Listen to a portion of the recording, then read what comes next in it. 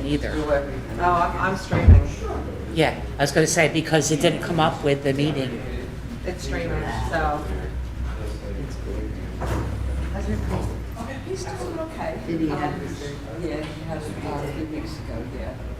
The only thing that's really going on is he still has a lot of abuse. Yes. Yeah.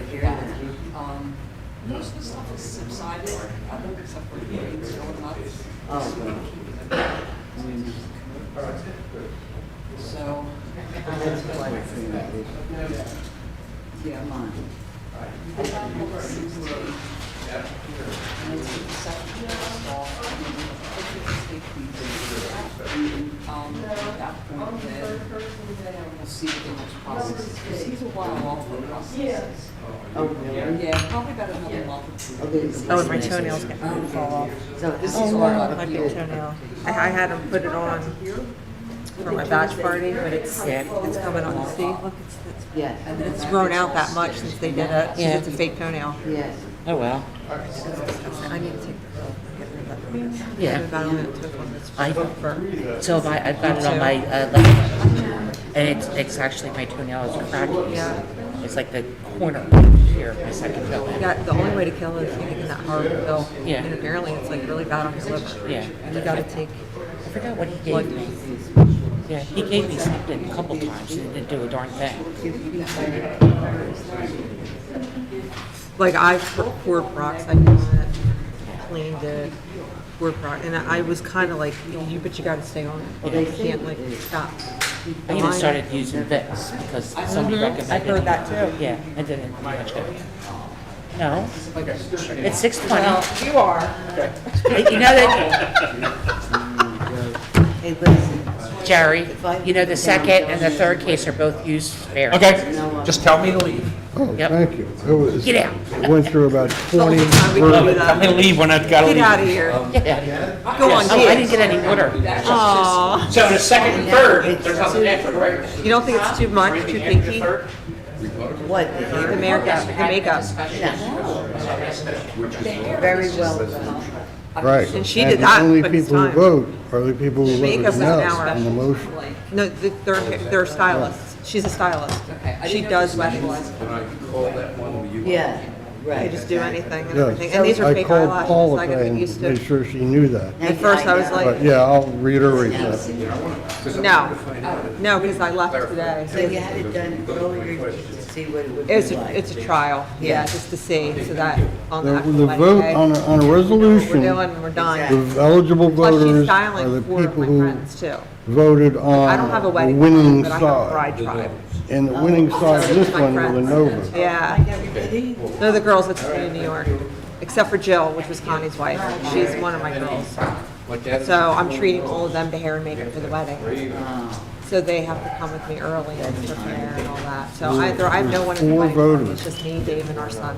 Uh, And our son's walking me down the aisle. And I was gonna say, I would put them at the end because they might not want the eligible voters You can't even get out for are Paula Costco. What water? I got more. Oh, good. Oh, see the whole, I wanted Mark to come and meet Sheila. Costco, That's why I took off that. Costco, Murphy, Norwater, and Oh my Copeland. gosh. No, I'm Costco, looking. Murphy, Norwater, and Copeland. I don't know, maybe. Thank you. H and I have agreed the second time is the charm.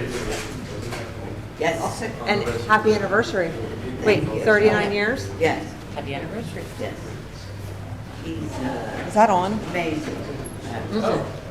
Your hair is, it's like a wedding. That's why I look I like know. it's prepping. It's all good. I could go get my veil on. My veil is in the car. It's all good. I could wear that tonight. No, good. No, that's good. What's good? Don't start crying. Don't do it. It's, It's nice. Don't When's the do wedding? it. Don't A cry. month? A month? Hey, Marty. I remember my daughter did it. I didn't see it. Wasn't allowed. I didn't see her when she showed up. Yeah, David, we're doing a first touch. Yeah, we're doing that. Yeah. Oh, we're working out movement. Yeah, it's gonna be exciting. So I'm not gonna see Dave beforehand because I'll lose my Right. shit. And all this will start, it'll be for nothing. Well, my daughter said, if you cry, I'll say Yeah. cry. Right. Well, Dave's not crying because he. Well, I doesn't cry. I mean, he I cries. cry at my son's. Nobody prepped me not to People cry. cry. I don't Nobody know. prepped me not to cry at my son's, so I cried. My daughters, I was prepped. Don't cry, so I So you didn't cry. did. Dave might get emotional. That's one of the reasons why I don't want him to see me because I want him to get emotional. That stinks. I cried at my son's. It was crazy. I want him to cry in front of all of our people. My daughters, I didn't cry. But Crying. But when I was, We were crying, he was crying. but when I was dancing with my daughter, every time I felt like crying, I pushed pushed her her away. away, And you looked, told me. and you know what? I looked around, and 60% of the people were crying. Yeah, no, everybody will be crying. It'll be a big cry fest, no doubt. I should put- Cried at the mitzvah. Yeah. All right, Paula, you're at 96% now. Isn't that pretty? And there's an extra hair, that hair tie that I bought with the hair on it. She used it to build it up because it doesn't quite match my hair color.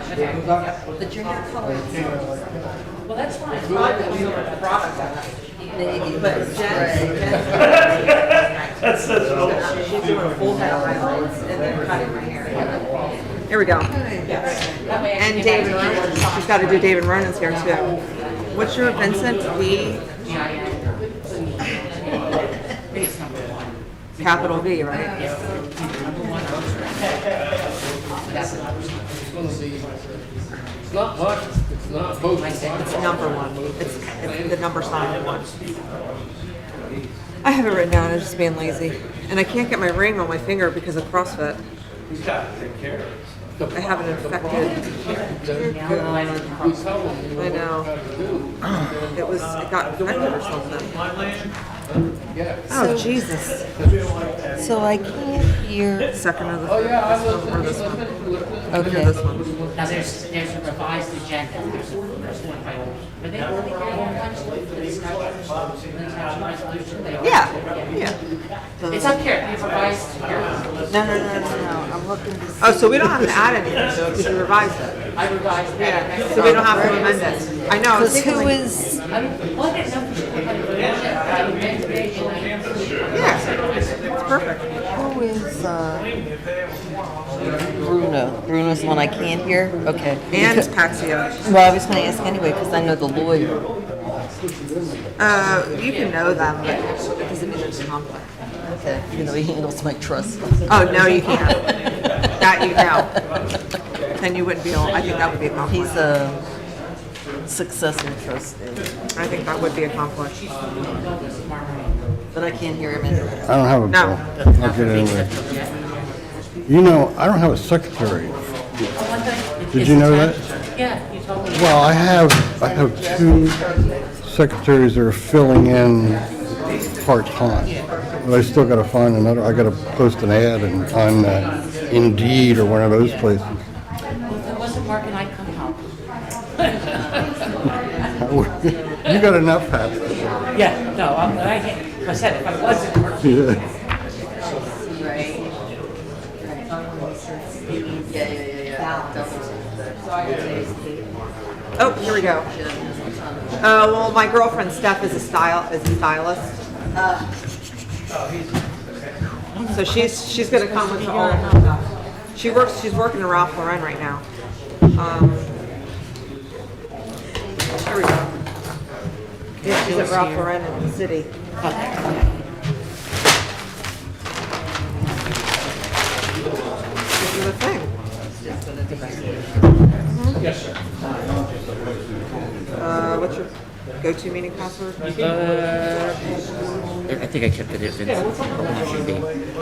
Here. Can you hear me, Annie? Okay, go ahead. Yeah, I understand. Where are you? That's not Part of life, right? Yep, it's part of aging. Yeah. It's part of aging. Thanks, Bruce. Mr. McKay, how are you? Good. Tough to get here by 6:30. Yeah, it's a double edged sword. How you doing? Gotta be good. If I'm not good, what good is it, right? Hi. I'm hoping for 8:30. That's a wishful thinking. You are really dreaming. Why can't I remember? So I have to hang around after case B and C. I understand. It can happen, you know that. Yeah. I like it when I can go home. Joint road, bulk bearings. Yeah, that I hang out for. The other two I don't.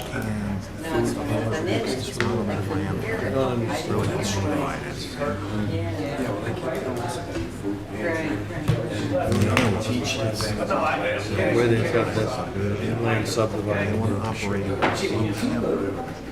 Yeah, it seems strange.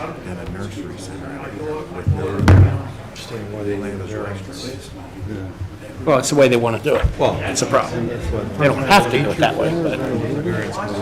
No, they just want to operate it, but it's like a reasonable. Right. That's a day camp.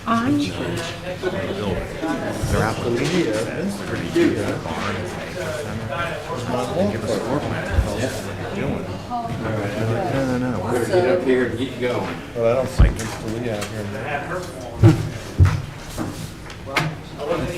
Trying to go. I don't want to say. It says I'm in the right seat. Murphy's not here. I always check to see if I'm in the right seat. I am in the right seat. Check mine too, I mean, I'm sure you're right. You want to sit The first? other room and then drop by me. Right. Arc Road has no shoulder.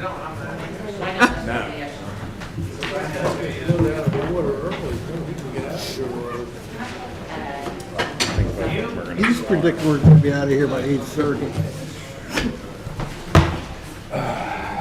No way. Next year can't come soon enough. Why is that? I can back off a little bit. You know what I mean? Start enjoying my life a little. Okay. Thank you. Irene Baggio. Yeah. Thank you.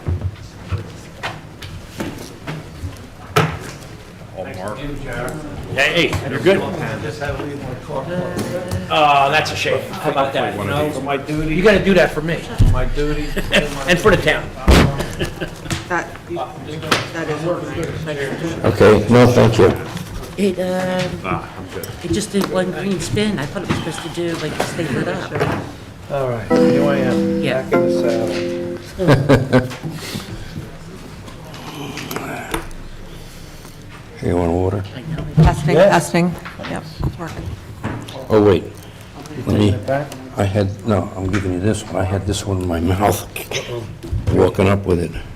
All right, I'm sure you're healthy.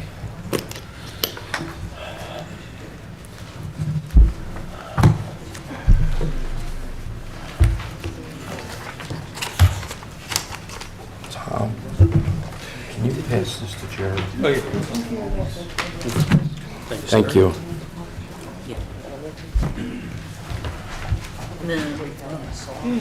Well, you can take it. I guess that's money for me, right? It took Money for me. during the election. No, yeah, I need you to sign and give me the expense report back. Keep the check. I've talked to myself.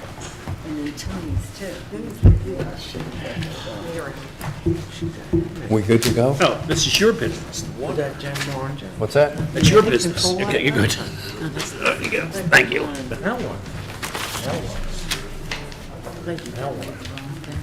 Are we good to go? Yes. It'd be easier if I hadn't handed in the receipts. Call to order, please. Will everyone rise for the flag salute?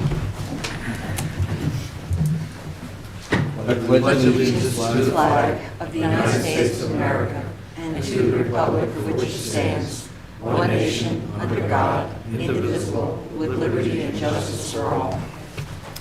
May I have the reading of the Sunshine Law, please? Notice of this meeting was published according to the Open Public Meetings Act. Okay, our standard announcement at the beginning of all meetings is there will be no new business after 10:30 p.m. Sorry, I'm laughing, but we changed it the first of the year, and I kept saying 11. May I have a roll call, please? Mayor Klaus? Here. Mr. McKay? Here. Mrs. Kelly? Absent. Mrs. Gilmore? Here. Mr. Tricoci? Absent. Mrs. Tyndale? Mrs. Baggio? Ms. Cosko? Here. Mr. Navarita? Mr. Bradley? Absent. Mr. Murphy? Absent. Mr. McLaughlin?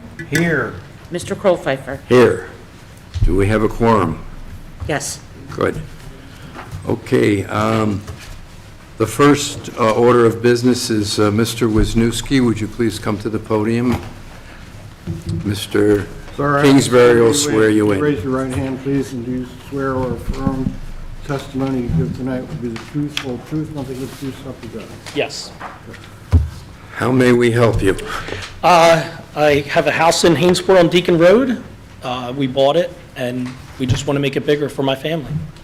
It's got a weird setup. There's a small kitchen downstairs, 2 bedrooms downstairs, and 2 bedrooms upstairs. And we want to make all the bedrooms upstairs and make a bigger kitchen downstairs. Currently, the setback on the side is 6'1", I think, and I'm asking for a 7-foot setback to put an addition off the back of the house. Now, this is a house you own, but you don't live in right now. Yes, I bought this, I closed on this house in October of last year. But it will be your residence of... Yes, it'll be my primary residence, yeah. Okay. Anybody on the board have any questions about the application?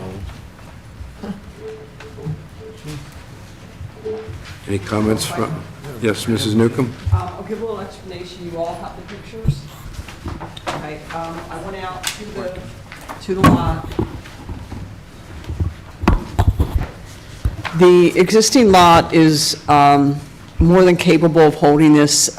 He is at 24.9% impervious coverage, where 27% is allowed. The applicant and I have spoken in regards to his drainage. Will be coming off the back into the back lot, not into the side neighbors, just due to the fact of that it's so close and the topography kind of goes down to the neighbor's yard.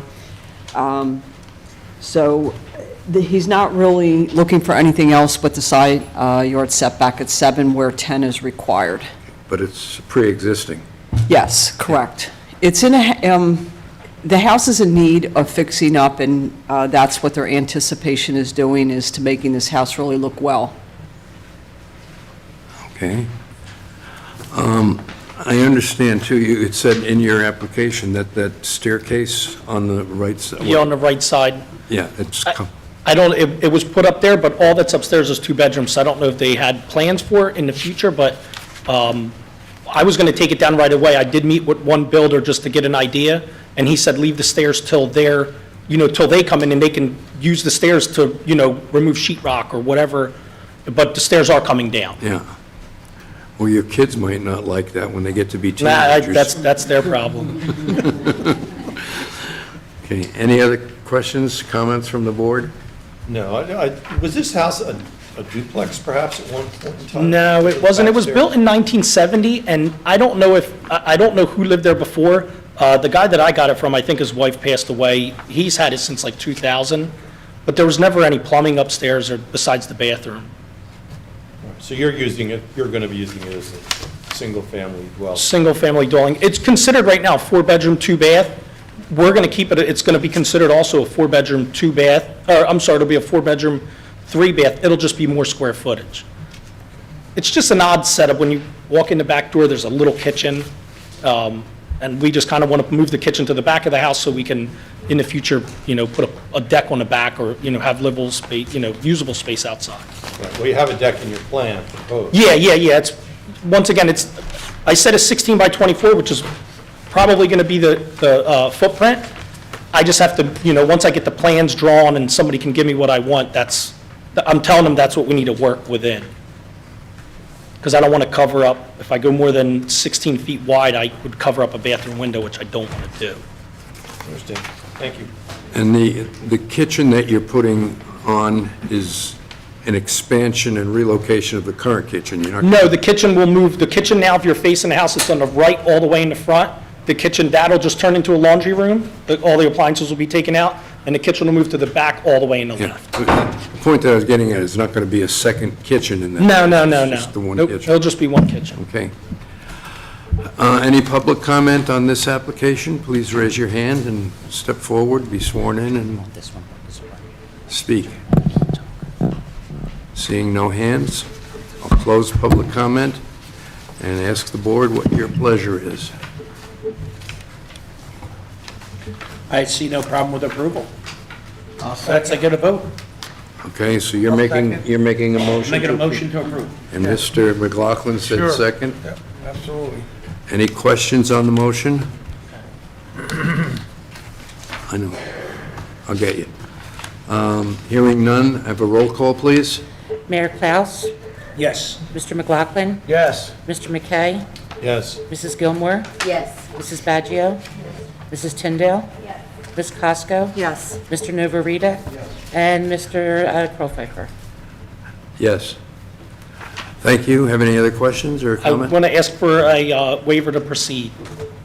I'll Okay. make that motion, the waiver to proceed. Okay, any questions on the motion? But he understands. Yeah, before we vote on it, you might want to change your mind. I know- Yeah. If you do anything between now and when we get the resolution, it's at your peril. Okay, You understand that? yeah. Okay, if somebody else complains, 2 weeks from now, and, Your neighbors like you, right? My neighbors like me. Okay. In the next 30 days, there's not, There you go. there's not much is going to happen. There you so. go. All right. okay. It's important. All right, great. Roll call, please. Mayor Klaus, Yes. Mrs. Baggio, Mr. McKay, Yes. Mrs. Gilmore, Yes.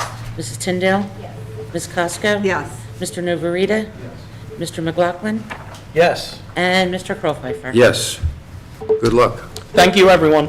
Okay. Next case is, I hope I pronounced this right, is it Paxia? Is that how it's pronounced? Paxia Realty? Okay. Everyone, please come forward, and whoever you expect to have as witnesses, would you? Mr. Kingsbury will swear everybody in at once. We just have, And this is a use variance, so the mayor, Mr. Klaus, and the council member, Mrs. Gilmore, have to recuse themselves. And you're going to, oh, sorry, you're going to come back, right? Okay, So, if two leave, do we still have a quorum? yeah, we still have a quorum, right? If two have to leave. They're leaving, we still have a 1, 2, 3, To hear the 4. case, There's 7. Yeah, there's 3, 6, 7. they have to 7. leave. Those 2 left. Yeah, they have to recuse because it's use variance. We have 7. Yeah, there's 7. I can't 3, count- 3, I and- can't count that high. Hold 3, on. 3. That's okay, because Paul is here, so that's why. Oh, okay. Sorry, Just Counselor. curious. We had to take care of the important business. not a problem. Okay, proceed. How may we help you? Okay, first, I guess we'll swear in the two witnesses. Yes. So please. Mr. Kingsbury will, Raise your right hand, please. Do you swear or affirm the testimony you give tonight will be the truth, whole truth, nothing but the truth, so help you God? Yes, I do. Thank you. Right, okay. Can we have them state their names? Yes, absolutely. Colangelo Giovanni Paxia, they call me John. Matthew Wilder, W-I-L-D-E-R. You're the engineer, right, sir? Engineer and planner. Planner. Correct. Okay. Good afternoon, ladies and gentlemen. My name is Keith Salmieri. I'm with the law firm of Stark & Stark. I am here on behalf of the applicant, Paxia Realty. As I will briefly state in our notice of public hearing, we are here before you tonight seeking a so-called D2 expansion of a non-existing, non-conforming, expansion of a existing non-conforming use, along with several bulk variances, in order to, among other things, expand a parking lot at my client's business, Lilo's Tomato Pies. And to begin with, I would like to ask John Paxia, come on up, please. So I'll just note that he's already been sworn in. And could you please just state your name and your affiliation with the applicant? My name's Colangelo Paxia, known as John, and I am Lilo's Tomato Pies, my wife and I. And you own the business, correct? Yes, the business. Sir, what's your first name, please? Colangelo, C-A-L-O-G-E-R-O. Middle name is Giovanni. That's where you get John from. It's a good American name. And can you just explain for the board what exactly it is your business does? We we're just a small mom and pop shop that I'm very humbled that we have a ton of success in this area. We're just doing pies and cheesesteaks and salads. And the type of business you do, is it primarily take-in or is it take-out? It's dine-in or take-out? I'm all new to this, to be honest with you, to everybody here. I'm a retired iron worker. I didn't think it was going to take off the way it did. We're about 84% takeout. That's what my POS is showing. We've been open for a year and 7 months. And we're in between 81 and 86, bouncing back and forth. We have people coming from everywhere. Yesterday, we had 7 people from JFK Airport that wanted an original Northeast cheesesteak, and everybody told them to come to this little town in Hainesport.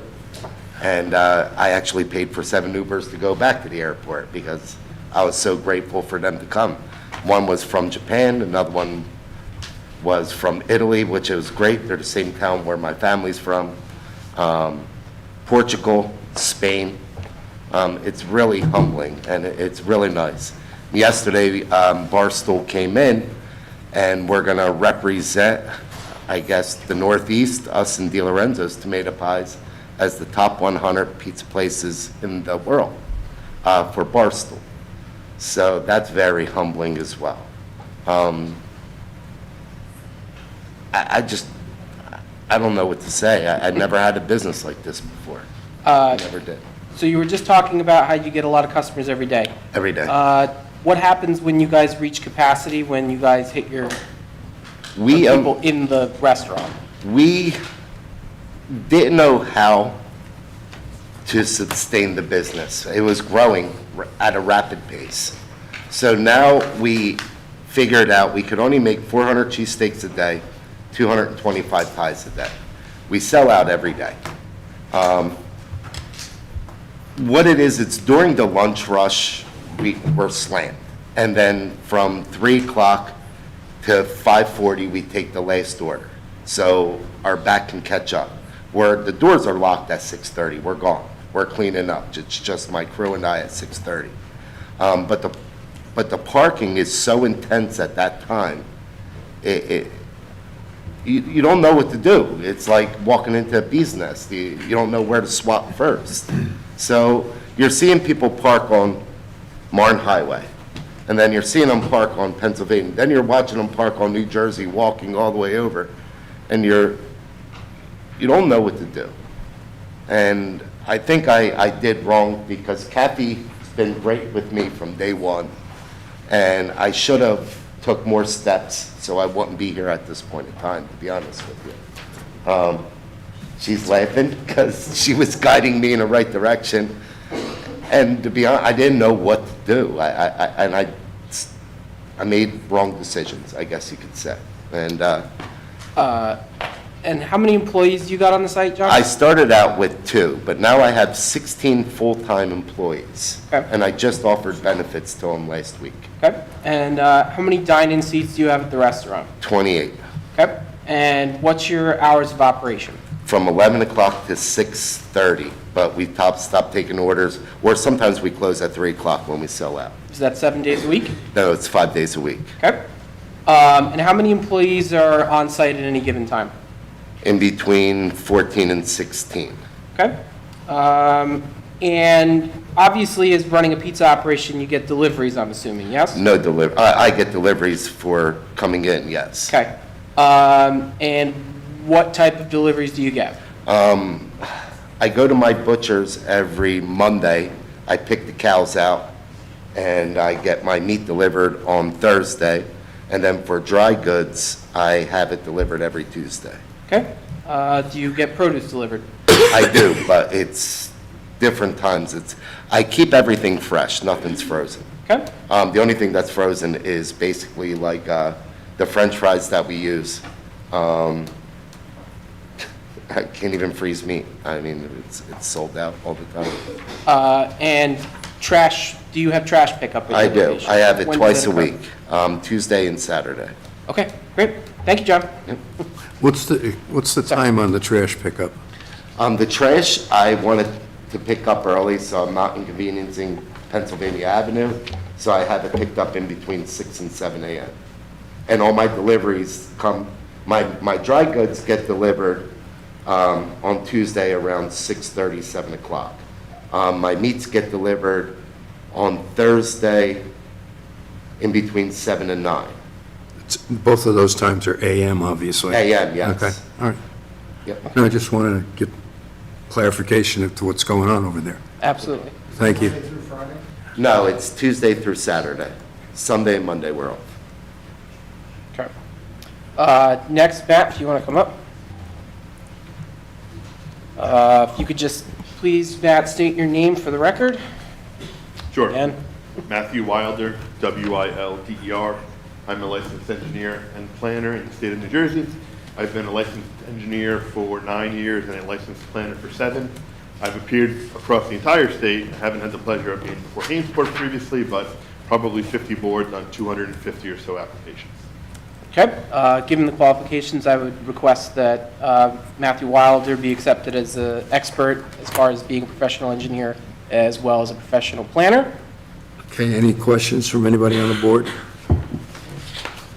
Okay, is acceptable. Thank you. You should have waited to say it's a pleasure to be in Hainsport till you finish, but that's okay.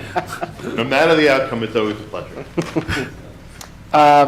Matt, could you please tell us, please walk through the board exactly what it is we're looking at here with the site plan and what we're looking to do here at the restaurant? Sure, and I'll also sort of give a little bit of a brief overview of the property. So the property is lots 18 through 20 in block 65, commonly known as 2503 Marne Highway. It's at the intersection of Marne Highway and Pennsylvania Avenue, and it's roughly equidistant along Marne Highway between Creek Road and Mount Laurel Road. When I was preparing for this meeting, trying to familiarize myself with the area, I was taking a look at some historical aerial imagery. Best I can tell, the building in question is somewhere from the early 1950s or late 1940s, and what you see on the site today, with the exception of the gravel, which is we're here seeking approval for, really dates back to at least 1984. So the property had been fairly stagnant from an improvement standpoint from 1984 to when my client has purchased the property. And it was a restaurant prior to Mr. Paxia purchasing it, right? That's correct. So again, I took a look at actually Google Street View, which leads to my first exhibit. And if you'd like, I have handouts, but just to point out, and I'll mark this as Exhibit A1. And this is a historical photo exhibit prepared by my office dated today. And one of the things technology has allowed us to do is sort of go back in time. So these are all photographs from Google Street View going back to 2008. And at least for the last 15 years, it's always been a pizza restaurant. It's changed hands a couple of times, but it's always been relatively the same use you see now. And currently, it's Lilo's Tomato Pies. So what we're here seeking this evening is a preliminary and final major site plan approval along with the D2 variance. The D2 variance is an expansion to a non-conforming use. So because of the age of the property, it's what's known as an existing non-conforming use. The expansion that is a result of the proposed parking, gravel parking area, as well as the outbuilding, this cold storage outbuilding, is an expansion to that non-conforming use. It's a non-conforming use because restaurants are not permitted in the BC zone. The BC zone, again, is business commercial with residential business. So because it's an existing use that is prohibited by the zoning ordinance, and we're expanding it, we're coming before the board for a D2 variance. So at this point, I'll sort of walk the board through the existing site conditions as well as what we're proposing. So, Excuse me, may I ask a question? I heard what you just said, and I'm getting confused with something. Mr. Paxia said that he bought the business a year and 7 months ago, and is the business that's been going on for a year and 7 months the same one as today? It is. Okay, but yet you didn't come in to get anything approved before? Correct. So there was an approval on this property back in 2003. I'm not sure as to the applicant at that time. But the reason we're before the board this evening is not for the use itself, it's the expansion to the property. Okay, thank you. Sure. So in the southeast corner of the property is the restaurant. It's a little over 1,700 square feet. And then to the west of the building, you see there's an asphalt parking area, which can currently accommodate 12 spaces. The township regulates parking for restaurants based on the number of employees and the number of seats. So for a restaurant with 16 employees and 28 seats, we're required to have 18 parking spaces. We only have 12. When you take a step back and you look at that, you realize before we even started, we knew there was going to be an issue. There's a 6 parking space shortfall. Add in the fact that the business has been successful, it exacerbates that. The cold storage building I referenced previously is this sort of little outbuilding to the north of the restaurant building. That's used for the storage of goods. As Mr. Patsy indicated, he gets deliveries. That additional storage space allows him to reduce the number of deliveries. He's able to get those deliveries once per week for meat, as he indicated, versus having to get deliveries every single day if he had efficient storage on site. Okay, excuse me, I don't mean to be picky, but I'm just trying to understand this. You pointed to the corner of the building down below. Correct. And you said that was the north side, but yet the north is pointing up. Right, so this is the existing building right here, the 1,700 square foot building, and north of that, so plan north and actual north, there's a storage building. That's where goods are stored. Okay, I misunderstood that the grayish area is not the building that the restaurant is in, correct? That's correct. This is the gravel area that has been Okay, added to the all right, just wanted to clarify, thank you. Sure. There's also a trash enclosure on the property. This is accessed from Pennsylvania Avenue, and again, it's sort of immediately east of that storage building we were discussing. And south of that trash enclosure and east of the building, along the side of Pennsylvania Ave is a loading zone that's been there, again, for decades. So 2 of the deliveries or that Mr. Pansy had talked about utilize that loading zone. The other delivery, which is the produce, typically utilizes a regular commuter van, and they just use the asphalt parking lot. But again, there is loading and a trash enclosure that is directly accessed by Pennsylvania Avenue. So that sort of leads to the main reason we're here, which is the gravel parking area. So approximately 5,800 square feet of gravel was placed on the property to accommodate 13 vehicles. This was out of need. When the restaurant was busy, people were parking on Marne Highway, walking across Marne Highway, and parking on Pennsylvania Avenue. These were traffic conditions that we did not want. So in order to reduce those unwanted traffic patterns, we're proposing an additional gravel area in the rear to basically take the parking from 12 spaces on site to 24 spaces on site. To soften the gravel area, we did propose some fencing along the north and west sides of the gravel area, as well as some landscaping on the east side. In your professional's letter, both your engineer and planner, they made some recommendations to even further enhance the proposed development, beautify the property, soften the impact of the neighbors, and we will comply with those, but I thought it prudent to sort of run through some of that.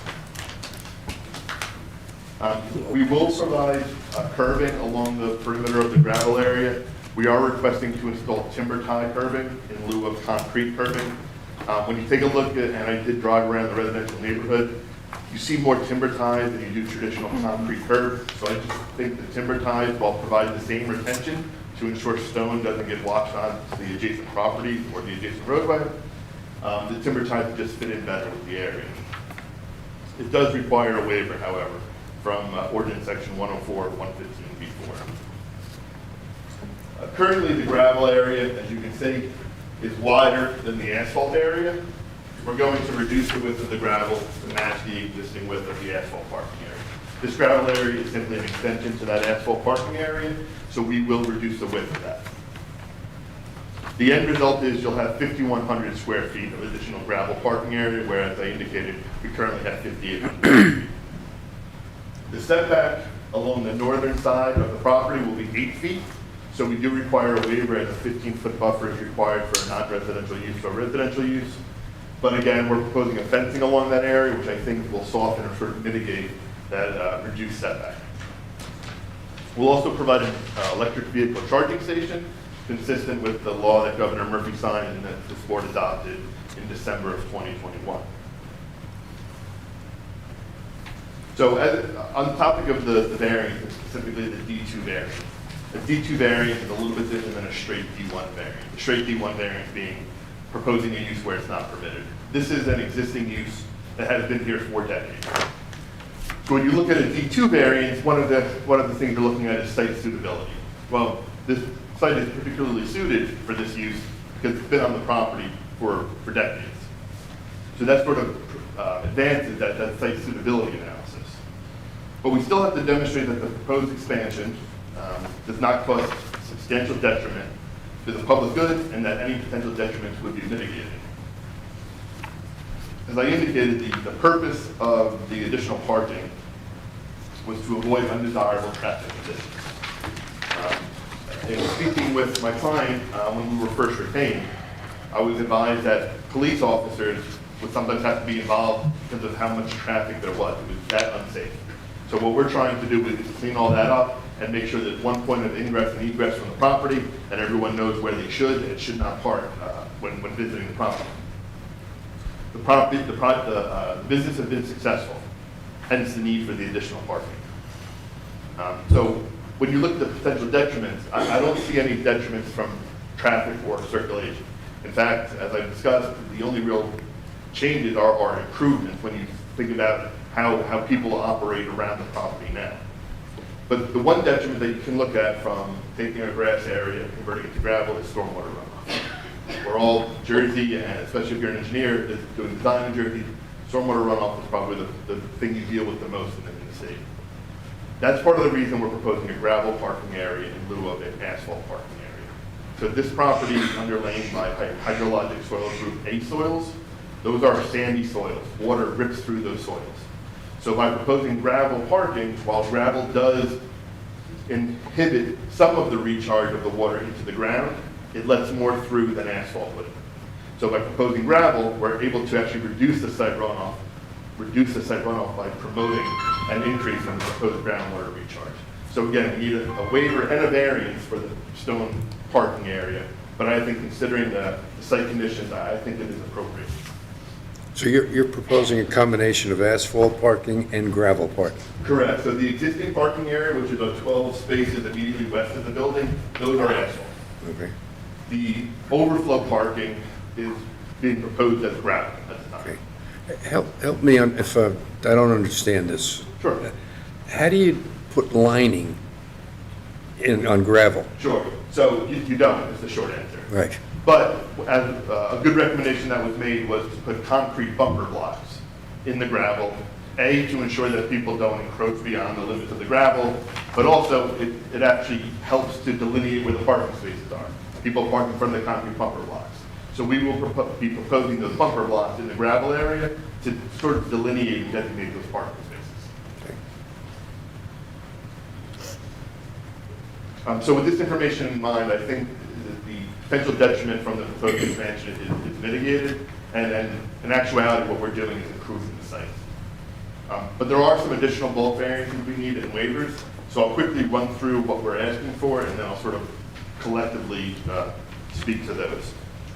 So there are 3 additional variances, bulk variances that we need. The first is the front yard setback to this accessory storage building. 30 feet is required and 20 feet is proposed. As I indicated, we need a variance for the stone parking area. And then lastly, we also need a variance to permit a trash enclosure within the front yard of Pennsylvania Avenue. On the topic of the waivers that we're seeking, again, a 15-foot buffer is required where non-residential use abuts the residential use. And on the northern property line, we're proposing an 8-foot buffer. Additionally, buffering is required between loading areas and parking areas in the road. We currently don't have that buffering. That's an existing non-conforming condition, so we are also requesting that waiver. We're requesting a waiver from installing drainage facilities. As I indicated, that's really the reason we're proposing the gravel. The gravel will promote that recharge of stormwater runoff. We also need waivers, again, for the stone parking area, but also to install the timber ties as curbing. As I indicated, we think it fits in better with the area than concrete curb or Belgian block curb. And the last waiver that we're seeking is for providing a lighting analysis. Based upon the hours of operation, as Mr. Patsy indicated, they're done taking orders at 5:45, and more often than not, they're actually closing a little bit early from being sold out. They're just not open at late hours where lighting is a concern. And additionally, because we're sort of inset from a residential development, what we don't want to do is propose lighting that would be nuisance, cause a nuisance on the neighbors. So there was one additional waiver that Mr. Taylor had indicated in his letter, but we're going to be eliminating the need for that waiver. That was requiring an additional street tree for the proposed, based on the number of proposed parking spaces. We'll add that tree to eliminate that waiver. And we'll also make the other recommendations within Mr. Taylor's letter, which included buffering the trash enclosure, providing street trees along Barn Highway and Pennsylvania Ave, and also replacing the white pines that are currently proposed on the east side of the gravel parking area with a different species of evergreen tree. Excuse me, when you refer to Mr. Taylor's letter, you're talking of the letter dated May 31st, right? That is correct, yep. Okay, thank you. I just want that to be Of course. in the file. Yes, and the engineer's letter, when I was talking about additional recommendations, is the April 27th, 2023, Richard Alimo Association of Engineers Right. letter. Thank you. And one of the other, I think, substantial changes that we're proposing, and we agree to provide, is a masonry trash enclosure. Currently, the dumpsters sit on the ground. There's a concrete pad that is large enough to accommodate one dumpster. The other one sits just on the ground next to it. We'll construct masonry trash enclosures that can fit, each one can fit a dumpster. It'll have solid wooden doors so that it is shielded from the neighbors. So an absolute aesthetic upgrade from Pennsylvania Ave and the neighbors when you consider that the trash will be in a fully enclosed area. So again, when talking about the D2 variance, I talked about the benefits, especially from a traffic and circulation standpoint. But when you really look at the project in totality, and you start taking a look at the trash enclosure, the fencing, the additional landscape, you see that the application benefits more than just traffic. This is going to be a beautification of this property. If you look through the sort of the Google Street View, while the landscaping had some green space up front, it was typically just little green shrubs. It left quite a bit to be desired. So by the recommendations of your professional that we intend to implement, it will be an absolute beautification of the intersection of this point. And again, as I talked about with respect to the storage building, having a storage building the size that it currently is allows us to take deliveries less frequently. That ensures that we have less impact and less nuisance on the neighbors in the area. So with that being said, I believe goals A and I of the municipal land use law are advanced. Goal A speaks to general welfare. I think it's without question the benefits and the upgrades that we're proposing to the site promotes the general welfare. We're going to have a more aesthetically appealing property. You're going to have a business that can operate more successfully without a nuisance onto the neighbors. And then from the goal I is to promote a desirable visual environment. Again, with all the additional landscaping we're proposing, I think without question we're advancing that goal. Lastly, before I wrap up, I did also take a look at the 2022 master plan prepared by the Taylor Design Group. And there were a few items that I think are worth noting that I think we advanced. First is the master plan talks a lot about energy sustainability, and we are adding an electric vehicle charging station. So I think that certainly goes to that point. It also speaks about encouraging development, and the retention of a variety of non-residential uses along Route 38 and arterial highways. Martin Highway is a minor arterial roadway, so we're doing just that. We're promoting a business that has been successful along that corridor. And then lastly, the master plan speaks to economic development. And it actually is opined within that document that even prior to the pandemic, the township struggled to maintain restaurants and other eateries, and which is fairly easily evidenced by the fact that you've had one pizza place change hands 4 times in the span of 15 years. So what we're proposing is a business that we know is successful. The expansion is due to the success. So I believe that the application is absolutely consistent with the master plan. So all the variances being sought as well as the waivers, I believe can be granted without detriment to the public good and without substantially impairing the intent or purpose of the zoning plan or the zoning ordinance. So with that being said, I'd be happy to answer any questions. Okay. Any questions from the board before we turn it over to the professionals? Mr. Miller, do you want to go first, or Mr. Taylor? This can be a question, just a few questions. Where will the new trash enclosure go? It is going to go right next to the other trash enclosure. My intent, if it will fit, is to put it to the south of the existing trash enclosure. If I can't fit it in there and provide enough pedestrian circulation, it will go to the north of the existing trash enclosure. If it goes to the north, isn't that going to go in the right-of-way? So it'll be a staggered trash enclosure. It's not going to be one large enclosure. It'll sort of be stepped back to ensure that it does not go into the right-of-way. All right, so then the relief would actually be for both, for the new trash enclosure and the existing That's right. to be in the front yard. Are there other containers? When I was out on the site, it looked like there were, I don't know, maybe grease containers and other containers outside on the site. Are there other things out there on the site? And maybe it's a question for the applicant. Yeah, by all means. I'm using an existing grease trap that's been there for decades. Mike had it there. I think Sal had it there prior to me. But it wasn't in the location that it is now next to the trash container. I moved it over because it was creating an oil slick and people were slipping on the concrete. So I put it in more of a gravel area, and then I put a mat with a screen underneath of it, and I changed out the rocks. I could relocate it right back where it was. But you're carrying old grease from inside the kitchen to there, and you're just dropping drops all the way over. So now it's easier for them to go down the steps, out to the grass, and there, so it's not creating a slip hazard.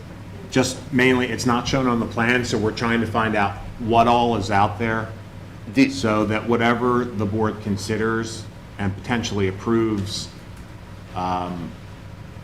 everybody knows exactly what you are and are not allowed to do and store outside, and what can be done in each area. The only thing that I moved was that grease. I'll put it back if that's what you guys are requesting, because it's been there from day one since the building was there. I added a trash can for recycling because I didn't know. I received a letter from Hainesport saying, hey, where's your recycling going?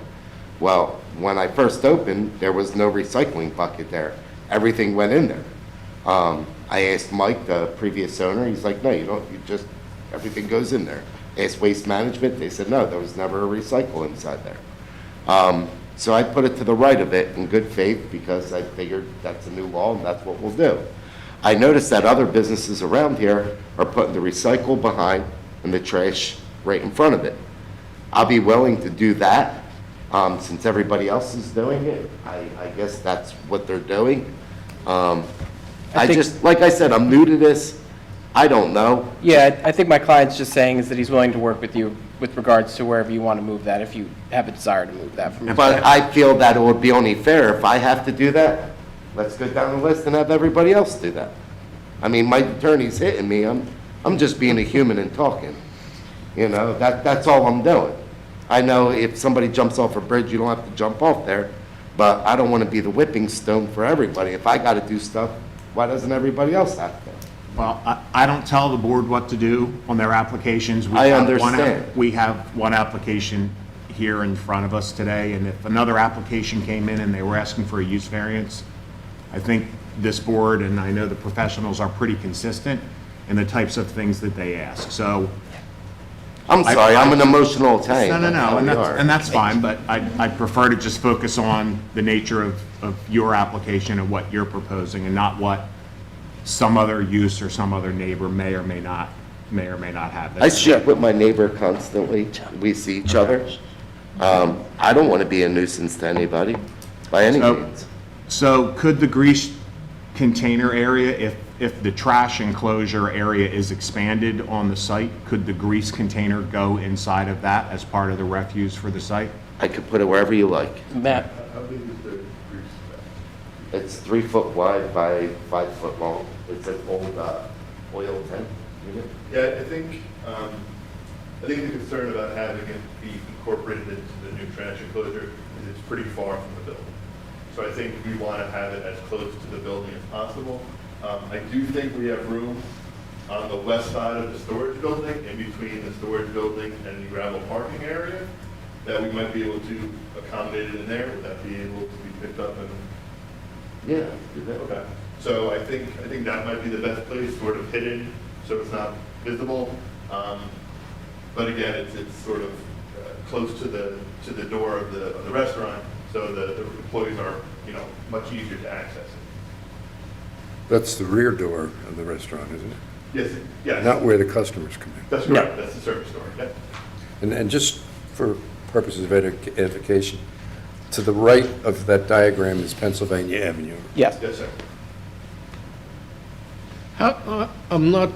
I really don't understand what's going on with, you collect the grease inside the building, and you have it in a container, and then you bring it and put it in a grease container, That's what a restaurant's. and that's going to be, right now, it's at the bottom of the steps, but now we'll consider putting it in the, It's not at the bottom of the steps, sir. where is it? It's by the trash cans.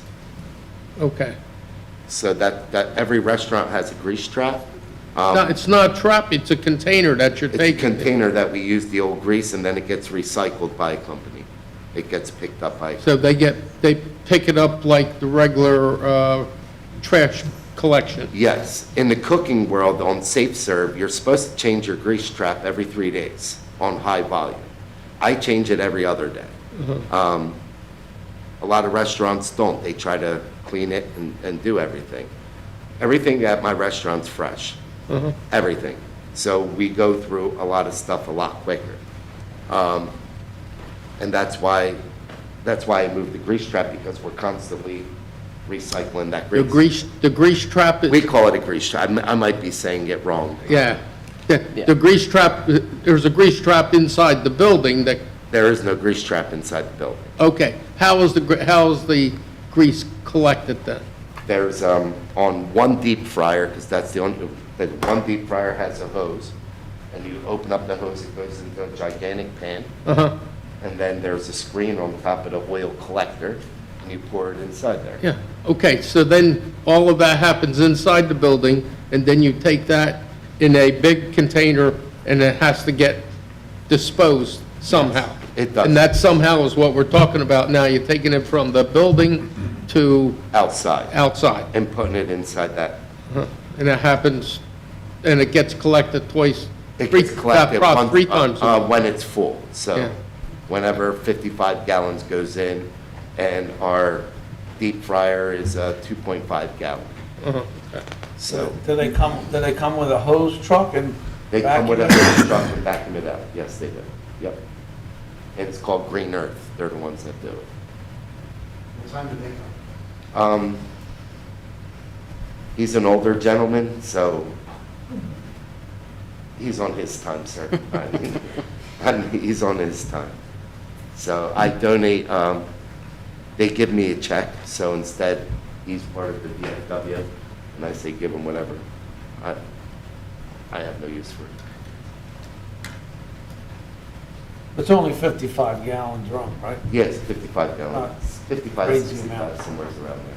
So if we're doing 2.5 every 2 days, Yeah. that's basically when they.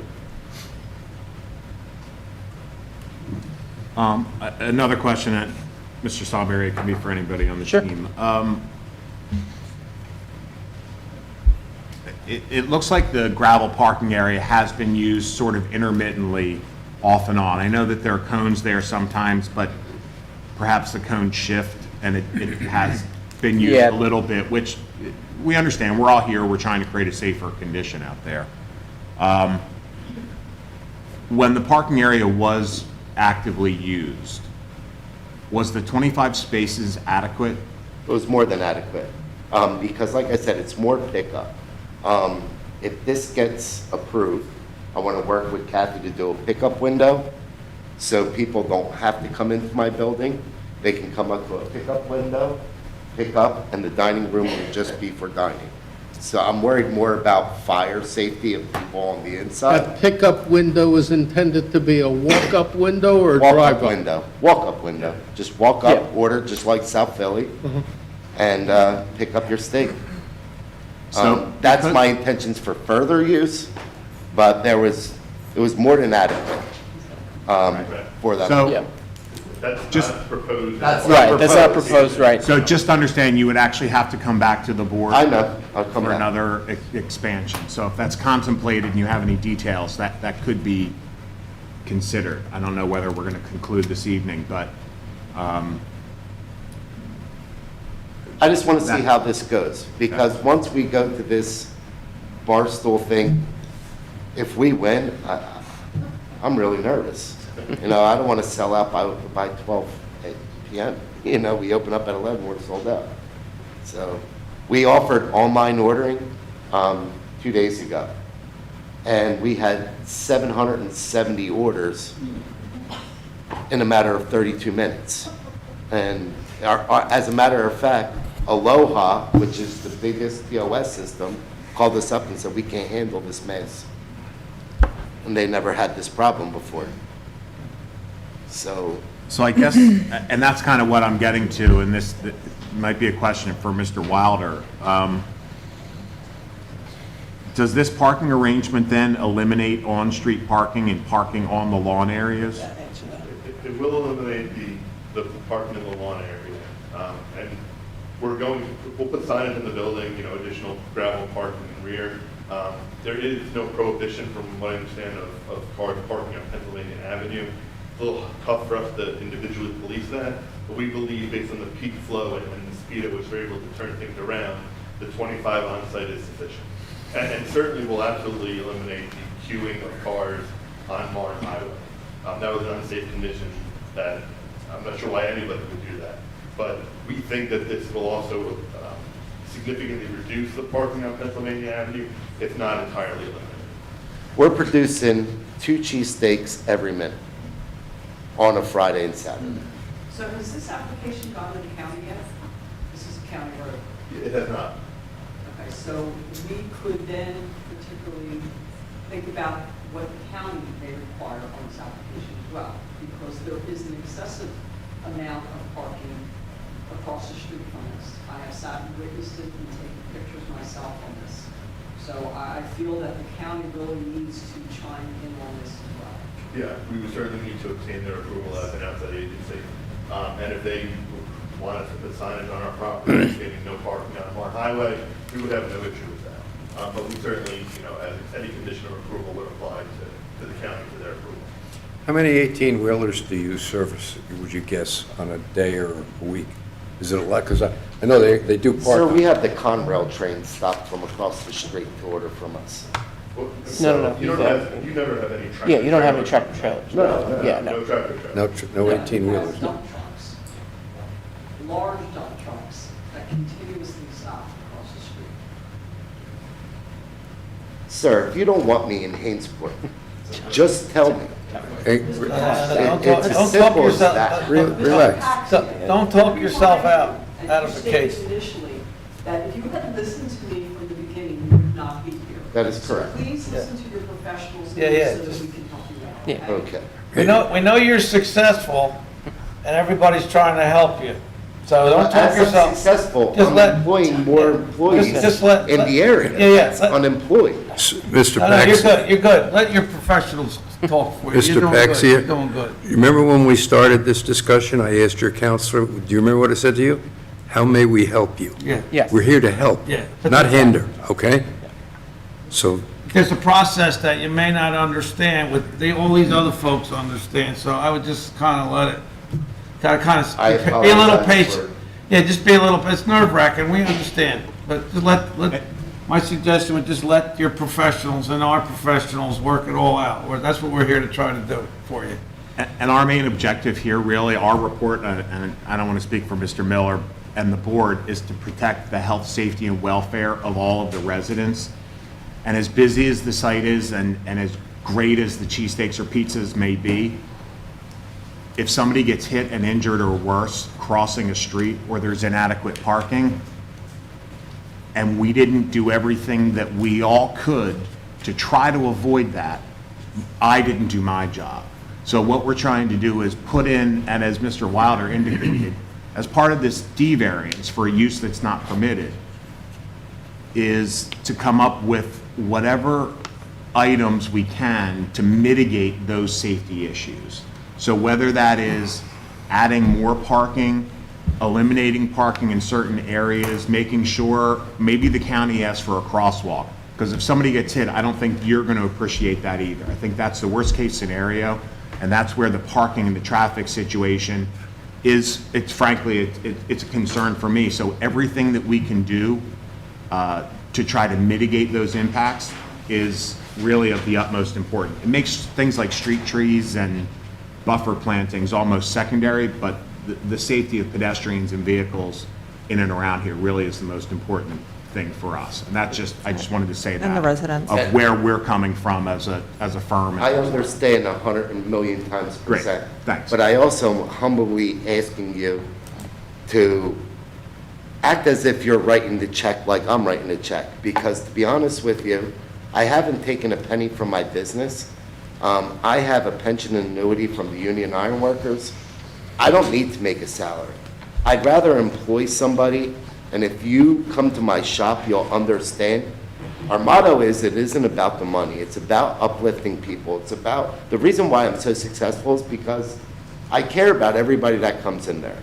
We have a system called Code 17. A family will call us and say 17. And we do this maybe 7 times a day. And what it is they cannot afford. 1 out of every 6 kids is going to bed hungry.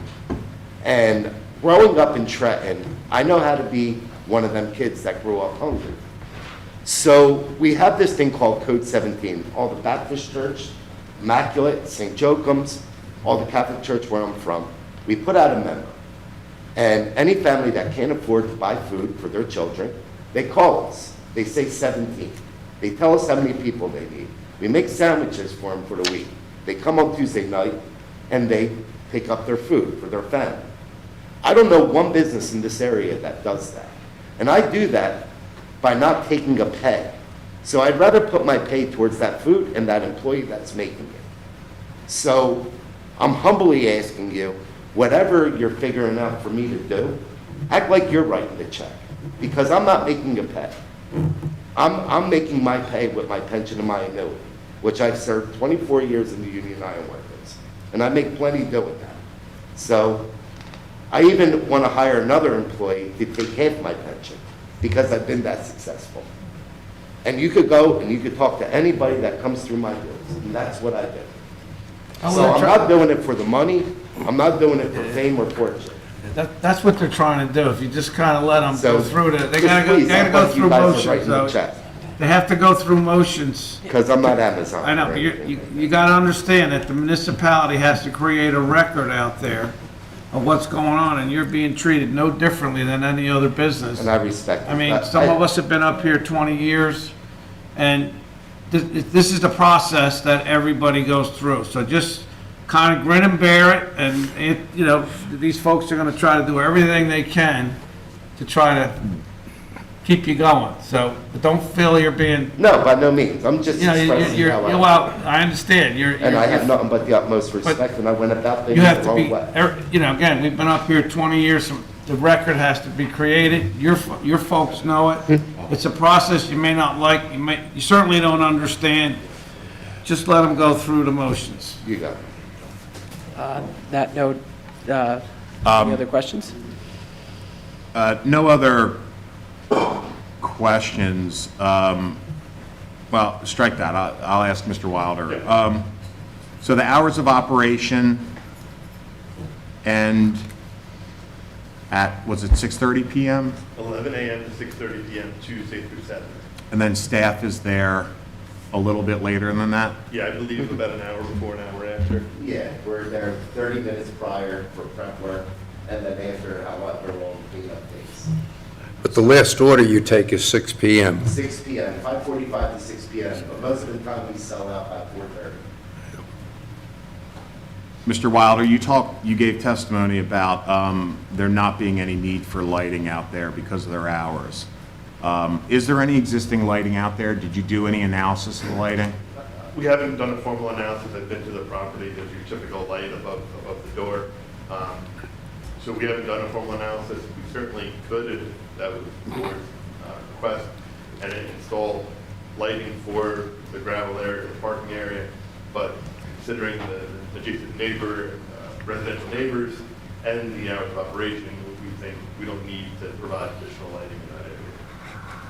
The only thing I would suggest to the board that is in the winter, it does get dark 5:30, and there's a period of time where the site could potentially be rather dark or even potentially pitch black. So I would suggest that some lighting be considered. Scott, you could come up with some sort of a design that you, with the client to help not Minimize the shielding. infringe upon neighbors and all that Neighbors, good yeah. stuff, so maybe you could work with Scott. Of course. Yeah, and considering that we don't need a substantial amount of illumination from a time duration, it might be something like a small solar light to, in some key location, might provide that additional illumination. We can certainly look at that with Mr. Jones. Yeah, we can address that. The problem with the solar is if you have a couple days where it's cloudy, then you have Or zero. smoky, yeah. Right, we're smoking. You never You never know. The other thing I would recommend that if the board were to look favorably upon this, a couple suggestions I would make would be that any employees park in the furthest spaces to the rear to try to minimize, because it is a dead-end lot, to try to minimize that turnover toward the rear of the site. I also would suggest that to eliminate, to try to cut back on the head-in parking coming in off of Pennsylvania, that signage be put up that says parallel parking only, and have that extend the full length. If that continues to be a problem, there may need to be bollards or additional signs put in, because that back out movement, as you know, is really not safe onto a street. That's why our parking lots are configured the way they are. The only other suggestion we have, that if at some point there is a scenario, right now it's a dead-end parking lot, which is not ideal. If the driveway turned and came out to Pennsylvania Avenue, the applicant could potentially pick up 7 additional parking spaces if it basically turned to the right and there was sort of a one-way exit out on to Pennsylvania. I don't know if you looked at that, Mr. Wilder? We didn't, just because we didn't want to promote traffic discharging onto Pennsylvania. We certainly could look at that. You'd lose some parking to accommodate the driveway, but I guess theoretically we'd be able to stack vehicles on both sides. So it's certainly something we can look into. But again, we didn't, because we didn't want to promote traffic discharging on Pennsylvania. That could be limited to a right turn only, and then people would not be driving by any of the existing residents. I think the bigger concern I have is really if the dead-end parking does start to fill, people are going to turn down Pennsylvania and then be kind of searching and doing U-turns and trying to circulate through the neighborhood. So I think that's something that perhaps the board and the applicant could consider that might help. And whether it needs to happen now, or if this parking is sufficient, fine. If at some point in the future, people are still parking and crossing streets and the condition exists, maybe there's a condition in the approval that the applicant then has to come back and look to expand their parking further. But that way, there is a bit of a safety net. Which will help your business. Yeah, and I've worked on projects before where 30, 60, 90 days after an approval and the improvements are constructed, the engineer or some other party do a sort of a post-site analysis, generate a report and sort of indicate how things are going. We certainly, if 25 spaces is insufficient, we certainly want more. We don't want to have an issue where unsafe traffic conditions are occurring. So I think, I don't want to speak directly for my client, but I think we'd be amenable to doing something maybe 3 months after operation, sort of let it run. fully started. In other words, you understand, sir, he's offering you more parking. I know. Okay, I don't want to make, because, yeah. Only if we need it. Only if we need it. Is I But see- gotta but take down see- a tree that's over 200 years Yeah. We don't want it, we don't want it. You see, these are good folks, they're trying to help you. They want to give you more parking. Just to get ahead of what we're talking about tonight, but Mr. Paxia mentioned it about the drive-up window. No, walk. A Walk-up, window. rather, Yeah. walk-up. Where would that possibly be? When I'm not asking for it now, I just want to get an idea. And Come point to it. Point to it. This is the stone parking, that's the asphalt parking. This is my wetland right here, I'm assuming. This is the structure. This is the structure right Yep. here. So right along here, there's two windows. There's two egress windows, I believe they are. The one window's right by the pizza guy, the other window's right by the front door, if you turn the corner. So the one right by the front door, I'd like to put a window there so you can open it up, just like a New York style, Philly style, Hoboken style, just like city style. You walk up, you place your order for pickup only, or they're already called in ahead of time. You have your order number up there, they come up, they pick it up, or if they order, I'll do what like Mom and Pop does, give them an electronic beeper thing like Cheesecake Factory or whatever. We hit the button when the order's ready. They don't even have to come in. They just come right through the window, pick it up, and they're on their way. Most of our traffic is pickup, and it's within 15 minutes of them shutting off the car, getting out, coming in and go. Lunchtime is more sit down. We've been getting a lot of sit down. So I think it would be a good idea, but I don't want to put too much on my table where the next spring. no, Mr. Wilder, what I was getting at was where would this pickup window be in relation to the possible driveway going out into? Sure. It sounds like it'd be as far from that potential drive. Yeah, okay. As possible, yeah. So I'm just trying to cover all the bases for now and the future. Sure. Thank you, Mr. Paxia. So based on that, Mr. Chairman, I would suggest then, instead of some slight post occupancy analysis of the parking, the board would just consider the application with the 25 now, and that if at some point in the future that the town determines that there's inadequate parking, that the applicant will then return to identify methods to expand the parking. And then also a condition that any takeout window or other expansion would also require the applicant to return to the board. Thank you. Mr. Miller, you have any comments? Has there been any analysis of the runoff, of the existing runoff of the property? I have not done a stormwater analysis. So we don't know how much is going away, if there is a problem. Well, I've been to the property on several occasions. On one such occasion, it was a handful of months ago, it was within close proximity to a rain event. I didn't notice any sheet flow. That's not indicative of a potential issue in and of itself. But from speaking with my client, he's not aware of any runoff issues. I didn't see any areas of ponding water or evidence of ponding water, so I think the soils are such good soils that the water really does go right through. So I don't anticipate any detrimental impacts from this proposal. And we sort of have empirical data because the gravel parking area has been there for several months. So if it was creating drainage and runoff conditions, I think it would be aware of it. So, I have a question.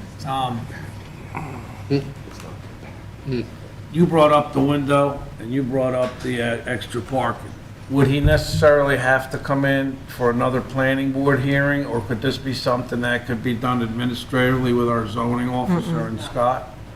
He would have to come back in for for another hearing? Anything we do on this property, because it's a non-conforming use, constitutes an expansion to a non-conforming use.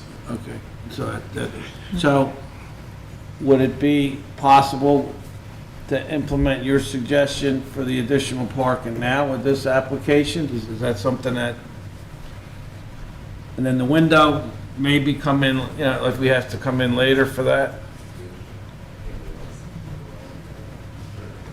Anybody, If I could Yeah, just- we just have 1 second. anybody think about it? Matt? Do you want to look, do you want to? Oh, you drawn it already? This guy. Probably get 5 there. Okay. 5 And then we there. lose the- yep. You lose basically 3 here, so you get 10, you get a net of about 7. Okay. This could be green banked, Okay. so this could get built If we need it, yeah. and constructed now. Then at some point in the future, it could be triggered either by the applicant or by the town. Okay. Yeah, let me just explain it to my client. So, what we're talking about is.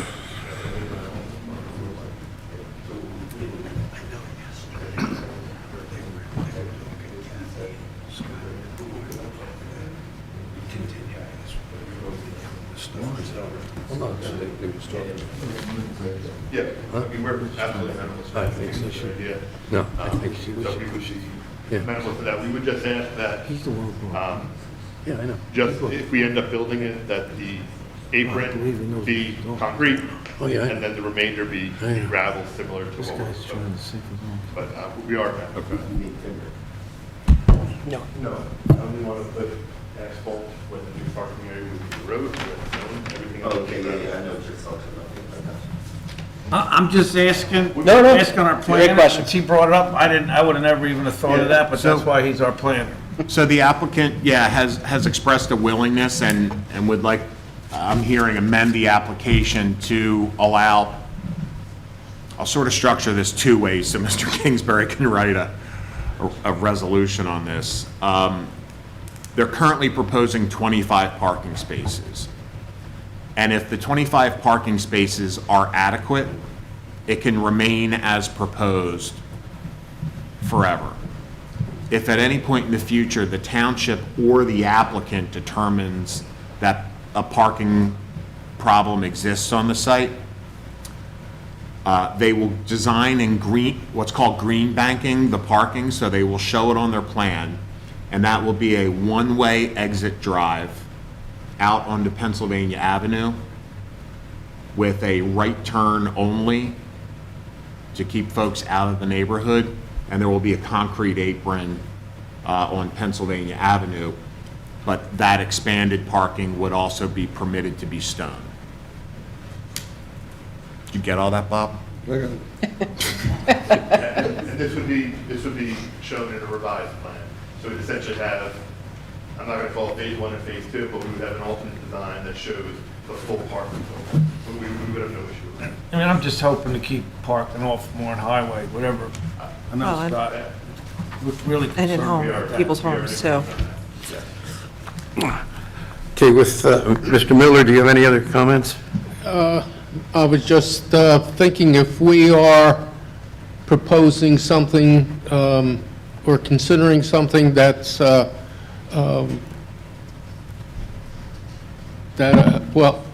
my problem is that all of this water and potential water is going off to the north of the whole property. If we're going to add future kind of conditions to this, I think that we may consider the possibility of adding a infiltration trench along the north property line in order to intercept that water, any potential water going on to the adjacent properties.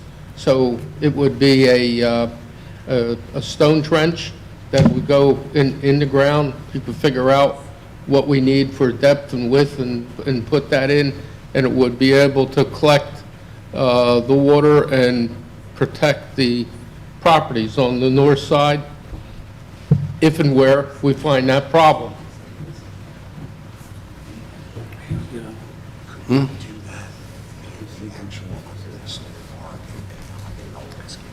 you have any questions or comments?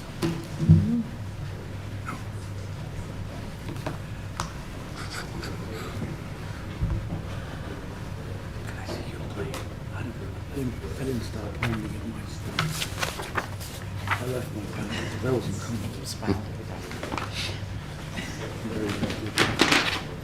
This is, you want to see Scott's letter? Yeah, I would just ask that maybe the system be designed for the 2-year storm event. And then provide some additional grading to sort of try to create a swale to get it more towards the street. Would the 2-year storm be an acceptable design storm? Well, we don't, I don't know if we can put a condition on the number of years it would take to do this, analyze. No, he's saying use the 2-year design storm. Right, which is 3.3 inches of rain in a 24-hour period. That's sort of the base design that I use for the nuisance storm. The 2-year storm occurs a little bit more Yeah, frequently. that's not unreasonable. Okay, then we would have no issue with that. And Matt, Marty and I were talking about, instead of that being in the landscape strip, perhaps it could actually just be in the last several feet of the actual parking Okay. itself. Sure. That would even allow you to maybe mound that landscape area where there's going to be some buffering, and that will almost create a swale and maybe try to push that Sure. toward Back in. Pennsylvania. To trap it to the infiltration trench. Yep, Yeah. yep. My client has a very good relationship with his neighbors. We don't want to sour that, so I think this would certainly advance that, so we're certainly amenable to that. I have a question of our professionals. Are we in a position to move forward with this tonight, or do we need to have something redone? Because we can always condition it, subject to. All right? That's really a question more for the board. I have a sense of all of the items we've gone over, because I've been, looking at the plans and had sketched out that parking and different things, so that really is more a matter for the board. If there are any particular concerns, we could work through and see if, we're comfortable handling those as a condition of approval, or whether the board wants the applicant to. So I have a question of you ladies over here. So if we were to approve this tonight, that you're saying the county has to come and look at because it's on a county road? Well, that could be a condition. A condition of the county approving it or us? Condition of your, You folks, again. I just need some education as to what the county's governance is over this application. How's that work? it's because we front on a county roadway. So the question, when I would have a conversation with the county to see if we're not changing the driveway, if they would want to see a full site plan application. They may say that you're not touching the driveway, you're not changing the driveway, it's a letter of no interest. It's status quo as far as they're concerned. So whatever motion we may make, if we were to approve this, would be contingent on approval from the county? Or subject to a letter of no interest, That's correct. right? Yes, we are required to obtain something from the county, getting their blessing. What about if we move into public comment, and some of the comments from people may help you with, excuse me, what direction you want to move it? Is that all right with everyone? Oh, yeah, we have to have that. I have a couple questions before we move into public comment, if that's okay. Okay, so I'm just asking before we do it. Okay, thank you. Go ahead. Do you think that the county is going to do you think there's going to be anything that would affect their NFA when they understand the volume of traffic that's been created with this successful business? Do I think the county, Do you think that, I mean, what is your experience? I mean, truth be told, the county is limited in some respects what they can tell us. They certainly can't tell us to close the driveway. That would be very, very important. Right. The property's not wide enough to add a second driveway onto the Warren Highway. So the reason I bring up a letter of no interest is because I think the county's frankly going to say, it is a restaurant, it's been a restaurant. Right. You're not actually changing the driveway. I think they're going to say, we're not concerned. Okay. The one item that they may bring up is if they're aware of issues where folks are queuing on Warren Highway, they may ask for some signage, and we would certainly be amenable to that, but I don't envision the county doing as much. Okay. You don't think they're going to require you to do a traffic study or any kind of traffic plan? I don't think so. Okay. If they do, the answer is we're going to have to do a traffic study. Right. But considering the historical use of the property, I don't envision that. Okay.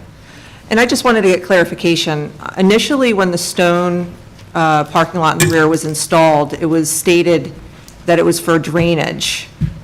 But then later, it was identified publicly that it was actually for parking and to, obviously relieve any of the unsafe conditions that were being created. So it was never really intended for drainage, it was to help with the parking? Correct. Okay. The reason that I like gravel parking in lieu of asphalt parking in this scenario is gravel parking has a little bit less runoff than asphalt, but it was always for the implementation of off-street parking spaces. Okay, okay. And then finally, the walk-up window is a great idea. Has there ever been any consideration of changing your business model to relieve the site in terms of the volume and with delivery? With actual delivery out instead of people coming to the site? Could I ask? I'm just curious if, has there ever been a I just consideration? want a clarification, if you don't mind. Sure. So you're asking, I guess, could you say that one more time for me? I think does he do deliveries? Yeah, to Right. deliver out. Right now, you don't. I Have you do. thought about that I will ever? never deliver, Yeah. no. How Okay. is there? A lot of pizza places, 98.6% of pizza places use delivery now. Now, they're supposed to carry More their jobs. own insurance to cover the delivery, but they don't. That's not through like their regular car vehicle insurance? No. Oh, okay. If you offer delivery, just say Papa John's, Domino's, they actually have insurance on their drivers. If you go to mom and pop, just say, and they say, listen, now I'm gonna give you your tips and I'm gonna give you $5 an hour. They have no insurance on it. Everything, all the responsibilities on that, is on the driver itself. So if a driver goes out and hurts somebody, that pizza place will go, he didn't work for me. That's what they'll do, and that's the God's honest truth. That's what they'll try to do. Right. Because They're the gonna get insurance drawn in. on, that's what they'll try to do. To have an insurance, I'm really good with pen and really good with numbers. It will cost me $39,500 a year to insure with a balloon that driver. So if you have 5 drivers, I don't see how any pizza place is spending close to $200,000 on that balloon insurance. So all of these other places that have delivery are really taking a chance? I'm not whistleblowing, but I'm just being Okay. honest with you. I just, because it would seem that would relieve a lot of the concerns and the challenges and the volume that's created, especially because I know you take the phone off the hook when you can't keep up, which kind of draws people to the business, which is more traffic. Yeah. Yeah. I mean, it's great. I mean, it's Well, let fantastic. me ask you this. but I mean, that's a creates great, the site that's a great condition point. Concern. Did you ever think about putting a message out when you're sold out, that, that when they call, we're sold out? We do. Would that help of eliminate people coming? I'm prehistoric. I'm not on Facebook. Okay, all right, I'm not well. on social media. So my Okay. kid does that. Oh, your kid, I was gonna say, because you do have a Facebook presence, and I am on it, and I do Yeah. read it, so. My kid does that. Okay. My son does that, and my wife does that. We do put sold out, thank you. We really get. On the phone? Not on the phone, on a message, I guess they would put that, I'm not sure. I'm just trying But to, we get threatened a lot, so we don't want to. I'm just trying to think of ways to avoid, Right. to avoid the traffic, you know, that's What why we're happens here. is, in all fair, what happen, it is what it is, but we get the calls of concern too, that we have to, and that's our job, but looking at, from our perspective, we do get the calls of concern, and, we're just having a conversation here to see if there were any, movement towards, making changes to your business model to help relieve some of these site condition concerns. I mean, because that's obviously why you're here. Yeah, I don't plan on having any deliveries by no means. Okay, well, thanks for your honesty.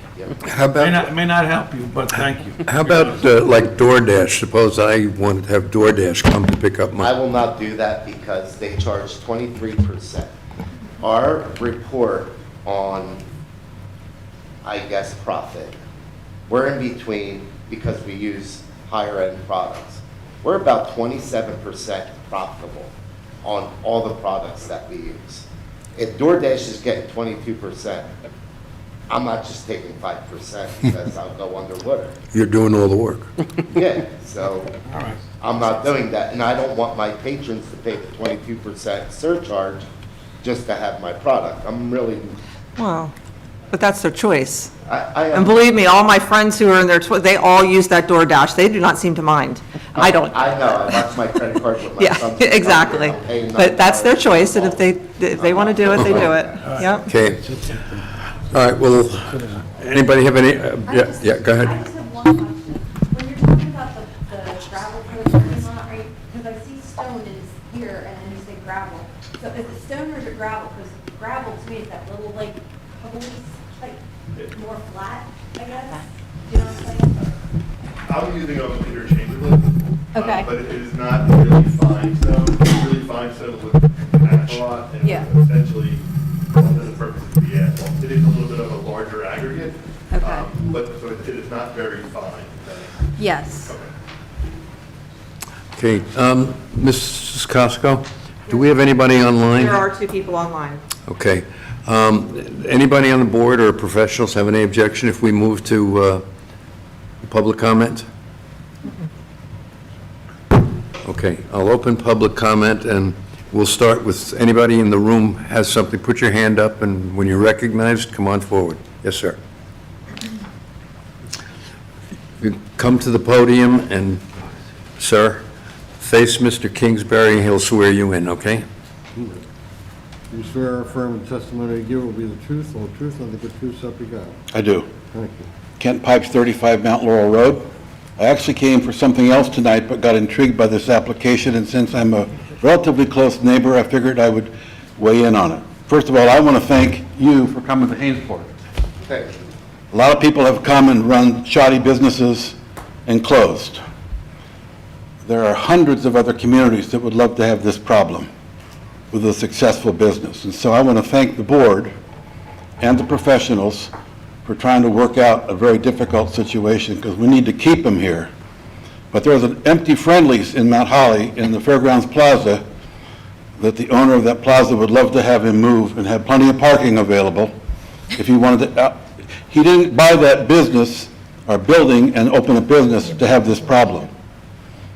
But the quality of their food is such that people will drive many miles to get there. So it doesn't matter where he is, his business will be successful. So trying to keep him here is to our advantage. You know, trying to preserve a hazard is not in anybody's interest, as Mr. Taylor has mentioned.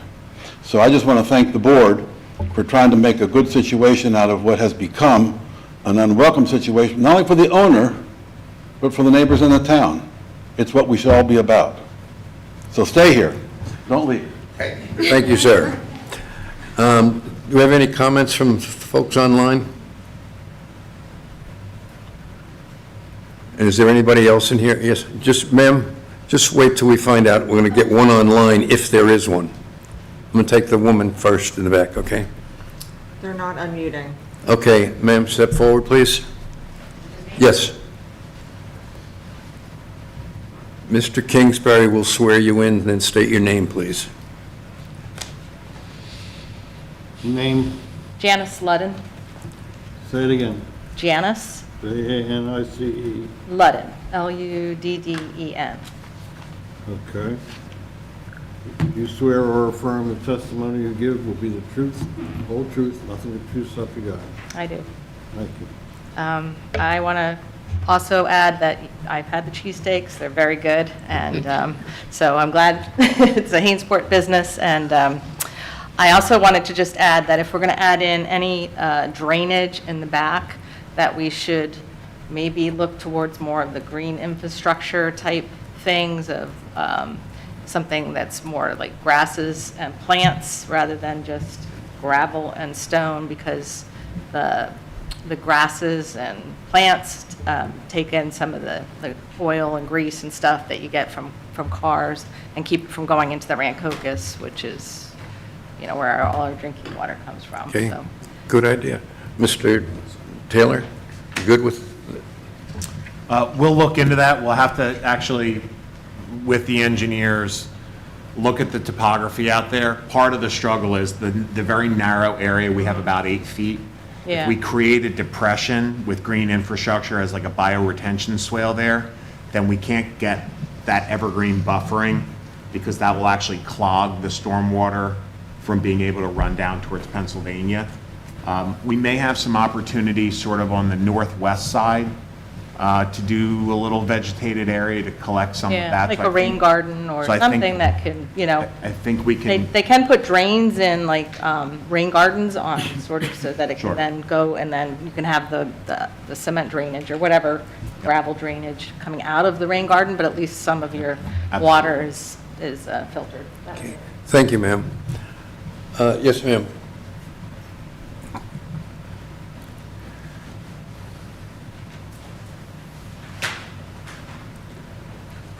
Your name, please?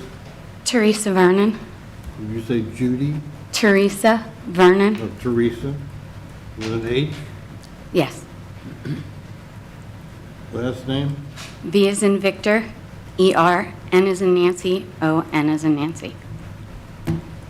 You swear or affirm the testimony you give will be the truth, whole truth, nothing but true stuff you got. I do. Go ahead. I live right behind Lilo's, directly behind him. All their water, all the water from everywhere comes to me first. And it's with the gravel driveway, absolutely no different, or the parking, no different than it was before he did that. We like having John and Lisa next to us. The extra parking has taken away a lot of the parking and the turnarounds that were in the street, which I never blamed John for, because he doesn't have any control over, what other people do. So, and the other thing I wanted to mention was the lighting. Since I live there, and my living room and my kitchen and my mother-in-law's room face the back of the parking lot, I would prefer not to have any kind of 24-hour bright lighting, anything like that. Because there's already like a giant light over the railroad tracks that shines right into my living room. So, I think the intent would be to do shielded lighting that is relatively low, and then perhaps have that go off by 8 or 9 o'clock at night.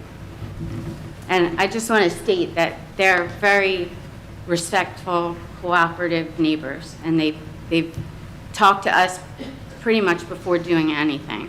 So, including when they were, working to purchase the property. So, Okay. thank you. Thanks for your comment. Anyone else in the audience comment on this application only? And that way, if he ends up being. Yes, ma'am. I would like to. Mr. Chairman, I know I put an actual number in there. The applicant's currently open till 6:30. There's nothing to really prohibit them if they decide they want to stay open till 7 or 7:30 at some point. So I think it might be more appropriate to have the lighting go off 1 hour after closing, whatever that time may be. That'll sort of work. Whatever their hours sort of shift at any point in the future. Okay. We're amenable to that. You, I know. Raise your right hand, please. Do you swear or affirm the testimony you give will be the truth, whole truth, nothing but the truth, so help you God? I do. Paula Tiver. I am a resident of that neighborhood, and it has been awful in regards to the traffic. That's putting it mildly. I have found myself in situations, and my daughter, who lives with my 2 young grandchildren, try to pull out on the Martin Highway, and there's vehicles parked there, and a major problem is these big dump trucks that are parking there. I don't know if there's a way we can ask them as a condition to not allow parking on the side where we're exiting, so it would be westbound. I don't know if the county can do that. It is an issue on the eastbound side. However, I don't think the county's going to do anything about that. I've had a situation that going east on Martin Highway, that a dump truck's been there, swings open his doors, jumps out, and runs across the street. I've had the situation, I'm pulling out on the Martin Highway from the neighborhood, and you can't see. I've almost been hit. My daughter's almost been hit. She's almost hit somebody. So it is dangerous if we could do anything about that westbound side, because that's my major concern. I mean, it's a great business. I'd like to see them stay here, but however, we got to think of the safety of the people that are coming out of that neighborhood. Okay, thank you. Is that parking happening between Pennsylvania and their driveway?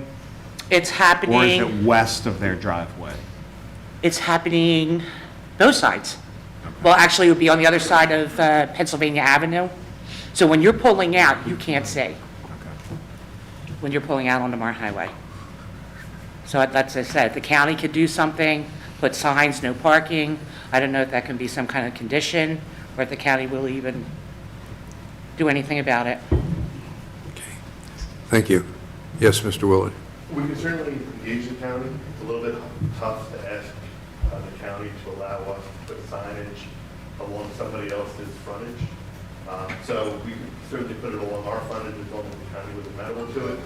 But on the east side of Pennsylvania or further west of the subject property, I think engaging the county as to put signage for someone else's property might be a little tricky for us.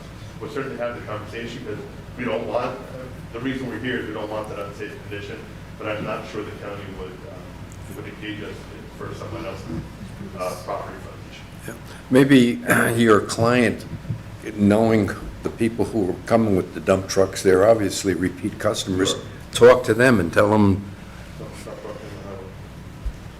Yeah, I can put a sign inside my shop that says there's absolutely no parking on Warren Highway. Sure. I can't police it all day long. Sure. We have no issue with doing that, trying to engage those folks. Again, a little bit of a tough policing aspect, but I think as my client has demonstrated, he really wants to be a member of the community. He knows the people that he serves. Right. So we'll certainly attempt as much as we possibly can to minimize that occurrence.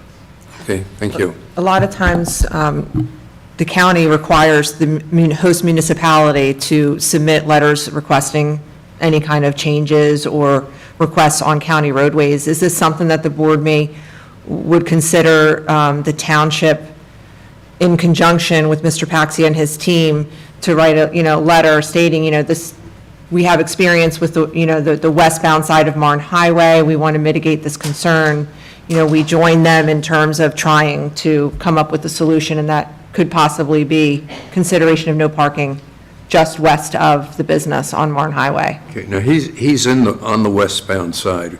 I got the impression that some of the comments Mrs. Tiver was making pertain to the trucks parking on the eastbound side and running across the They do. Martin Highway. Both sides? They do both sides. I mean, would it be, Mrs. Costco, what you're saying, would it be appropriate to ask the county to put some signs up on Well, that just side? maybe no parking?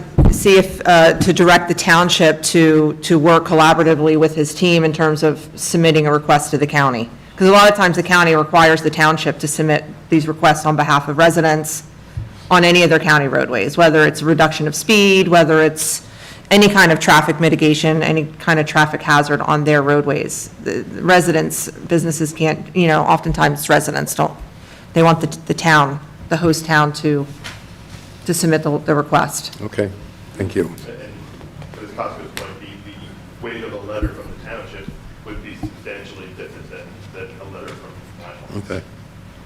Okay. Anybody else, the audience, public comment? And you said nobody's unmuting online? No one's on anymore. There's Okay, no one on. Then I'm going to close public comment. And, yeah, Don't, oh, just in case you have any more questions. that's what I was about to say. The board have any more questions or comments from our professionals? Mr. Kingsbury, do you have any, if we move forward, do you need any clarification on anything? No, you need to vote first on the use variance question. That's a separate issue from the site plan. Okay. Okay, board, what's your pleasure on the use variance? Mr. Chairman, I'll make a motion. First, well, I want to preface it by saying I know this particular site has caused our administrator and our zoning officer and obviously our board secretary some issues. I appreciate our planner and our engineer working to resolve some of those issues. Hopefully, maybe even the additional parking might further resolve. I don't see dump trucks necessarily pulling into the parking lot, but I appreciate all the work that's been done, and I hope that any action we take tonight mitigates, issues that have come up on your end. With that, I'll make a motion that we approve the use variance. Is there any stipulations I need to add in there, Mr. Kingsbury? No, not on the- stipulations will come with, Okay, site plan. do we have a second? I'll second. Okay, any questions on the motion? This is regarding a use variance only. Hearing none, may I have a roll call, please? Mr. McLaughlin? Yes. Mrs. Baggio? No, Mrs. Tyver. Oh, Tyndale, I'm Tyler. sorry. Yes. Mr. McKay? Yes. Mrs. Baggio? Yes. Ms. Costco? Yes. Mr. Norita? Yes. And Mr. Colpfeiffer? Yes.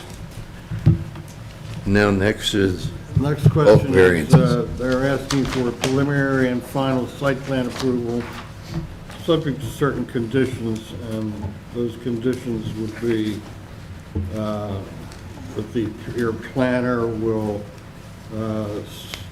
require a lighting plan that he will work out with your engineer. 25 parking spaces will be acceptable on the site plan.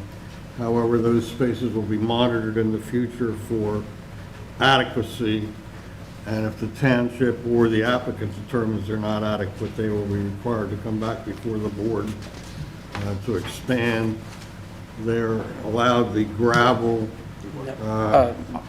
parking, and if the board engineer will require certain drainage issues be resolved on the park, related to the parking lot. Lighting will be determined by the recommendation of the board planner.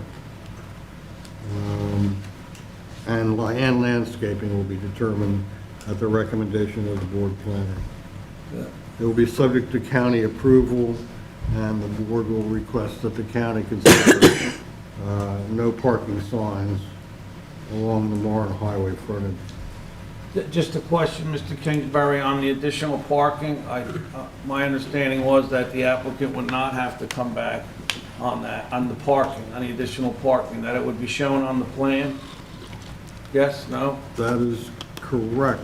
Right, so the green banked parking would be approved at this time, and the construction of that could be triggered by either the township or the applicant. Okay, with all that said, I'll make that oh, motion. wait, can we just? I want to hold up? Yeah, Okay, I just have one. Mr. Kingsbury, how can we approve a final site plan when we don't have one? Or is it subject to a final site plan? It's subject to submission of a final site plan that complies with the recommendations of the Okay. board. Right, yeah, so they have applied for preliminary and final site plans, so that's what would be approved. Okay. It's just that the plans will be revised. That's to what I- comply with okay. all the conditions of the Are you approval. good with that? Okay, okay. Which we've done Professionals many, many determine times. Yeah, if they'll no, comply, just- they'll have to come back before the... Okay, So you don't have to come back to the board for the parking, but your window and all that other good stuff. So with all that said, I'll make that motion to approve the site plan, or an amended site plan. That includes the bulk variances that they requested. Yes, yes. Second. And the design. we have a second? Oh, I'm sorry, he didn't hear you. Any questions on the motion? Hearing none, may I have a roll call, please? Mr. McLaughlin, Yes. Mr. Navarita, Yes. Mr. McKay, Yes. Mrs. Baggio, Yes. Mrs. Tyndale, Yes. Ms. Costco. Yes. And Mr. Colpfeiffer. Yes. Okay, see how it works? See? We get there. We appreciate it. A smile. Now you're a pro, so next time will be a little easier. A little faster. And by the way, your cheesesteaks are We're here fantastic. to help. I wouldn't know, I haven't had one. I've never been able to Can't get get through. through. Never. All right, congratulations. We all keep trying. Keep trying. My son loves it though. Thank you very much. Yeah, all my grandkids. Thank you, Board. Thank you all. Thank you. Okay. Okay, next case is Bruno. Never saw a guy. Huh? I never saw a guy sing his own case in the middle of that.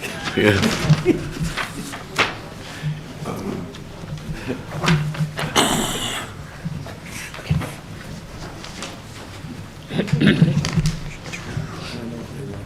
Mr. McKay, Mr. Colpfeiffer, can we take 5? Huh? Can we take 5? 5-minute break? Yeah, okay, we're going to take a 5-minute break, folks, while you get set up, and we'll be back in 5. Little girls. Yeah.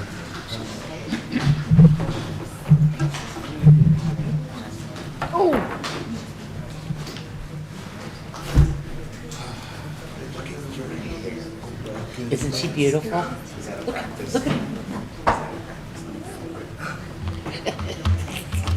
Yeah, I had my trial today. My hair and makeup trial for the wedding. But I gotta go home and go. I gotta walk around for all of you. I'll tell you. I'm getting married in 2 weeks. This is, I had my trial today. It's a good look. I have my veil in the car, I should have put that on so everybody knew what was going on. No, that would have I'm been like, wrinkled in. people probably think I look like this every day, I do not. I do not put this much time into this. That's too much work. It's way too much work. I was getting like frustrated sitting there, thinking about all the things I need to do. We'll whip through the other things, and we have to wait for public comment. Yeah, it's a I'm resolution. starving, I can't believe I eat Wendy's. Did I That's tell probably you why I you're ate hungry, yeah. Wendy's? That's probably why you're hungry, because you're, it's something you're not new. Yeah. No, I'll eat that stuff sometimes, but I don't ever feel right afterwards. Oh, no. What's that? I'm gonna chalk it up to the burger and not the frosting.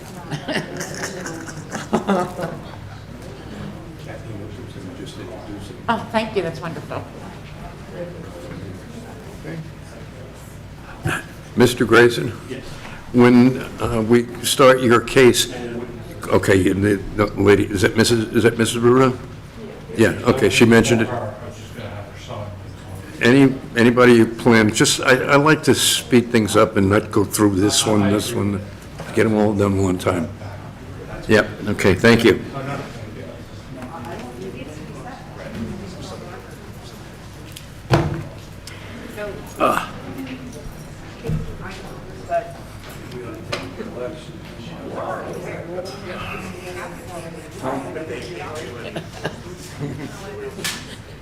I'm too close to retirement. That place, Wawa would probably lease for about 15, 20,000 a month. Yeah, he's got a good business. Not a good site.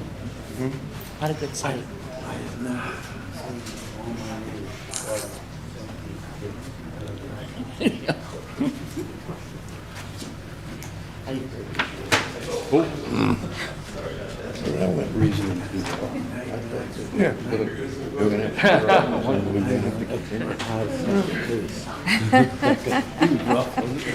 Yeah. Never been to the place. So, well, Yeah. you know, Read about it.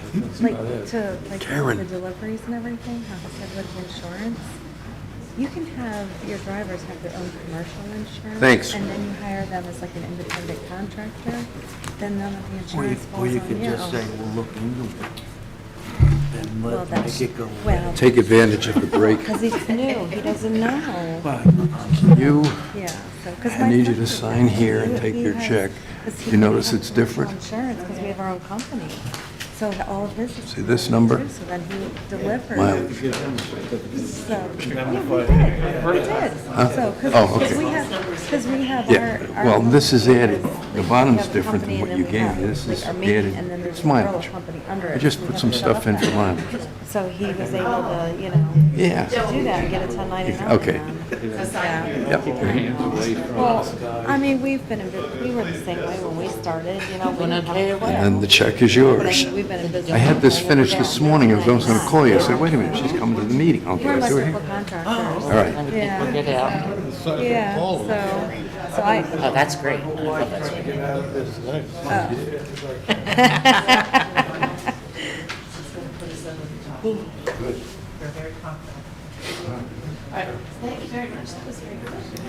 This is a shame. Take Joe to dinner tomorrow night. Well, do you know what really, holy cow, when he said that bar stool, go home and ask your grandson. Ask him. Oh, in your pocket? Say, everybody else. Did you buy another one? Ask him.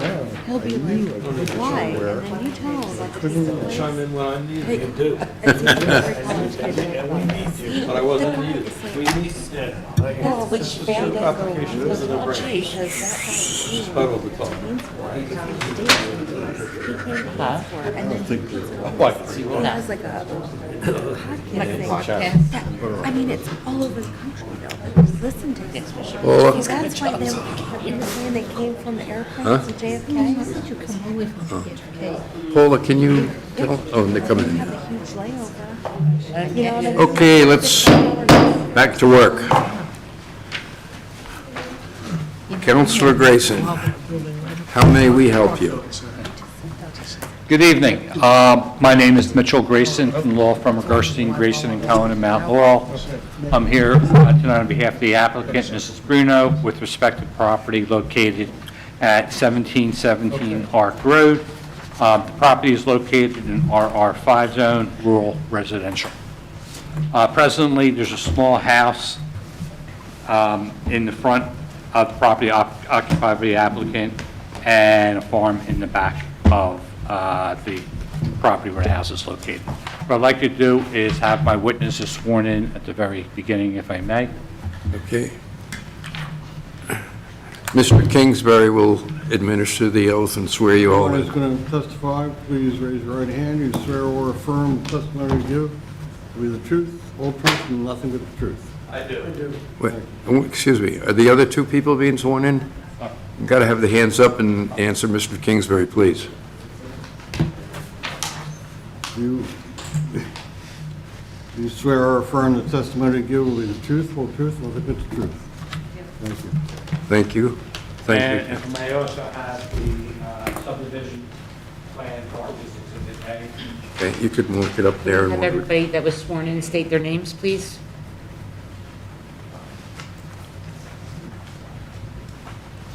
James Miller, M-I-L-L-E-R, professional planner. Did I swear you in?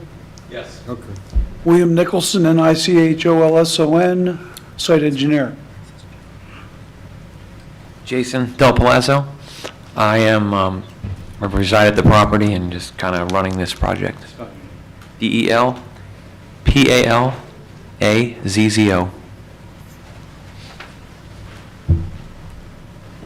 Kelly Del Palazzo. I am also reside at the property, Jason's wife. Can you spell your last? DELPALAZZO. The applicant is seeking subdivision approval to create a 2.89 acre parcel in the front of the property and a 39.56 acre parcel to the rear of the property.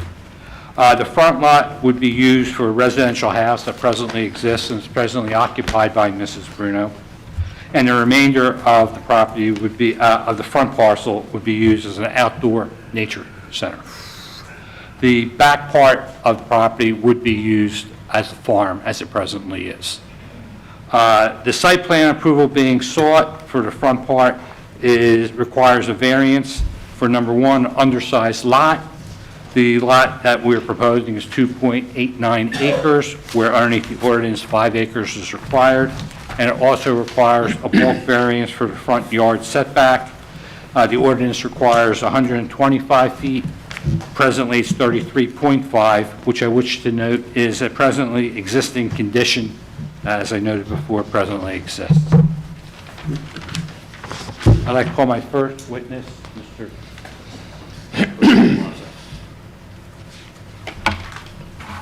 Please provide and state for the board your relationship to that. Okay.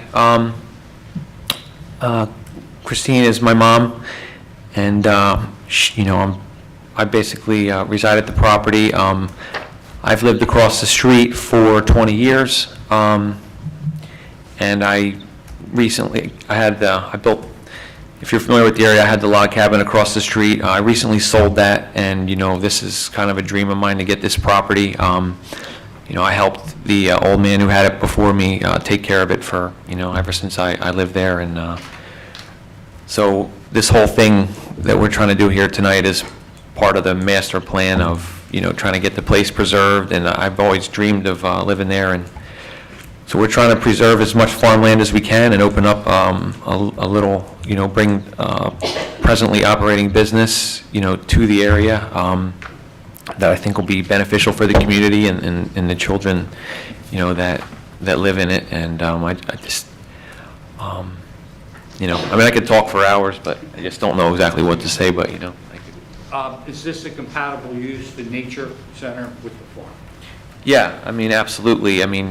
There's a lot of space there that, we feel that the kids could wander in and just, we could field trip out to the area and, I do whatever they do. I don't teach at the school, that's my wife's bit, which they can talk about, but we just think that it suits perfectly to what they do in their current operation.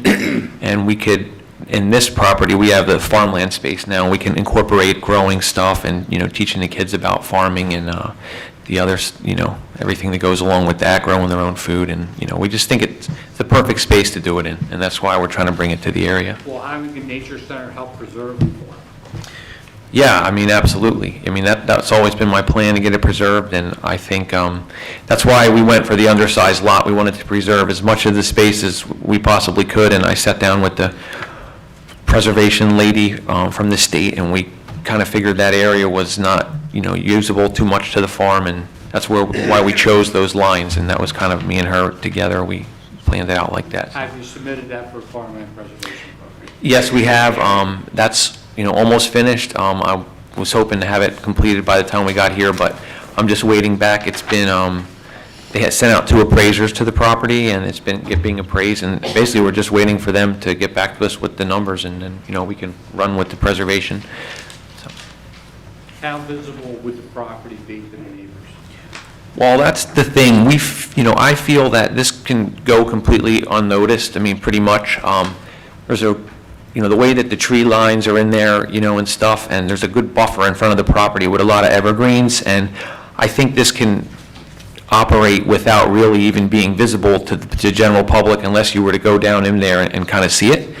And there's a great buffer there, which I've actually been adding to. I recently planted 2 monster 25-foot trees from the farm, just in little spaces that were open there, and I just think it's really going to go unnoticed to the most. We're not proposing for any big signs or anything. We don't even want a sign. We just kind of want it to be low-key, and I've always envisioned keeping the property exactly the way it looks, and I think that's what we can do there. We don't really want, anything to change, and the one parking lot they're proposed is basically hidden behind a fence and a row of evergreens, so, I don't think it would be visible for any traffic. You'd have to pull in there to see it.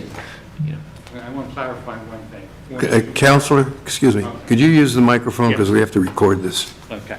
I do want to clarify one thing. When you talked about the children wandering there, you didn't quite mean that literally, but rather supervised so they'd understand. Oh, the form of absolutely, thing. yeah, no one would be doing any Yeah, no one would be doing any wandering. It's basically, obviously just would be out there with a teacher, and they would walk around and, do, like I said, whatever little program or sightseeing they might be doing out on the farm.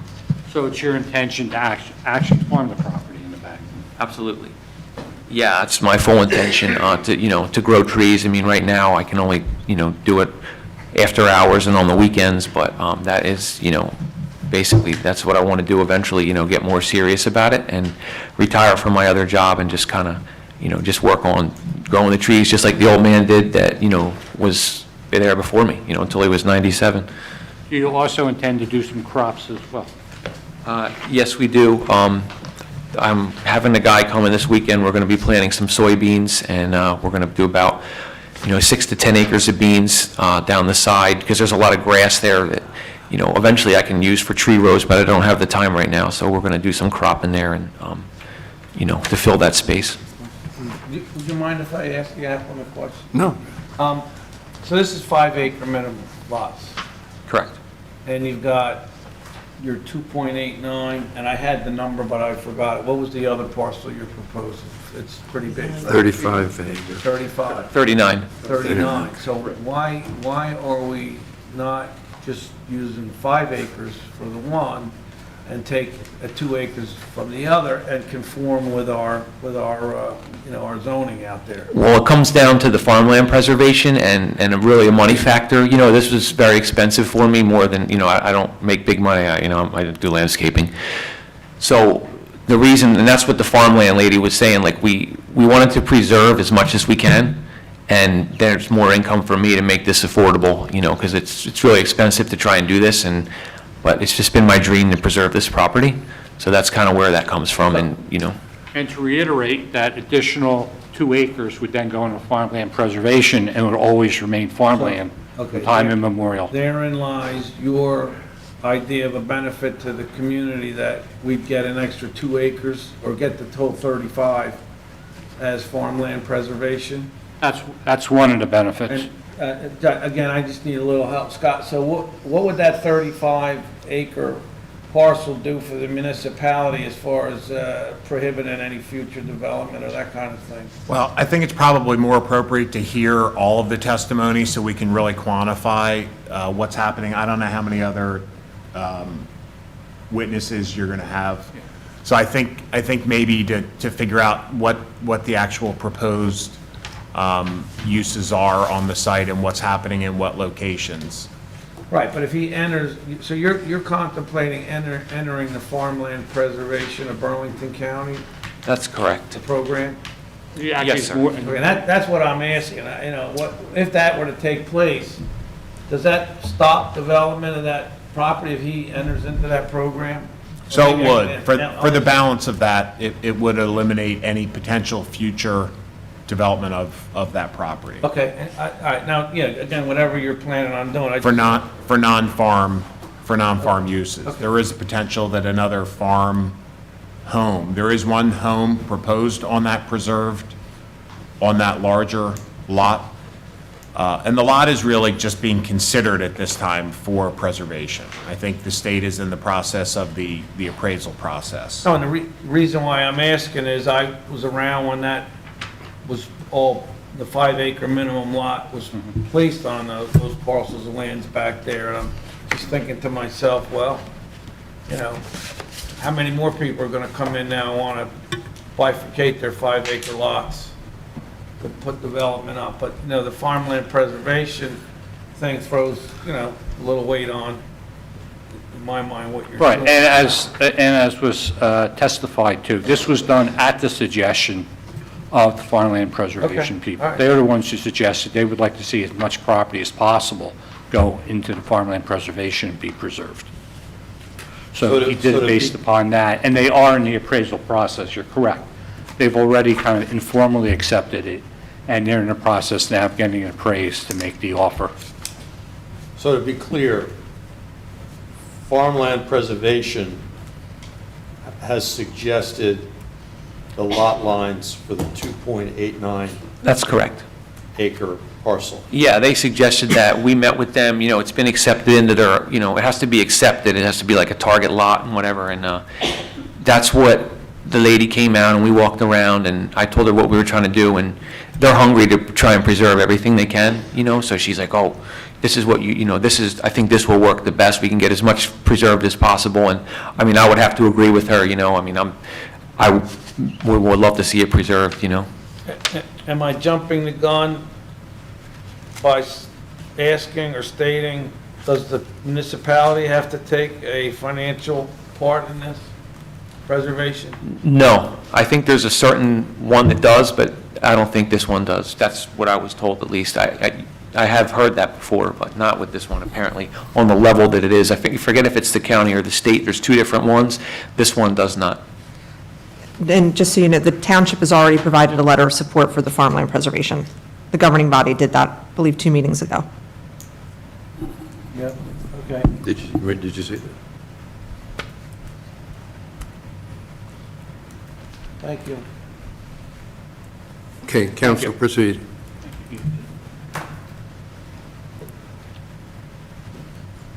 Okay, as was testified to originally, the front parcel, a portion of it will be used for a outdoor nature center.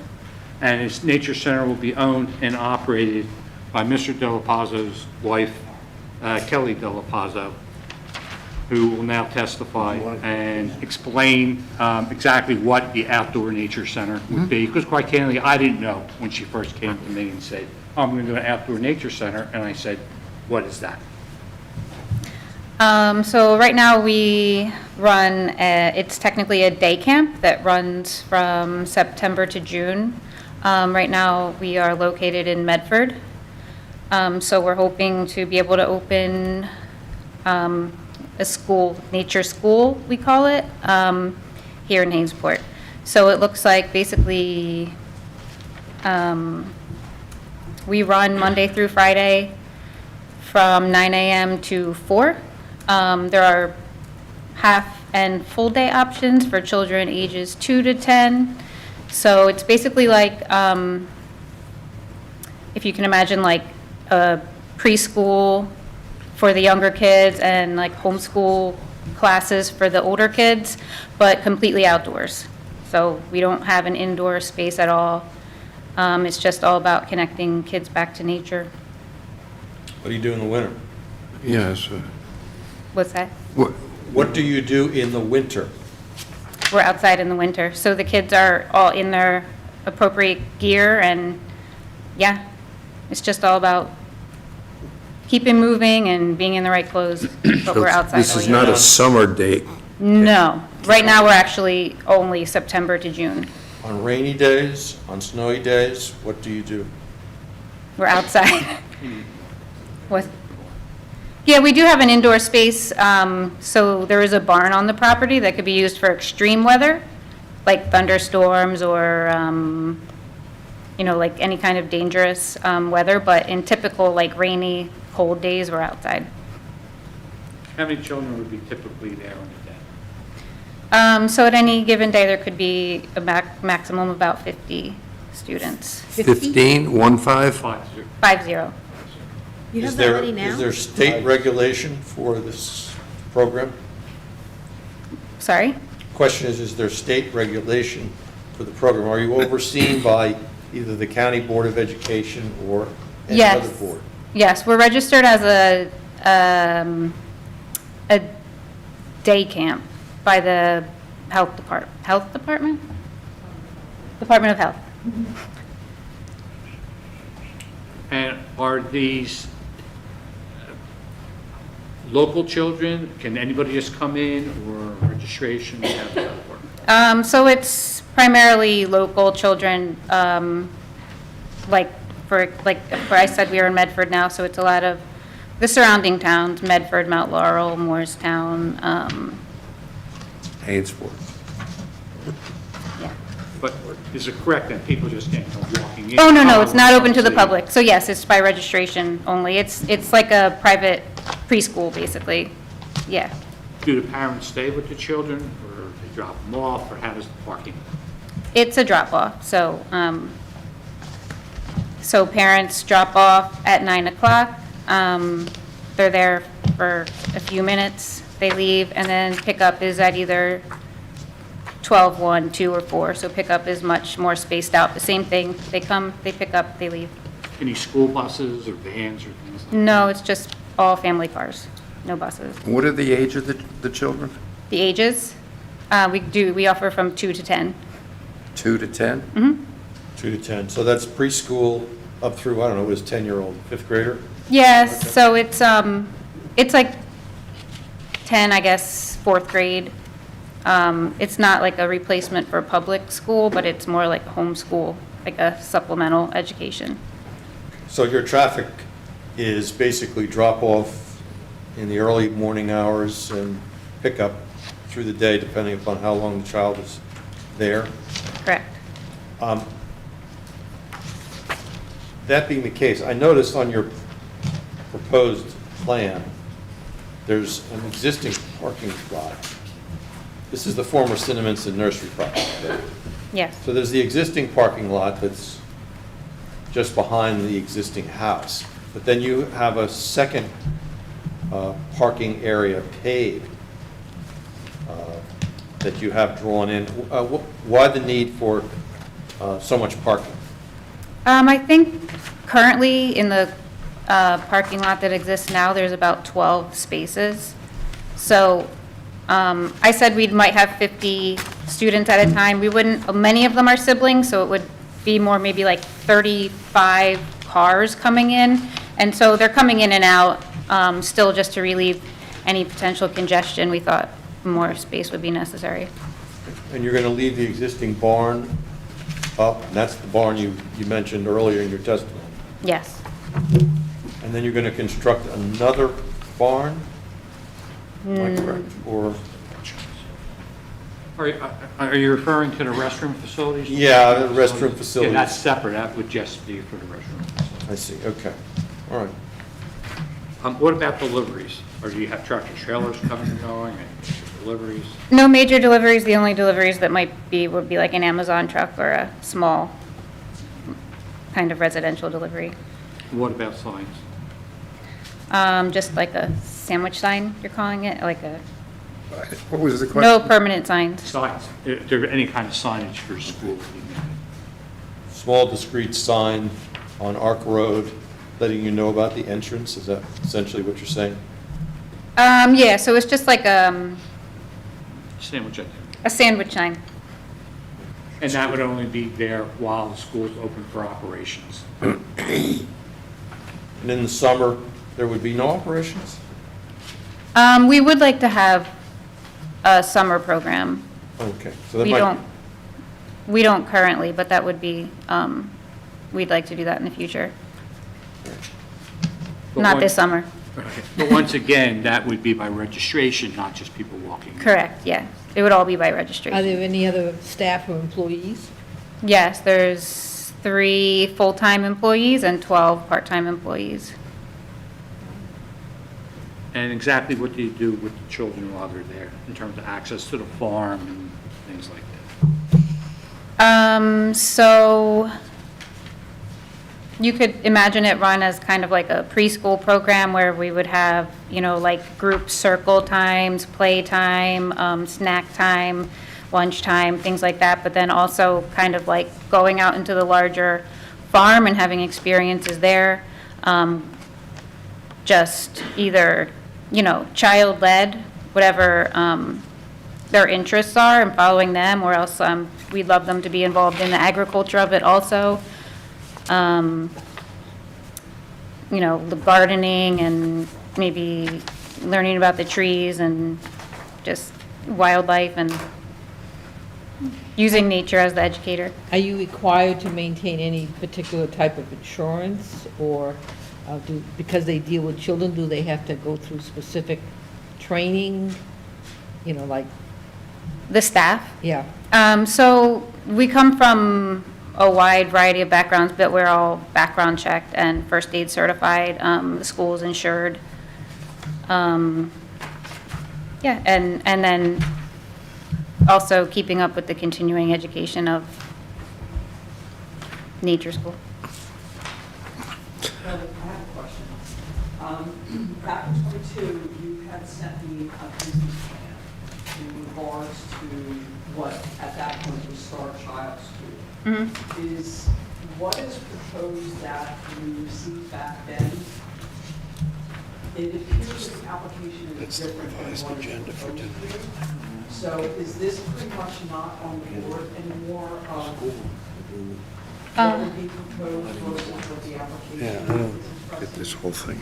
One of the reasons I'm going Yeah. with this is that, I'll throw my construction hat, is that the existing barn, if for some reason that it was a bad storm or something and you're bringing 15 kids in there, that becomes even though it's an accessory building, it's an assembly use for children.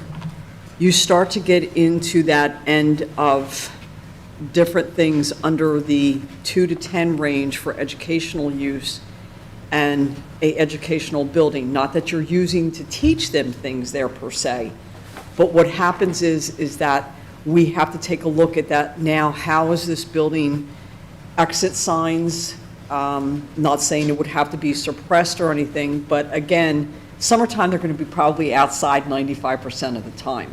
But again, if we're looking at all year and the weather is getting bad and there's things that are happening, and that becomes the main hub for these children, that's something that we have to think about in regards to a construction use of this building. It is no longer just a barn, now it's an assembly use. Okay. So I think that that's something that has to be considered. That would be a building code issue, I guess. Correct, Yeah, and but- the building code official would have to come out to inspect. and Well, I'm part of approve. the construction office, Oh, that's okay. why I'm I asking apologize. that. I So guess we'll the expect point the being outcome, yeah. is that, I don't know, again, I don't look at the applications when they come in. Is that something that is presented on this application, that this building is going to be used to house children at any certain time for even if a small period of time? It would only be used to house the children in the event of, let's say, a major storm until the parents can come pick them up. It's not going to be used to teach them or sit them. It's really just in terms of, all of a sudden you have this thunderstorm, or all of a sudden a blizzard comes in. You know, you're going to call the parents, come pick up your kids if they don't have common sense, come get them anyway. But until the parents come, it's more a waiting point. The reason I'm asking this is to have on record, so as the zoning official and the construction tech, is that when I look at down the road, is that if somebody comes to me and says, well, you know, we have 15 kids in here for 3 hours because of a storm, and it's not noted what the use of this building will be, it needs to be for their safety as well, to know what is on record for that building. So let's clarify and speak to that. I did have engineer Tom Culp from Morristown come, and he gave me, I wanted to see if it was structurally sound for that use. Okay. And he did come out, and, you know, I paid him to do his report or whatever, so I have that, and he did say it was structurally sound. So you can submit that. Yeah, you know. But it also has to be noted for the board to know what they, if they decide to approve this, how that's going to be used. Yeah, so we'll put testimony on that. Thank you. I mean, really only used, like I said, for the thunderstorm type thing. Because what they do is, it's mind-boggling, but they're out there in any weather. I appreciate It's pretty that, yep. wild, Yeah. you know, like. So let's talk about. So that's been, because sorry, but I got loud in a hurry. Because your application said that the existing barn will be used as a nature center to educate local school children. But That's that's why I probably said not that's- quite accurate. It's really being used for a temporary assembly point in the event of inclement weather until the parents can come pick them up. They're not going to be, I don't want to put words in your mouth, but if I'm incorrect, let me know. But it's not going to be used like as a schoolhouse or where the kids are going to sit there to get taught. It's just going to be used in the event of inclement weather, lightning storms, things like that, until the parents can come get them. Is that accurate? Yeah, so I don't think nature center is the correct wording. It's more of a nature program, and the barn is not really, the barn is, yeah, not a nature center. Sorry. You mentioned, you know, if the children were all gathered in the building for snacks or something, or sandwiches, are you providing food? Is there a kitchen and? No, it's bring your own. So each child will come to school with their own lunch? Yes. So to speak, okay. So, if you may, I'm struggling here. And I had a little catching up to do on the case. I understand, why you're trying to divide the property, 2.89 acre lot, and the perceived benefit the community will get from the 35 acres going into farmland preservation. The second part of this application with children, and I keep hearing things, but I keep thinking school in my head. I'm just kind of lost with all, it just seems like a little more complicated, and I'm wondering why we even why they're even together. I know they needed to be together to explain it, but I just think there's a lot of questions that need to be asked about this school. I mean, Kathy, you're coming up with, I've never approved a school or a program before. I mean, there's just got to be a myriad of regulations and things that are needed. Should let them Yeah. do their whole presentation Yeah, first. well, she is doing it. Questions. They're trying, and they're kind of going around in circles. Let 'em So, keep going. in taking Scott's point to heart, I think we should really allow the rest of this application to come forward. Yeah. Not only for the board, but the public as well, but it gives the opportunity for them to express what's coming on along with Mr. Nicholson, and in that way, it may answer some of our questions that we may not, that we have in our head that we just haven't heard the answer for yet. So what would be a typical program, a typical day for a child? So they would get dropped off at around 9 o'clock. We have different classes by age, so there's like 2 to 3-year-old class or 3 to 4-year-old class on up. So they would go with their class. Usually we would start out with free play.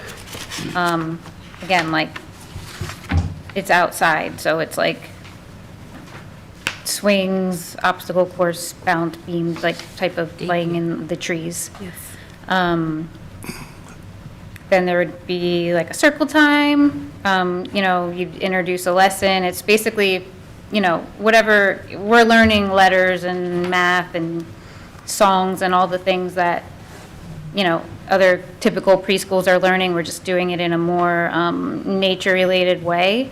So we would have some kind of lesson, an art project, usually take a nature walk, see what, we come across different every day because we're outside. Snack time, and then it would be like the pickup at 12. Some kids would stay for lunch, and then some kids would stay for a more extended day where they would do like an enrichment with music or art or yoga or Spanish or some other activity. So this would be either a combination for the little kids, kind of like a preschool program. For the older kids, somewhat as a supplement to their homeschooling by their parents. Yep. You're not, is it accurate to say, you're not trying to step into the parents' shoes and teach them what they would normally learn at home? It's No. really a supplement. For the older kids, it's usually 1 or 2 days a week, so it would be like, they're coming here for their science or for their art or that component of their homeschooling. Any other questions at the moment? Yeah, let me just talk about the mechanics of getting farmland preservation approvals. Okay, then, if I may. You got a witness for that? Yeah, I can talk to So, let me understand where you are procedurally up there. You've filed your application. Correct. As we've heard, you've met with farmland preservation people who suggested parameters for the subdivision, correct? Correct. And where does the application stand today? I'm just basically waiting for them to give me back, like, they appraise the property and then let you know how much they're gonna give you, and that's where we're at. I mean, I was hoping to have had that and move forward with it by, this point in time, but, I just haven't got it back yet. So, like, they had one guy come out and then another guy, and I'm just waiting to see what their offer is, and then we're gonna run with it. Well, this is a question really more for council than anybody else. Are we in a situation where we're in a cart before the horse You're asking for subdivision approval, but we don't know whether farmland preservation will be granted. Should we wait for farmland preservation to be granted? No, because two reasons. Number one, the applicant's testifying, will testify, he is farming this property, farmland preserved or not farmland preserved, number one. Number two, the farming is... Counselor, can you repeat that answer Okay. again? He intends to farm this property. This will be farmed.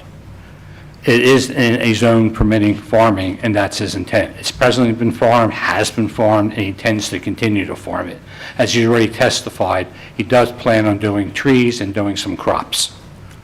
But I think the testimony for the undersized variance for the front lot was because the back lot will be preserved. Yes, that But if was, the back lot is not preserved, then wouldn't it make sense for there to be a 5-acre lot and a 32-acre lot? I guess it depends. I think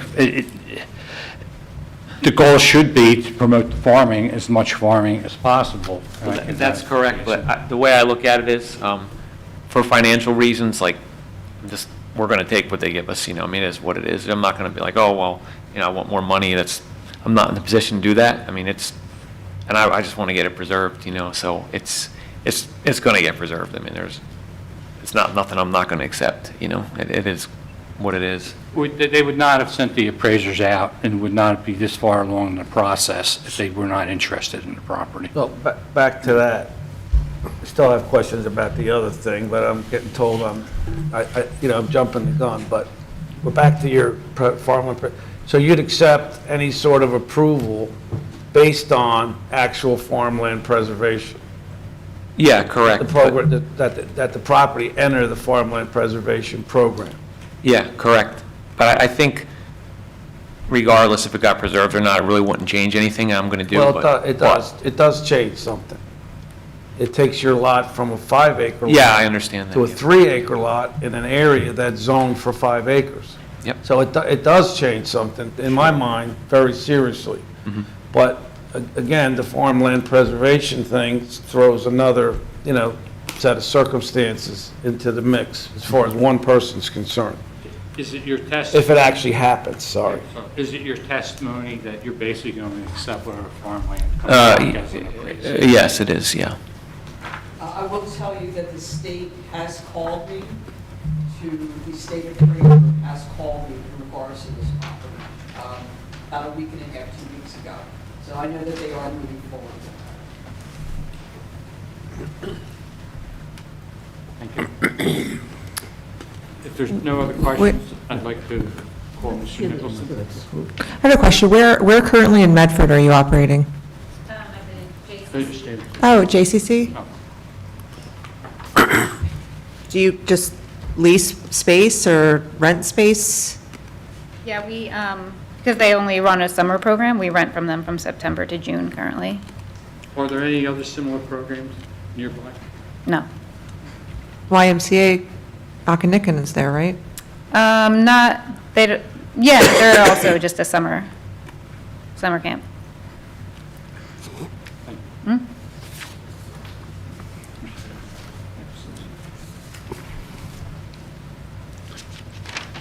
Mr. Nicholson has testified before this board, I'm sure, numerous times, so I would ask that the board recognize his credentials and that he is an expert.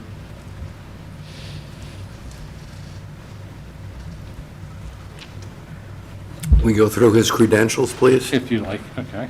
Sorry. Sure, I have excuse me. I have a Bachelor of Science and Civil Engineering degree. I've been practicing engineering since 1977.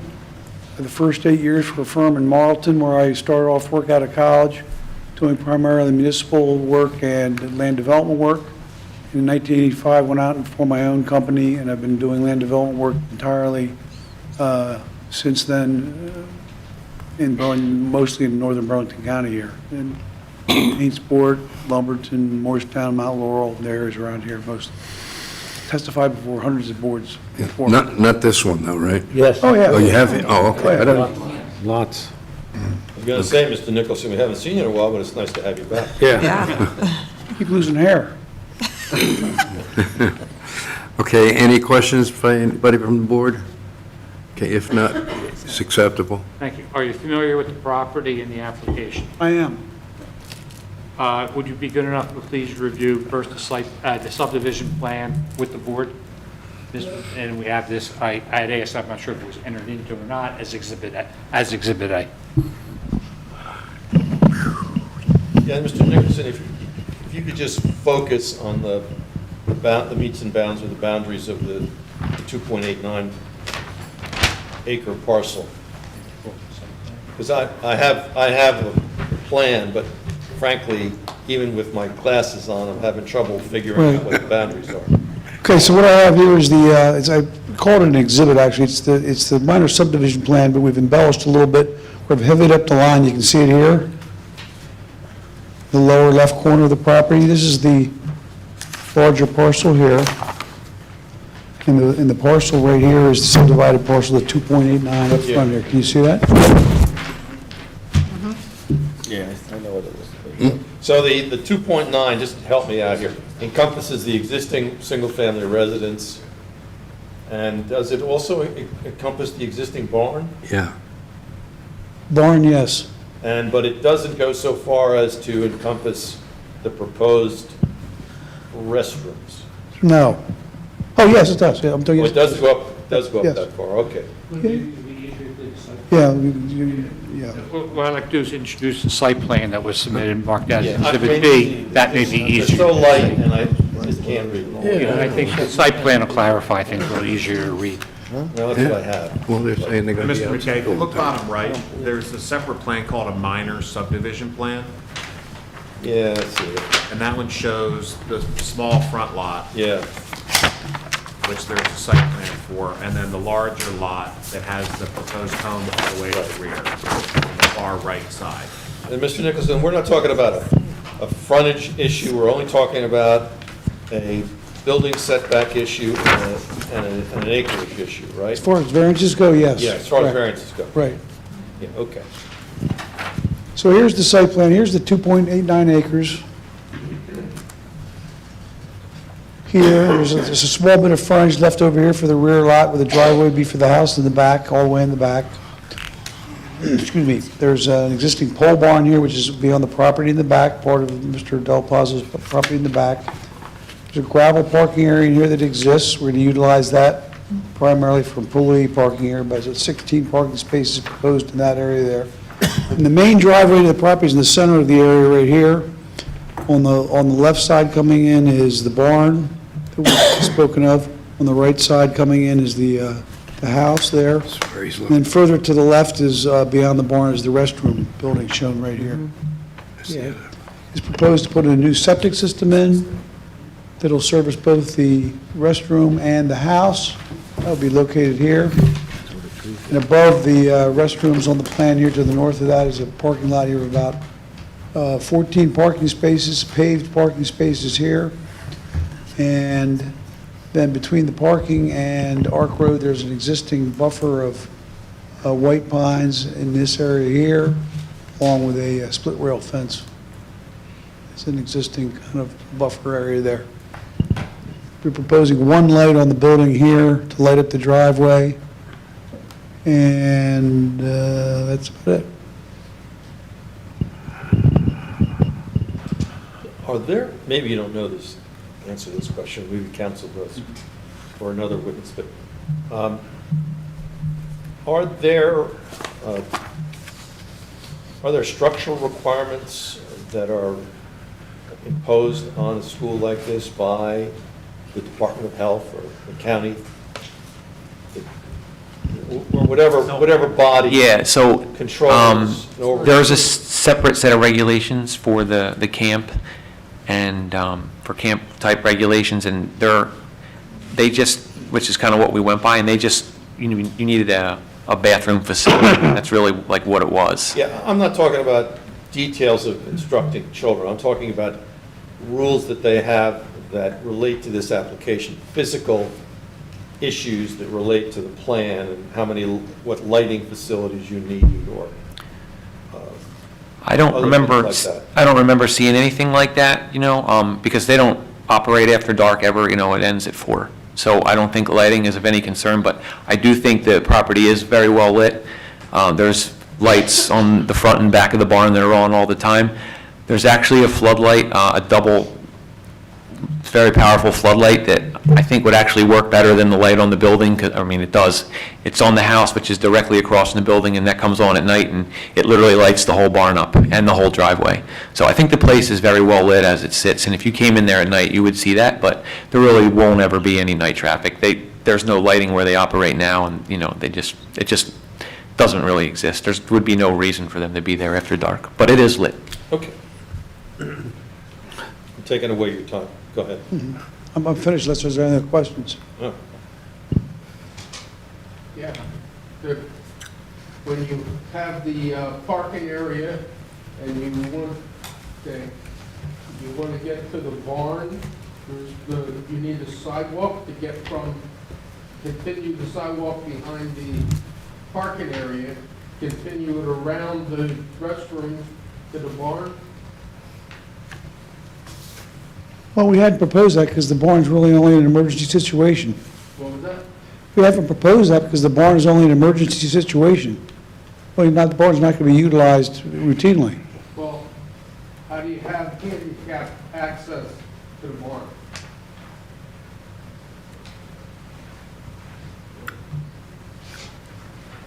And maybe maybe there's other witnesses, Bill, to address sort of what's happening in there, in the barn, because I guess, well, we can get to that in a second. I'll let Marty finish. Well, you know, I'm having a little bit of trouble sorting out what our jurisdiction is. Talking about handicap to this, how do they get? We're reviewing this site plan, we're reviewing it for land use purposes. We're not reviewing the barn for fire safety issues or building code issues, maybe, and even ADA issues, I think. I mean, after all, this is a farm. Well, but it's proposed to be operated as a commercial building per their application. True. So I think some of the clarification, and I'm just hearing today that it's proposed to be operated as a school. So I don't know if that was part of the application. So we haven't really had an opportunity to research that issue. I guess things as simple as, you know, if there is art instruction and other types of instruction, are there supplies for the art? Are they stored in the building? Is there anything done? Maybe that's a question for Ms. Del Palazzo. Yeah, which I can bring up. Do you have any other particular questions? With For respect to Bill? the sidewalk, we'd be willing, obviously, to work with the professionals, whoever they recommend. If they believe a sidewalk would be appropriate, then we would deal with that. Acquiesce whatever the professionals think would be appropriate. Well, then, you know, as site plan issues go, you know, you would need a sidewalk to put in there. You have wheel stops for the parking area. Yes. Free to do that. Yep. And then just a minor thing where you're showing pavement ending, and there's gravel in the entranceway of the whole parking area. Probably would have to get paved to square it off. We agree to do that. Yeah, the applicant's fine. agreeable to that. But again, I'm going to ask the same question. Who condones these type of operations as far as the state, the county, the municipality, you know, a school type? I mean, I don't know, am I wrong calling it a school? Is it, you know, but so some kind of instruction going on here with younger children. I'm just asking who governs what you know, what regulations do you have to follow in, So we're not a what you do. school, we're a camp. So we're following the Camp. Burlington County camp Okay. regulations. and I'm not just, 'cause I don't know what you do. I just need some information to maybe make a decision on who regulates what you do. Yeah, it's, basically the difference is we're not a school because we don't have a building. So you need a building to be a school. So we're a camp. So, The barn doesn't qualify. sorry? The barn doesn't qualify as a building? No, no. So the barn is more of a shelter, we would consider it. A shelter for inclement weather. It's not a school building. Do you store anything in the barn? Well, we had planned to use the hoop houses that are currently on the property for storage, so no, the barn didn't. The barn wouldn't be, Do you plan on having the kids sit there and do instructions in the barn? no. So the school and day camp, like storage materials will happen, that won't happen inside the barn? That wasn't the plan, no. So where will that occur? In the hoop houses? Where are the hoop houses? Well, right now, they're currently where the parking lot will be, but we are planning to move them somewhere else. Where are they going to be moved? I feel like this is kind of my thing. Okay. I think the one hoop house that the stuff is currently stored in will clear the parking lot, but if it doesn't, it just could be shifted back a little bit. They run in line with the current proposed extra parking area, and like I said, I think we're only using one, and I think that one might just make the cutoff or the edge, but if it doesn't, it would be my plan to shift it, because it's a good little storage thing. So what all will be stored in there long-term when the school's operational? They have like some chairs and stuff in there, and just like kids' toys and stuff, and other stuff that they use, throughout the day. When I drive by it, I can look in there and kind of see the stuff that they have. So we're clear on the term hoop houses. Yeah, it's a greenhouse, basically, it's, has the metal rods, and then there's just plastic over top of it, and then both ends are wide open. You can walk in and out either end, Covered with canvas or plastic? That's correct, yes. But it's not a permanent structure. No, it's not, it's a dirt floor, Is there ever a code blue situation where you call off your camp due to frigid conditions or any? No, they don't. They don't. I think that's part of their whole thing, it's just connecting the kids. What? Oh, I'm sorry. Since you're operating it day to day. So, yeah, if it was like super extreme weather, like, we follow like the schools like snow closure, so if the Hainesport schools would be closed, then we would be closed, just for driving safety.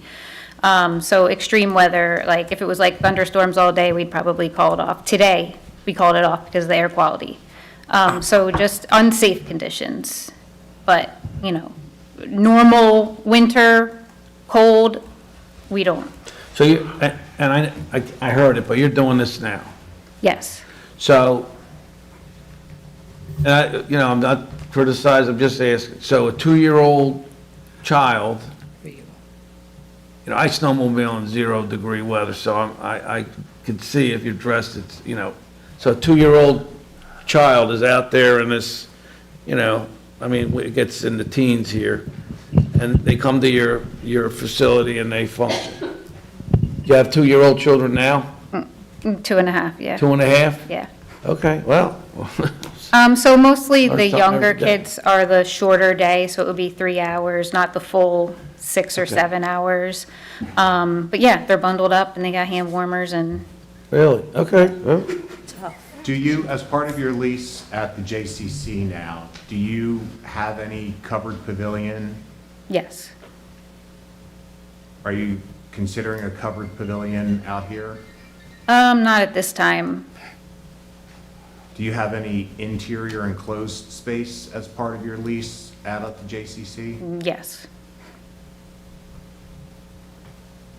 Not for students, though. It's just for storage that we have there. Where do the students eat? Where is the JCC? Where do they eat? Outside picnic tables, or like picnic style on blankets. We'll do things like hang up tarps or like temporary kind of coverings for rainy days, so we could like go under the tarp and eat, snack, things like that. I guess, they're tough kids you got there. That's right. future Marines. I guess. That's nice to hear. That's not. It's hard, like Okay. So, Keep in mind, this is a voluntary program, so. Do you accept 50-year-olds in your program? Do you accept 50-year-olds in your program? who is it? What's the youngest? 2. Are they going to accept 40 and 50-year-olds into their program? They complain too much, probably. Amen. Wow. Could I get some clarification on something, because I'm like sitting here saying, what the hell's going on? All of the students, or, well, let's not call them students, all of the campers that you're talking about are presently participating in homeschooling, correct? The older ones. Maybe not the 2-year-olds. Well, yeah, but not, I'm talking about the ones that we have school age, 5, 6 years old and up.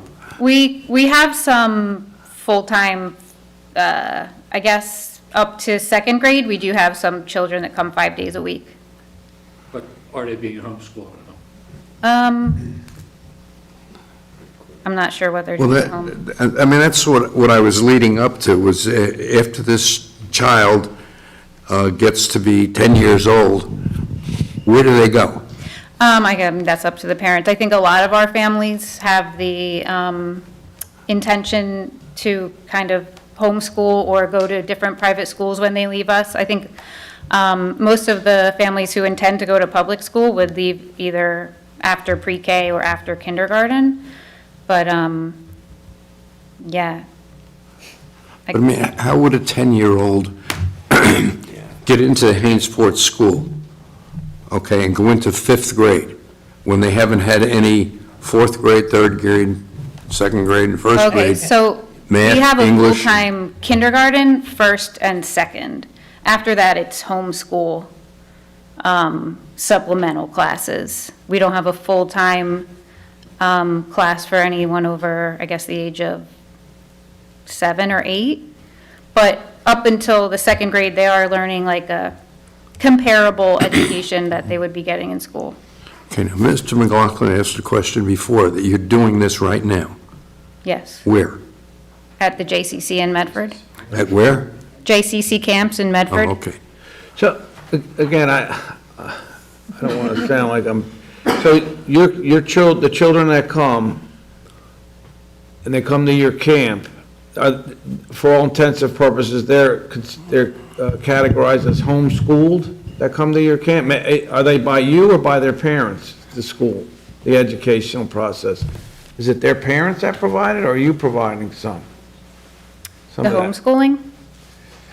Yeah, I'm just, again, I don't So- know much about schools, I've never been on a school, but I think you're supposed to go to school when you're in 1st grade. I Or be think- homeschooled, right?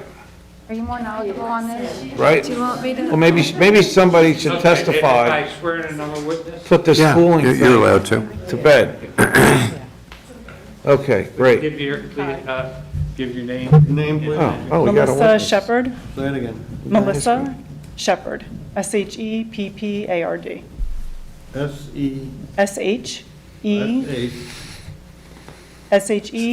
S-H-E-P-P-A-R-D. I know it's confusing. You swear or affirm the testimony you give will be the truth, whole truth, nothing but truth, so help you God. I do. Thank you. Hi. Are you familiar with the program at Medford? Yes. And So how are you familiar I'm with going, it? thank you.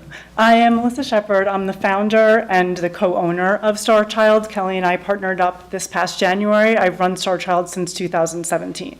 So hopefully I can answer some of the questions that you have. So just kind of to help you wrap your head around nature-based education. A nature-based philosophy is the same type of educational philosophy as if you went to another type of private school, a Waldorf school, a Montessori school, a Reggio Emilio school. So nature-based education is just another version, another philosophy. As far as the children who attend, yes, anyone that is over 1st grade is considered a homeschooled child in the state of New Jersey. So kindergarten you don't have to go to in New Jersey. The lower grades, obviously that's considered preschool, it's your own choice. But yes, anyone who comes to us, whether it's alternative education 5 days a week, whether it's 2 days a week, whatever that is, yes, they are considered homeschool families in New Jersey, But by you or by somebody else? by the state of New Jersey. Right. So the parent is saying, I am not sending my child to private school or public school, I am choosing an alternative education, so therefore I am homeschooling my child. Okay. But you're not homeschooling the child, the parent's homeschooling. The parent is homeschooling the child, we provide a supplemental education, so The our whole- nature side. Yeah, Okay. exactly, environmental education, that's basically All what right. nature school is about, is that Okay, it's environmental. starting to make sense. It's starting to Okay. make a little sense. That's what I'm So trying to figure out Farms here. Farms is in the Bordentown area. They do a similar type of program. They run a huge homeschool program, and it connects the children to that gardening Okay. component, the farming, the animals, the livestock, the, you know, Jay said earlier, wandering. It's that exploration, it's that free play where we were planning on going to the art area, but on our way, we saw a really cool garter snake, and now we're gonna stop and check it out, and maybe the kids are gonna draw about it, maybe they're gonna journal about it, and they're gonna go home to their families and say, wow, Okay. we saw this really cool All right. snake. All right, Hopefully. sounds pretty good. Just a little confusing. I know, it's the whole school thing, because it's not technically a school. So to kind of jump on that, we are regulated by the Department of Health. We are youth camp certified through the Department of Health. So that is our umbrella. We're insured, we have workers' comp. So the Department of Health is who regulates us. If there's, I don't know, COVID, obviously, perfect example, I have to go through the Department of Health, let them know communicable disease is going through, what do I have to do? So they're our governing entity, let's say. Thank you. We should Yeah. have her 20 minutes ago. Sorry. Well, we're all nervous, and this is Well, I a didn't big, thing I'm a for big us, newcomer. so. And we're all old people, so this is It's very hard new to to kind us. of wrap your head around the That's concept. okay. Anyway. You weren't listed as an original witness, so that's why there was a big hole in the Yeah, testimony. sorry, thank So, you. I apologize for jumping the gun, but I'm not gonna listen, I got a big mouth, I wanna know, Yes, and even then, as far as the building goes, I don't, can't totally answer to the site plan, but from what I see as it now, the gravel goes up to the opening. So as far as wheelchair accessible, you can get into the barn. It's a huge opening. And that is where the Department of Health comes in as far as the youth camp, because no, that doesn't count as a building. So a building, as far as running a childcare center, is what you're saying.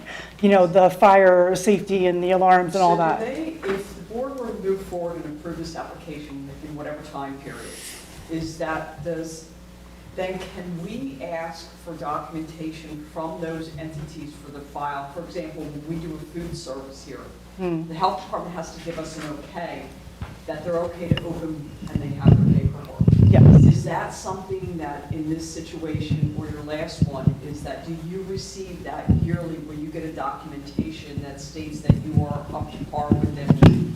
Yeah, so when I submit my youth camp application to the state, the county has to come out and do our inspection. So they've done our inspection in the past years, and now if we can move to Hainesport and have our location there, they will have to come out and approve it. They're usually pretty good to work with. Like unless you're really running a shoddy operation, they'll say this, and this just need to be done. We'll come back out, let us know when you have those submitted or completed, and then we'll come back and inspect. Yeah, so again, they have their whole, the youth camp has their whole entire standards, regulations that we have to follow. So before having all the kids come there, we're going to have a hard help. Exactly, yes. What was the Department of Health has question? to come out before- Counselor, what was your Yeah. question? The question is, before any kids come and starts operating, Department of Health will come out, inspect, and then we can provide you proof of that. Okay, and then your response was? That's the answer. That, yes, they do have to come out and inspect that Okay. first, yes. Thank Is that an annual? Yes, it's every year. Yep, I have to resubmit the application every year, and they have to come out and re-inspect every year.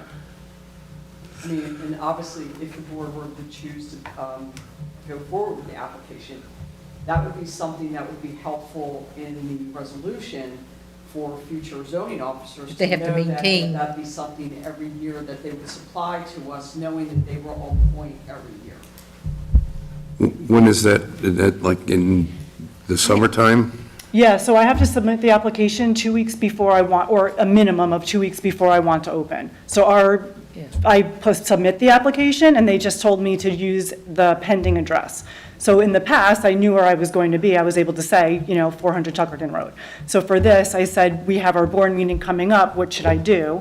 And they said, just submit the application and say that you're waiting for, and when you get or not get that approval, then we will go forward and go with the next steps. I have a question. Is this intended use an acceptable use for that property, or is that another issue we have to? Well, No, that's- That's the variance. That is- That's why we're asking Yeah. for a variance. And You're just asking- my next witness can testify. Okay. And the school just is going to operate on the front school. There will be no access or use to the rear parcel? Well, I can have Jason testify to that, but the rear parcel, just to go take them back so you see how farm works. And for example, when they're showing crops, they can come see, here's how, pumpkins grow, or here's how tomato grows. So it'll be, so they can explore back there with their teacher. Are It's they not- gardening back on that property? Is that part of that? We'd like them to be. Yeah. I ask if they're going to. The idea is to have this like symbiotic relationship where the kids are learning where their food comes and seeing the process and being part of the I know, that's process. one of my Obviously in a questions, but yeah. safe way, they're not going to be going back there. Let 'em go But through the although whole thing. actually, we don't have to really address that because you were saying that's in the afternoon. Anyway, but- Yeah, exactly. That's kind of what we were thinking, I think it would be cool to just, we wanted, I was thinking we could do like a pumpkin patch and, just garden stuff in general and just let the kids see how it works. And like I said, I mean, it's a part-time thing for me, so the only time I would ever really be back there would be, after hours anyway. I mean, I don't even really finish work until 6 or 7, and then on the weekends, so there would never be any interference with me, and that's pretty much what I thought. There was also, and I'm not sure who can answer that, there was also some mention of like the construction of like swing sets and obstacle course and balance beams and things like that. Where will those things happen?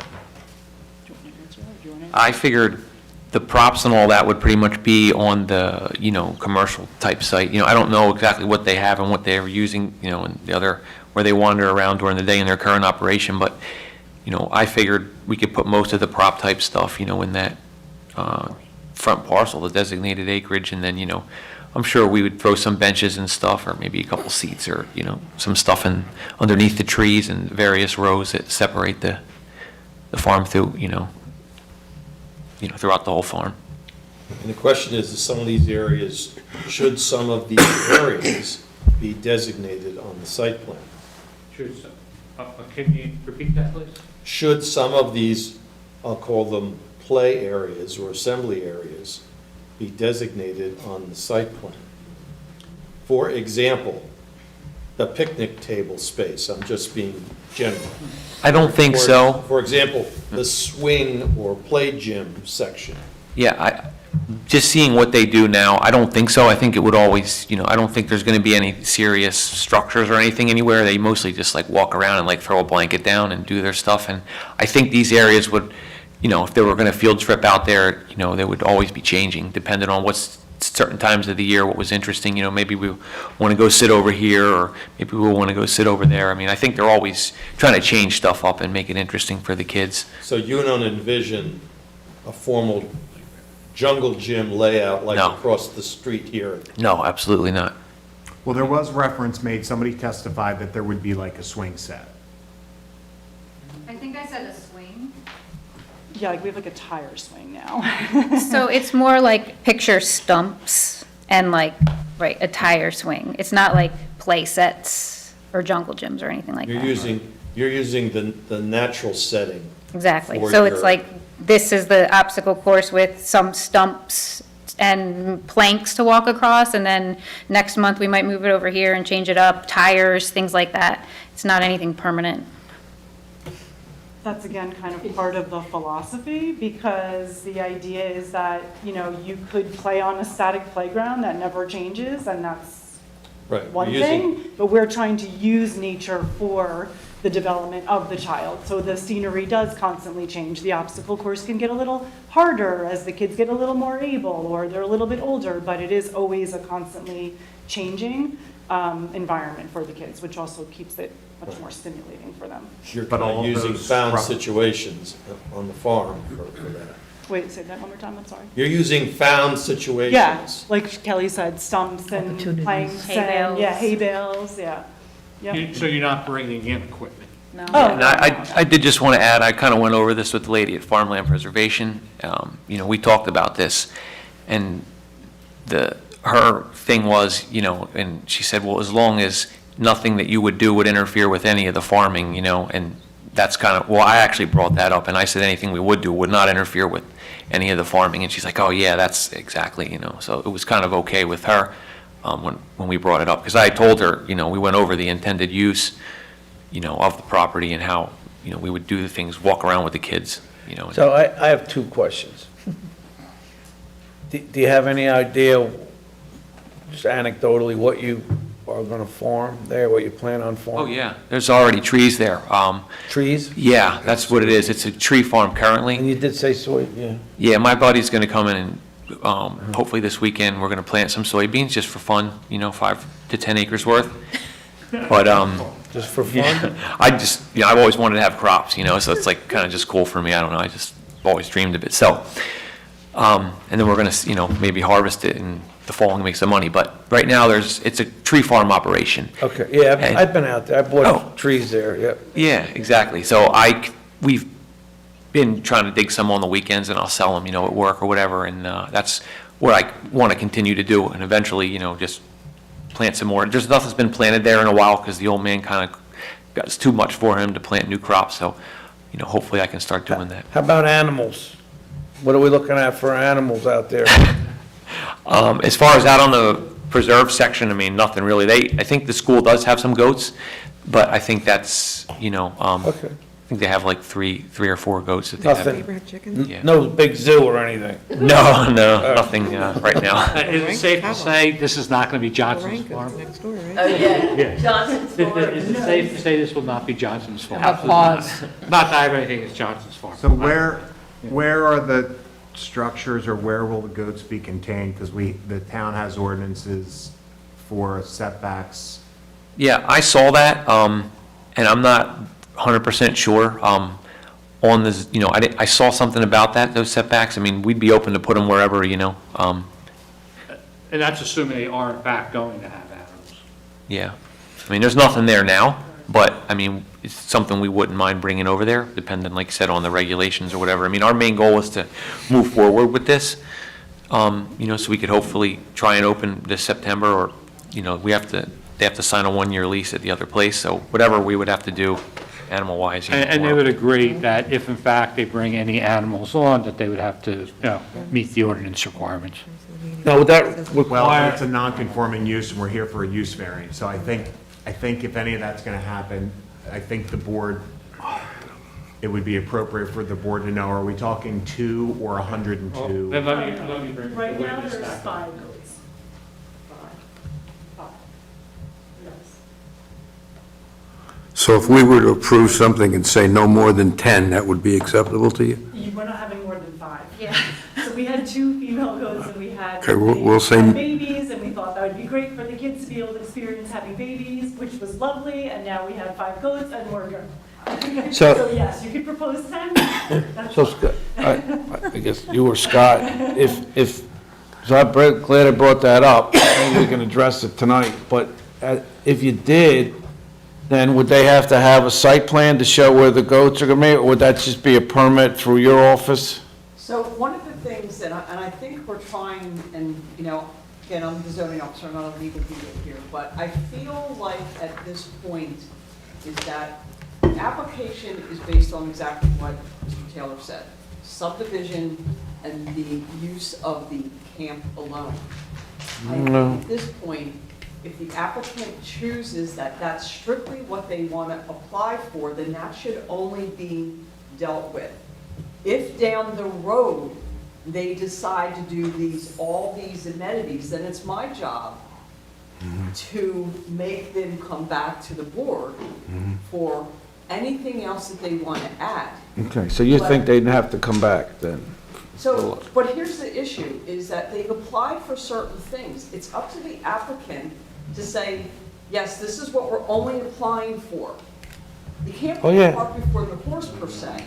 That's kind of my job then, to say, okay, you got 10 goats, you got 20 chickens, you got all these different things. I think this is getting dragged out, to be quite Yes. honest. Yes. Because we could be here till midnight with all the questions that we have. But Well, in all candor, you're asking the planning board to make a decision, and we just need testimony as to what's going on. No, you're not, but we're asking for testimony as to what's gonna be going on the site. They've been very candid, they've been very clear, and they've answered all our questions. So, it was just a question, because you mentioned animals, I didn't. Your applicant mentioned animals. Well, no, I raised it just as a question because in their narrative, they talk about animals and wildlife and appreciation of that. So Yeah. we raised that as. Well, she mentioned it too, right? I'm not gonna play a tape back, but it's just a question. Now, if we're not gonna deal with them, we don't deal with them, it's fine. Well, I wanted to raise the question only for the board because if the board approves a use variance and there is no swing set and there is no hoop house used for storage and any of these other items, whenever they go to use that, they have to come back to the board every single time. Yeah, I know. And we Believe have, me. and that's why we asked the question. We don't know where the hoop house is going. We don't know where a lot of these other structures are. The applicant originally said that they were using the barn as a nature center, so there's been an evolution, and a lot of those things just aren't shown on the plans or in the No, application. they're not. So the onion is. They're not. Right. What I would ask to do in terms of the animals is we could get the approval to have up to 10 goats, subject to coming back for site plan approval for where the goats would be located. So it's not a use issue, and then it becomes a site plan issue. That's up to the board. Yeah, that's what I would ask for. But I think we also need to know, like, where is the storage building or a hoop house? I'm not sure that a hoop house really is not a permitted accessory building for storage. But it's not a building. It's not a building. It's not a building. Tent that sticks in the ground. It's not a building. There's no floor, it's not a permanent structure. Hoop house is like a tent. It's a tent. The hoop houses have been there, Mr. Sloop has Yeah, been there forever. since dirt. And Yeah. those hoop houses have come and gone through the years with Mr. Sloop, who was the previous owner. Again, I can't testify to what he used it for. But they're not a structure, they're not permanent, there's no permanent floor, there's no foundation. But they Agreed. still have to, under construction, over a certain size, they do have to meet our construction criteria. Whatever construction criteria we have to follow, that's independent of the approval tonight, and they have to be And then we followed. have to take a look at what is stored in these hoops Mm-hmm. because they are a material of fire hazard. Okay. Again, that's a building code issue or fire code issue. So again, I would ask for permission to have up to 10 goats, again, subject to site plan approval for where they might be corralled. So, again, I'm only the zoning officer here, Yeah. and I don't vote on things, but I look at the fact is that in fairness to both the applicant and the board, is that there has to be things that are more defined here in order for them to make a decision for or against the applicant. And there still is a lot of questions that are going on, and I'll be the one to say it. I'm feeling pretty comfortable. Yeah, but can I have the planner testify, and then maybe after that, some of these questions will be answered? And then if there aren't, to the extent there are any more, we'll Yeah, address them. It's your meeting, Thank Mr. you. Grayson. Well, No, I mean, I appreciate what you're saying, but however you want to present your case. thank you. No, he's been here. Guess the pressure's on me now. It's all on you, Jim. Bring it home. Good evening. For the record, James Miller, professional planner, a licensed professional planner in the state of New Jersey, certified by the American Institute of Certified Planners as a certified planner, and I have been qualified by this board on prior applications. Okay. Any questions from anybody on the board? Okay, proceed. You're acceptable. Thank you. It's good to know. You get a little crazy after a couple hours of this. As the board knows, this is a D1 variance because the use is a use that was contemplated by the zoning code. And it's a relatively unusual use. I think that's part of the reason that the testimony's gone on for so long, because it is a unique use. And I've actually learned some things about the use that I didn't know coming in tonight. So it's been very helpful. And I think the questions have really elaborated on exactly what the character of the use is. I will say that several years ago, I represented a farm up in Chesterfield that's operated by the Kuzer family. And they have a facility that's akin to this in some respects. So I do have a little more depth of how these uses interact with the zoning and with the community. What the Kuzers basically did is they took some of their outbuildings and converted them to classrooms. So they have a more indoor-oriented facility, but they also have an element similar to this use in that they utilize the farm for basically allow the kids to explore the farm and interact with the natural elements of the farm. And I envision this as being similar to that as well. But I think basically from a zoning perspective, it is a day camp. And it would be, if you wanted to put the use in the, as a categorized use, I would categorize it as a day camp, and that is the use which is not permitted by your zoning code. So basically, we need the D1 variance to allow the day camp use, and we also have a minor subdivision. The subdivision involves a lot which isn't compliant with the code.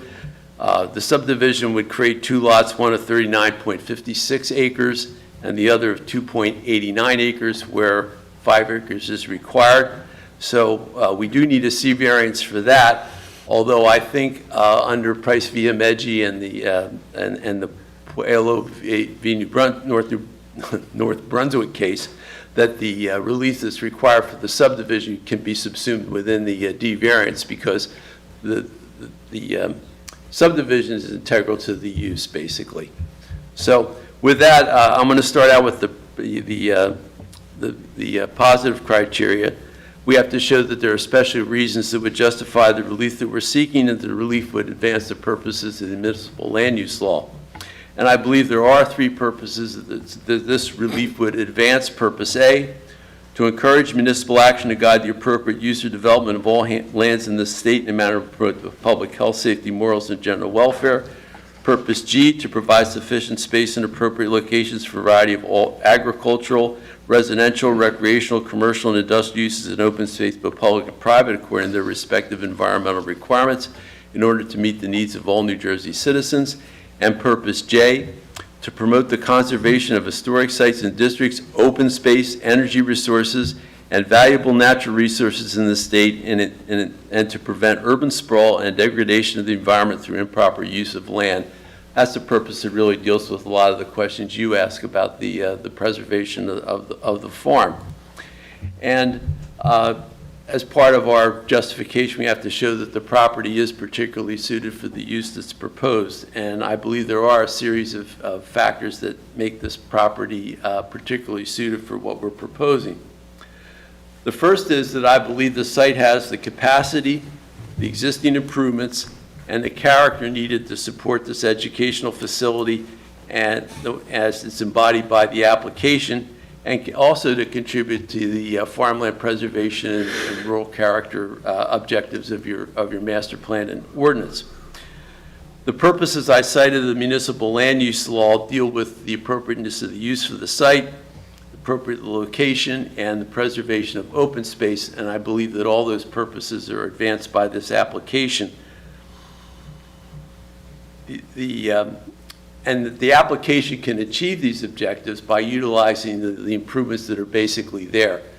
I think one of the key factors in this application is it's really not proposing any improvements other than an expansion of the parking facilities. Everything else is going to be used pretty much as is. And there are a lot of elements of the facility that are actually temporary and movable, or they're portable. And as part of the curriculum, actually, they're that's a key to it, that they can move them around and alter them, and that becomes part of the educational aspect. The improvements have already been described by builders, the access drive, the parking lot. We went over the access drive and the drop-off of the children, and basically what happens with that is they come in through this entrance, they can drop the children off here, they'll have a person there to monitor the children as they're dropped off. So basically, the improvements work very well for that aspect of the Just a question. You said that they're going to come in at that lower entrance? I thought we were told they were coming up in between the barn and the house. You're right. Oh, okay. I pointed the wrong driveway. I'm sorry. I mean, I'm not being picky, but I was starting. No, every now and then when you go through these things, you point to the wrong thing, and hopefully somebody sees Not a problem. that. Didn't mean to embarrass. No, I'm not embarrassed, I'm corrected. So basically, there's all the facilities here that are necessary to operate the use as it is. And I think the other important point is that the use doesn't require any more than the 2.89 acres to operate. Basically, most of the key activities are contained within that area, and there are some activities that extend into the farm, but basically the primary activities of the educational aspect that they can be conducted within the space that is allocated by the subdivision. Secondly, I think the site is particularly suited to the location and the ability to contribute to the viability of the farm. In New Jersey, farming is a tough business, and often farmers, to continue to be farmers, need to have some other income stream to underwrite the farming operation. And one of the advantages of these types of facilities is that there's a synergy between the farm and the day camp. They both support each other. The farm provides the environment and the setting for the day camp, and the day camp provides another cash stream to support the farm. So the uses become basically an integrated use, and they support each other. The farm gets income from the school, and the school has facilities that are part and parcel of the farm. So basically, the school contributes to the preservation of the farm, as an active farm, and the farm contributes to the viability of the school and provides an asset to the curriculum by the farm assets. And so the two uses work together, and this is a site where that can all occur. So that's another factor which I believe makes the site particularly suited for the use. May I ask you another question? Sure. Sorry. Because you just supported a contention that I kind of had, okay? Why can't this be a 5-acre plot? In other words, 2.2 acres more, and do the farming, just as you said. Do everything that you just mentioned, and you're saying that the farm helps the day camp, and the day camp helps the farm, so let's blend them a little bit more. What am I must be missing something. No, you're not missing anything. What you're saying basically is if you change the line, give me the walk up here for a second. I gotta ask a question too on that. If you move the line, you could theoretically still farm within that 5 acres because the uses are integrated. Yeah. You don't have to move it that far. Yeah. You wouldn't have to move it that far, and you could do that. I think that the problem with that is, in my mind, reminds me a little bit of a financial subdivision. You know how when you have a shopping center, you've got pad sites, and often you create individual lots for the pad sites. And the reason that that's done is for business purposes. It allows you to finance the property separately. It allows you to insure it separately. And I think that's what's going on here, basically. It allows a clear separation between the farm use and the day camp use. And the advantages of that are primarily economic advantages, but they're tangible advantages. And I believe that it's a better way to divide the property up, given the way the uses are allocated on the property. But you're right, I mean, you could still blend the two uses in other ways, and the line could be moved around a little bit, but, I have a follow-up question. Go ahead. So years ago, I think I was new on the board, we upzoned that area that, I'm gonna say south of the 208 line to 5 acres. I think we had some lawsuits, actually a committee woman, I think, actually hired an outside planner and set that up. I don't know if Bill was around at that time. We had a couple lawsuits. Now, we have some 40-acre plots back there. You're taking us back to 3-acre zoning. What's to stop those potential developers of some of those other sites to requesting a down zoning like you are to 3 acres? And then, you know, the density, I mean, it's not going to be horrible density, as you know, but it's going to increase the density. It's a question with another question. Does the fact that you're entering the remaining portion of of your land in the farmland preservation somehow mitigate us going back to a 3-acre zoning, or is it actually setting a precedent for the rest of the land in that area that the municipality has now reversed themselves and is allowing 3-acre plots? the precedent question is an easy one, because you don't set any precedent by granting relief, especially in a situation like this where you have a very unique application. I would venture to say that you're not going to get another application with this package of uses with a day camp and a farm combined. Secondly, the board has the same authority you would have over all those other parcels that it has currently, because this application, if it's approved, doesn't alter your authority on the other applications. And if a developer wants to come in and apply for a density variance, he's got that right regardless of how this application The fact that is handled. I'm just, you know, I just need some information. The fact that you're the first property owner in my memory for us to go back to 3, that wouldn't bolster someone else's case to downsize the acreage? I don't believe so, because of the unique circumstances that subdivision would be created under. I mean, basically, the subdivision is to enable the school, and another developer is arguably not going to come in with that proposal. And if he did, he might have the same justification that we have to support it. So, but the other factor is the farmland preservation factor. I think that comes into play as well. And once the farmland preservation occurs, and I think the board was considering actually conditioning any Well, approval. morally helps the case. Yeah. But does it legally encumber us down the road elsewhere? That's all Bob? If the applicant is asking for a reduced lot size, they are supposed to show that there's some reason why they can't comply with the ordinance. So that's a burden on the applicant.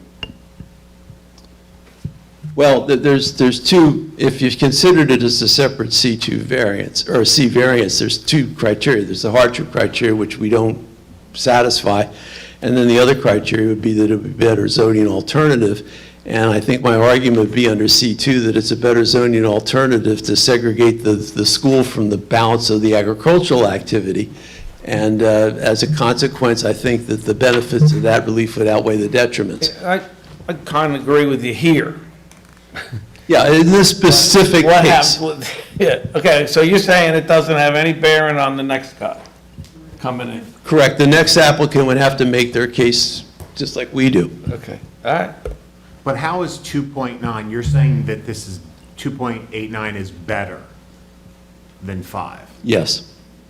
It gives them more farmland. Better for the applicant. They're getting more money for the other 2 acres for their farm, right? I Well, mean, that's true. In a nutshell? That's true, but if you looked at the property, this is the natural boundary between the two uses, and that's why the line's there, more than, from a planning perspective, that's why the line's But there. I don't think we heard any testimony on that. Is there something physical there? Is there something? I thought that whole area, I thought the farm actually came all the way up onto this. I can't testify for that. So- Go ahead, you get the mic. Yeah, basically, there's just, that line that the farmland preservation lady and I kind of came up with, that's kind of like the area that's just not really getting used for more farming type activities. There's a big row of evergreens that basically that line follows. And that's kind of why we chose that spot, because everything kind of behind that, it's just like lawn and open area, and, it was never farmed, there was never anything planted there tree-wise or anything. He just used to mow the grass, so we thought that was the natural line that made the most sense, and then, like you said, it's financially, that made the most sense for what we're trying to do. It probably makes sense financially because that's where the farm boundary is. Okay, what Mr. Nicholson was just pointing to, is that what's the thing that's marked setback line on this? There's an existing hedgerow along this 295-foot line, proposed line right here. We're actually just behind it. So it's kind of a natural, the farm kind of ends right there. This is kind of lawn area, not lawn, but unfarmed, let's put it that way, fallow. There's a hedgerow right here.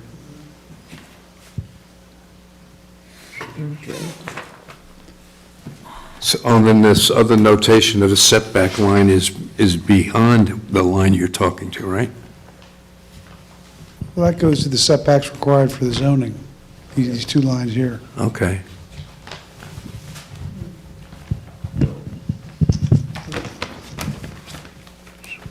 I don't, Yeah, there's a setback for the back property, and there's a setback for the front property, so there's a setback on either side of the lot line.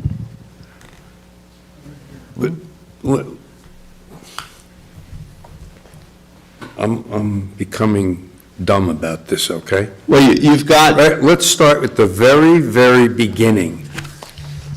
The very beginning, there's almost 40 acres of property that they own now, right? About 43, I think it is. What is it?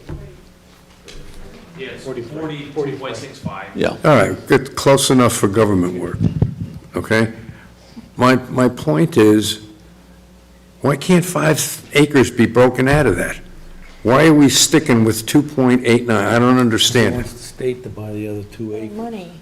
You want the state to buy the other 2 acres, is that it? In a nutshell? That's correct. Yes. All right, well, I wanted to hear that. I mean, I spent many years in the finance industry, and I know and understand how this stuff works, but I never heard anybody mentioning anything about it. It's okay. Did at the beginning. Yeah. So, Yeah, it's to maximize the amount of agricultural space within the preservation. so I know you said all this, but man, I'm forgetting stuff now. Ma'am, you own it now, right? Right. And you're gonna convey it to your son, and you're hoping that farmland preservation, well, they're coming in, we just don't know what the amount is, and that's what's gonna buy the property from your mom. Okay. Are we going to make a condition? And then you're going to anyway? construct a new house on the preserved farm, correct? That is correct. There's an exception here, 1 acre. Is that shown on any of the plans? Yeah, it's shown. Yeah, there is one. I forgot that already. Bill, is that shown on your plans? It's on the one that's marked minor subdivision plan. The exception area? No, I know the home is shown. Down here. $100,000 house over there. So the 1 See how far back it acre is? exception area, All the way back here. This is the section Right. we've been focusing on. Up in the air Oh, he has to go down the road or something? Yeah, that's the one that they have, that comes in here. That residential unit, so we don't really know where the that home exception area. is going to be necessarily. That could shift based on wetlands or the appraisals. No, we know where it's gonna be. I mean, it's the back 1 acre of that L-shaped thing right there. It's high and dry, I had perk test on there and everything, and that's pretty much the highest point in the whole property, and that's where we thought would be the best place to build, just out of the way of everything. It's not in the middle of the farm, it's just tucked away in the corner. We would access it, down the side. And, I have a site plan for that and everything, I think, thought we had that with Bill. Would access Arc Road directly without going through the That is surrounded by correct. that section. Right. Yes, correct. There's the other entranceway on the right side, and we would just come in that and just go right up the edge to the back. There's another gate down at the end of the... That's correct, yes. Is that a dirt road? Yeah, it ends, it starts as a dirt road, and then it just kind of ends, maybe 400 or 500 feet up, and then I would, eventually just continue that. There's a dirt road down the center of the property to access the farm, and, eventually we would just kind of get rid of that once I did the dirt road up the side and, just plant stuff down that center opening, utilize that space for crop. So with the exception area carved out, that'll be taxed ad valorem residential, not really connected to the farm piece. That's what the exception area allows? That's correct. Dictates, That would be okay. taxes to regular residents.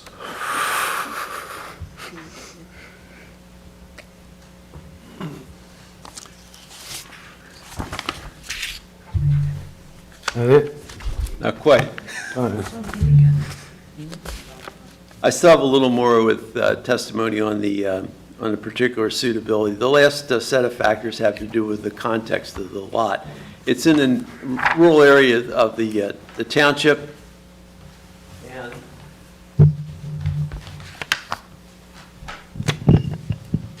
the property to the north is basically wooded. The properties to the east are mostly in agriculture or wooded. And then the property to the south is also an agricultural property. So basically, the surrounding properties are all in farming or woods. And there are single-family homes on the other side of Ark Road from the property. But those are all large lot, single-family homes, and they're also shielded from the use by the existing buffer strip that's along Ark Road. There's a row of very mature evergreens. So basically, all of the activities associated with the day camp are going to be screened and contained within that 2.87 acre parcel, and it's going to be surrounded by either the wooded buffer or along Ark Road, or it'll back up to either woods or agricultural property. So it's a very good location for this type of use that basically contains the use and won't have any impact on any of the residential uses in the surrounding community or any potential impact. It won't even really be visible to the surrounding community. So I think those factors also make the site particularly suited for the proposed uses. And as a consequence, I think the site is particularly suited for the use as proposed, and that it would advance the purposes of the municipal land use law I cited earlier. Under the negative criteria, we have to show that there is no substantial detriment to the public good and that the proposed use will not impair the intent or purpose of the zone plan and zone ordinance.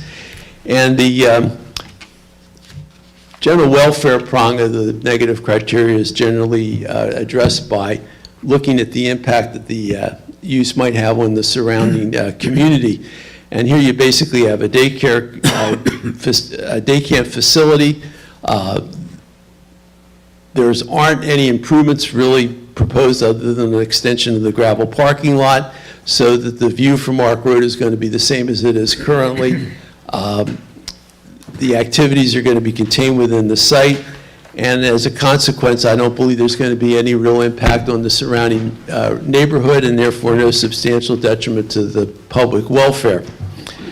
In terms of the balance of the negative criteria, this is a D1 variance, so we also have to show that we can reconcile the failure to otherwise include this use within the R5 district with the variance.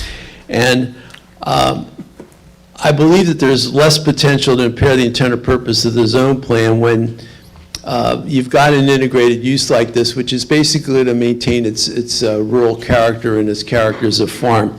The farm is really going to be the dominant use on the property for the most part. It's going to occupy the majority of the acreage, and the non-conforming parts of basically the day camp aspect of it are going to be uses which I believe are fully compatible with the area, compatible with the balance of the farm.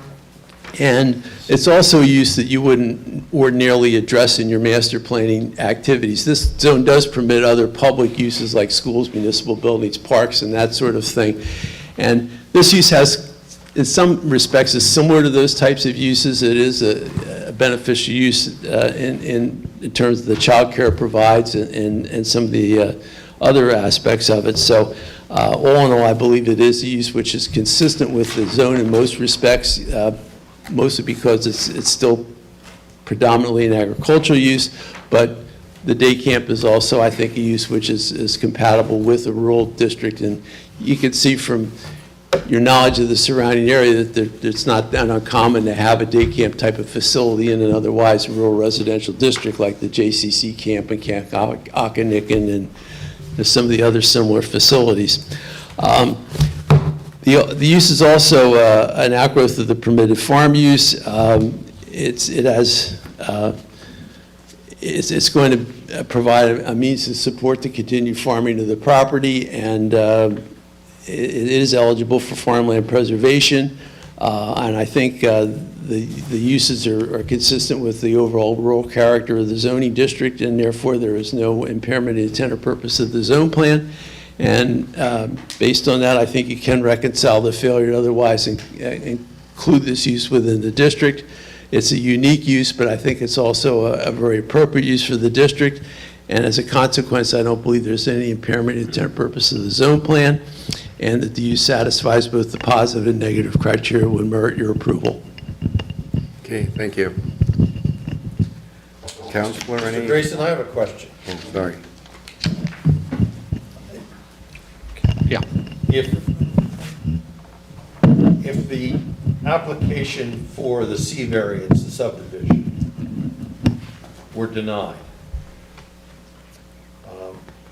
but the D variance for the use was granted, if that was the board's ultimate decision, does the denial, the hypothetical denial of the C variance for the subdivision jeopardize the farmland preservation? I believe it would.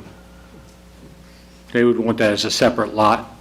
They would want it as a separate lot. Separate tax lot, yes, separate lot.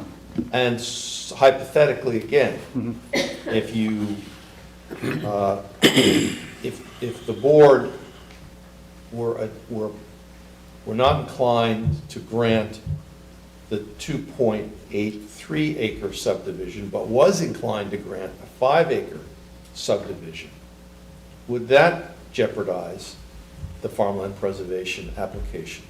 Give me one moment to speak to my client, since he spoke directly to them. Sure. In terms of how they set the line to see. Can we have a 5-minute recess? Sure. Would Mike? Yeah, yeah, absolutely. Thank you Sorry, very yeah. much. I said, yeah. Think it was like president down the road? Yep. Do you think it would set a precedent on the road for people who come in? Yeah, I think it's a valid point. I want to ask another question on that same subject. This house that's going to be down here, and this road that's coming through here, I know. this is all on the farm.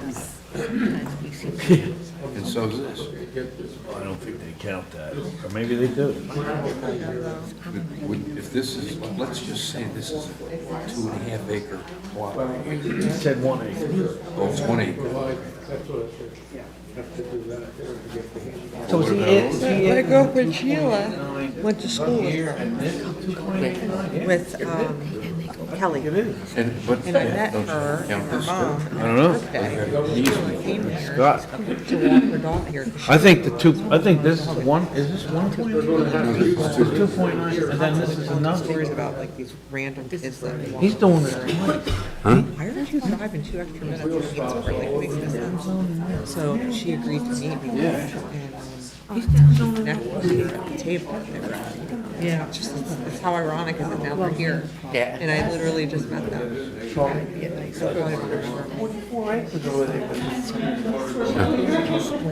You know what I'm saying? Yeah, that's why I started to ask the question about making this fight. So now you got. You didn't realize they were building a wall?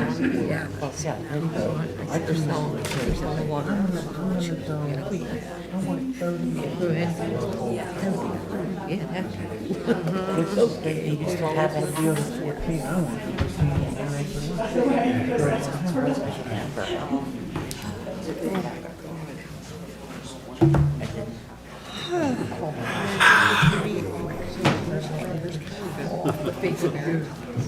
This is interesting. I didn't expect this.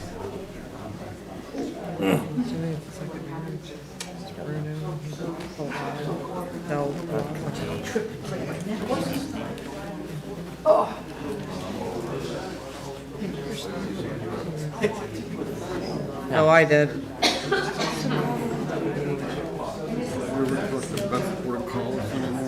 Oh, all the time. Oh, okay. I haven't seen her in a while. She's sort of got absorbed into the system somehow. Well, she's been getting beat up pretty bad over there with the Carnes and the Carnes family drama. Yeah. She's not in code enforcement anymore. She's not in that job zoning anymore. A new planner over there. And, Well, isn't she the zoning officer too? I think so. No, yeah, she took Beth's position. Getting her feet Yeah, I heard. afraid to make a decision. I've heard that. I shouldn't say that. No, it's okay. It is what it is. This is her first time in that Because position. I used to be the zoning board attorney there, but now I represent applicants. So I'm on the other side. And you're not getting responses. Right. Yeah. Exactly. Yeah, that's frustrating. See, talk to Beth till we're so close. I will. I haven't seen her in a while. We meet for lunch sometimes. She was always nice to me. Oh, yeah. No, she's good people. She was my recreation mentor when I started in recreation in Lumberton. She was doing rec in Bedford and very, very successfully. So I really looked up to her a lot for guidance and. Yeah. But I keep in touch with her. We meet for lunch every few months. Oh, okay. Yeah. Oh, yeah. All right. I will, definitely. Council, are we ready to move forward? Yes. All right.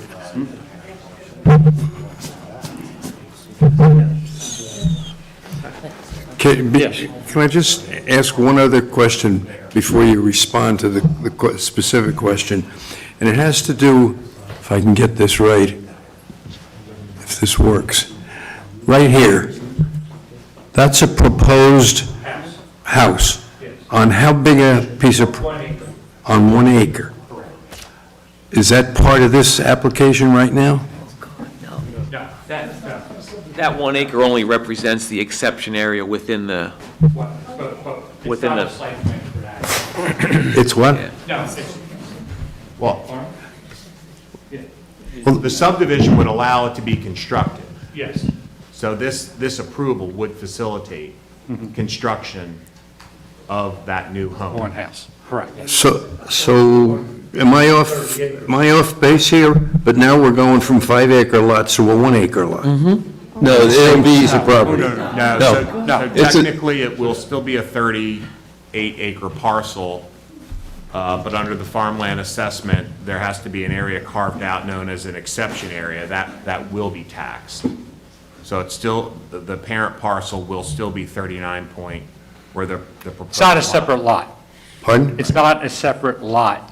All right, what's it part of? It's part of the 39 acres. But for tax purposes, it will be excluded out from farmland, and be taxed as a regular So residence. that's like the Stanley Farm, right? It's like the one on Mount Laurel Road. Yeah, where it's 88 acres and there's a house on it. Right. So we're not down zoning No. that parcel. It's still, This happens on all your farmland, exempt properties where you have farmland assessments, there's always an exempt, a qualified and a non-qualified. If you look at the tax record, you'll see it'll have qualified, non-qualified. So you have to produce income off of it, right? So, R5 zone, that's almost notorious for people that have more than 6 acres of Tree. ground. They pick that 1 acre exception, and they farm the rest of the 5. just a is this farmland, do you have, is it a farmland program where you're paying farm taxes on the land now? Yes, it's a lot Q, so the answer is yes. Okay, I mean, it's just curiosity. I'm not trying to be picky about this, I'm just trying to understand it, okay? And I'm looking at this other map that's it's comparable to that, but slightly different. But who's gonna own the road that goes from Arc Road to this house down here? The big parcel, the farm parcel. The farm part? It's an access easement. Pardon? It's an access easement. It's a driveway. Okay. No, it's part of the lot. So the lot itself will be owned by the farm. Well, 59 feet of frontage on this lot. Yeah, some of these straight ownership. All right, well, that's No, it's ownership, it's owned by the farm lot, the big lot. yeah, it's just a All driveway. right, Okay. good, I'm sorry. Okay. To Mr. McKay's question. Was there another question, or? No, he asked the question before you took the break. Oh. Question. Oh, okay, Question. I'll respond to Talk that. about it. Okay, I'll respond to that. The applicant has heard the board's concern about the 5-acre minimum and the concern for going less than 5 acres. In light of that, the applicant is willing to move the subdivision line back further up along Park Road to be a minimum of 5 acres. To resolve that issue. So I wasn't so dumb after all, was I? Right, but does it, It's not a question. No, I'm just Okay, yeah. saying, we don't want to create a precedent, that's. But nobody, you didn't answer- Independent, I don't think it creates a precedent, but that's okay. right, It's- but I mean, our professionals didn't answer the question. I Right. mean, I don't want to make the applicant do it, they seem like very nice people. If it's not going to, Right. if giving you the 3 acres is going to cause us a problem later, and you said no. Right. But I didn't hear anything from our attorney or our planner or any of our professionals. Are we getting ourselves in trouble by doing it? That's the only reason I personally wouldn't want to do it, but I haven't heard an answer Yeah, from that's anybody. fine. I gave you my opinion, but again, I don't represent the planning board. You're absolutely correct. I mean, you're testifying, Yeah. you're testifying to your I expertise. do a lot of. And what do you think, what do you? The board is not going to get itself in trouble for requiring compliance with the ordinance. No, I mean, we're talking down the road, that granting this 3 acre, If the board granted the C. the 3 acres. 3 acres. Are we setting a precedent where other people in that area are gonna say, I want 3 acres? The board doesn't set precedents because each piece of property is considered to be unique with its own set of circumstances. So it's not a legal precedent. So in your opinion, there's no downside to necessarily giving them the 3 acres for us in other applications? I wouldn't be able to answer that question. That's for the board to decide whether there's a downside to it. There's no downside. I don't know the answer. legal I don't know the answer. perspective. Oh, that was the answer I think you were looking for. I was breathing, say that again, say it again, please. There's no downside from a legal precedent perspective. Okay. The board would have to decide whether there's a downside to allow an undersized lot.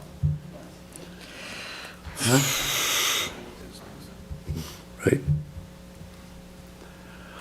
Okay. All right, so we'll take your answer, we'll go with the 5 acres. Okay. And thank you. You're welcome. Anything else you want No, any questions, any other questions for the to? applicant? Okay, well, any questions from the board? Do we vote on that? No, we're not, they made a decision to change this from 2.89 We'll to... go on the record, we're going to extend this lot line out to add Yeah, additional, so come back to 5 acres. Yeah, but I understand that, but you're agreeing to that because they're wanting that? No, we're asking the question, we don't know, I don't know the answer to it. Try to address the concerns certain members of raise. But it's not all members of the board. I understand.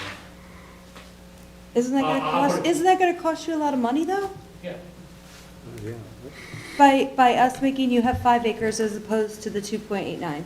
Correct. But it's important But it's- that we think it's, we look at the importance of having the approval and having a day camp there to help preserve the farm. But So that area is I'll put it preserved. this, we can do it this way. It will be, if that's a condition of granting a subdivision, we'd be willing to live with that condition. Obviously, we'd be happier keeping it what we came in for. Yeah. Yes. I don't know the answer. So, obviously, it'd be better all around for the applicant if the board's willing to grant what we've asked for. But if the answer is no, this would be a condition, the applicant will agree to that. Reluctantly, but will agree. And the only other thing I'll other say to the board is, Bob, notwithstanding Bob's comment about a legal precedence, the ordinance is 5-acre zones for a single-family house. This is a property now that will contain a single-family house and a camp. And a barn. With a camp with up to 50 campers on a daily basis and up to 15 teachers. So from a planning standpoint, the board may feel that the 5 acres is appropriate because it's not just a house on 3 acres. It's a house and a day camp business with, 65 people there. And 10 goats. And 5 to 10 goats on a daily basis. And it So could be, from a planning it could be standpoint, 65 the people. 5 acres is more consistent with what the master plan talks about. And I'm just going to throw it out there again. The municipality was involved in multiple lawsuits when we went from 3 to 5, and we had to mitigate them. Again, different Back in the day. situation, and here, this is Well- very specific facts. I don't know. All right, let's move on to other But issues. that's, Okay. this is, You're you've heard the finished. position of Chairman, do we need applicant. public comment? Or? I'm Yeah, getting there, but you're finished with your presentation for your... Yes, I am. Okay. Thank you. Any Thank you. questions from the board members? Now I'll turn it over to our professionals. Mrs. Newcomb, do you want to go first, or you did it? Mr. Taylor or Mr. Miller? You go first. 5 acres is 5 acres, that's easy to do. No, I mean, I'm talking about the whole application. I'll refer, I think there may have been a couple of items and a couple of questions, I may have some clarifications for the applicant. So referring to our June 1, 2023 letter, we did note that a preliminary assessment is required, or an EIS, per the checklist item, and we're recommending that some environmental assessment be done on the property because it has been used for decades for agricultural purposes, and now we're going to be inviting youth out on the property. So even for a single-family home and similar to other applications, a preliminary assessment of the environment and the soil conditions is required by ordinance, and we would recommend that that be provided. Would that involve like picking up the issue of arsenic presence on the site or? Exactly. Or the like? Yes. We had also recommended, we know. We ask them if that's acceptable, they'll comply with that?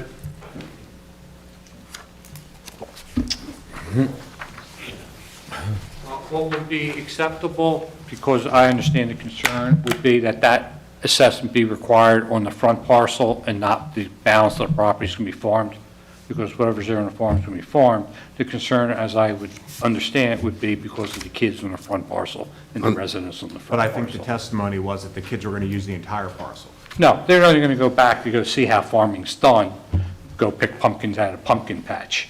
But the primary location, the kids are going to be at the camp in the front. And that's where the lessons are. They may go back through the farming to go see, oh, how's corns grow? And, can we go pick the pumpkins and things like that. But I thought the testimony was that the kids were going to be doing their gardening on the rear parcel. I don't think that was testified to. No, there was no testimony to that. Jason, did you? We have not chosen a spot to do the gardening yet, that's something we were just, we didn't really think we had to kind of choose anything for that, but I mean, that's kind of to be determined. I mean, definitely could be done in the front. could be done anywhere, really. I mean, we do not at this time have a certain spot for that. Well, I'm not being facetious, but if you're willing to do the 5 acres, you've got another 2 acres that you can do your gardening on. That's not part of the, all right? So you wouldn't have a problem with, For the front parcel, whether it's 3 acres or 5 acres, I'm just saying, I don't think an assessment is necessary for the back, Yeah. parcel, because that's going to continue to be farmed. Okay. But we would agree to the front parcel where the camp would primarily be located. okay. And Jason, I apologize, it wasn't you, it was actually Miss Shepherd who said children will be gardening on the farm lot and doing planting. Oh, sorry, I honestly just meant that they would be part of the gardening process, not, I didn't realize that I was specifically stating one piece of my own. So do we have a sense of what the children will actually be doing on the farm lot?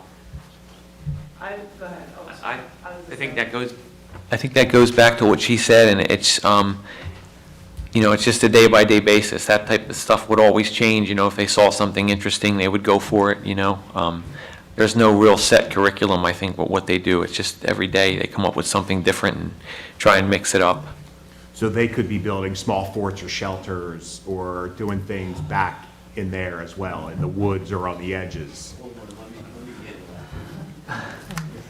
Well, I got 3 nods of yeses and then 2, hold on a second. The hold on is based on what I learned when I did the Kuzer application.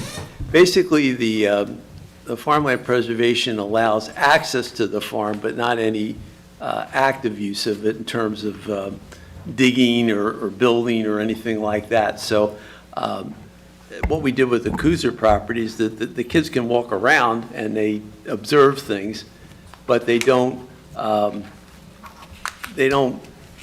dig and they don't pick things, you know what I mean? They're not interacting with it and beyond just exploring it. Because I think walk around but not interact. Well, it's the look but don't touch rule. They can't physically get involved with the property in a way that would interfere with the agriculture operation. And again, as I understood, the way the farmland preservation works is that they can't do much beyond just explore it. They can't build a shelter, for example, the example that you cited. And I don't believe they'd be allowed to garden back there, for example, because that's not an agricultural activity, that's a day camp activity. Well, I think that's what we're trying to get to, because I think some of the earlier testimony was the benefit of this was, while we're going to congregate up front, the farm part, that's part of the exploration, is learning about this, and that's where a major portion of this is happening. And I'm not quite understanding what is or is not, because I feel like my notes aren't. Yeah, and there's not a bright line that protocol on it. I think it's again, I think, basically they're going to walk around and look at things, and but I don't think they're going to engage in anything where they're going to be exposed to the soil contamination, if there is any. I guess that's really the answer.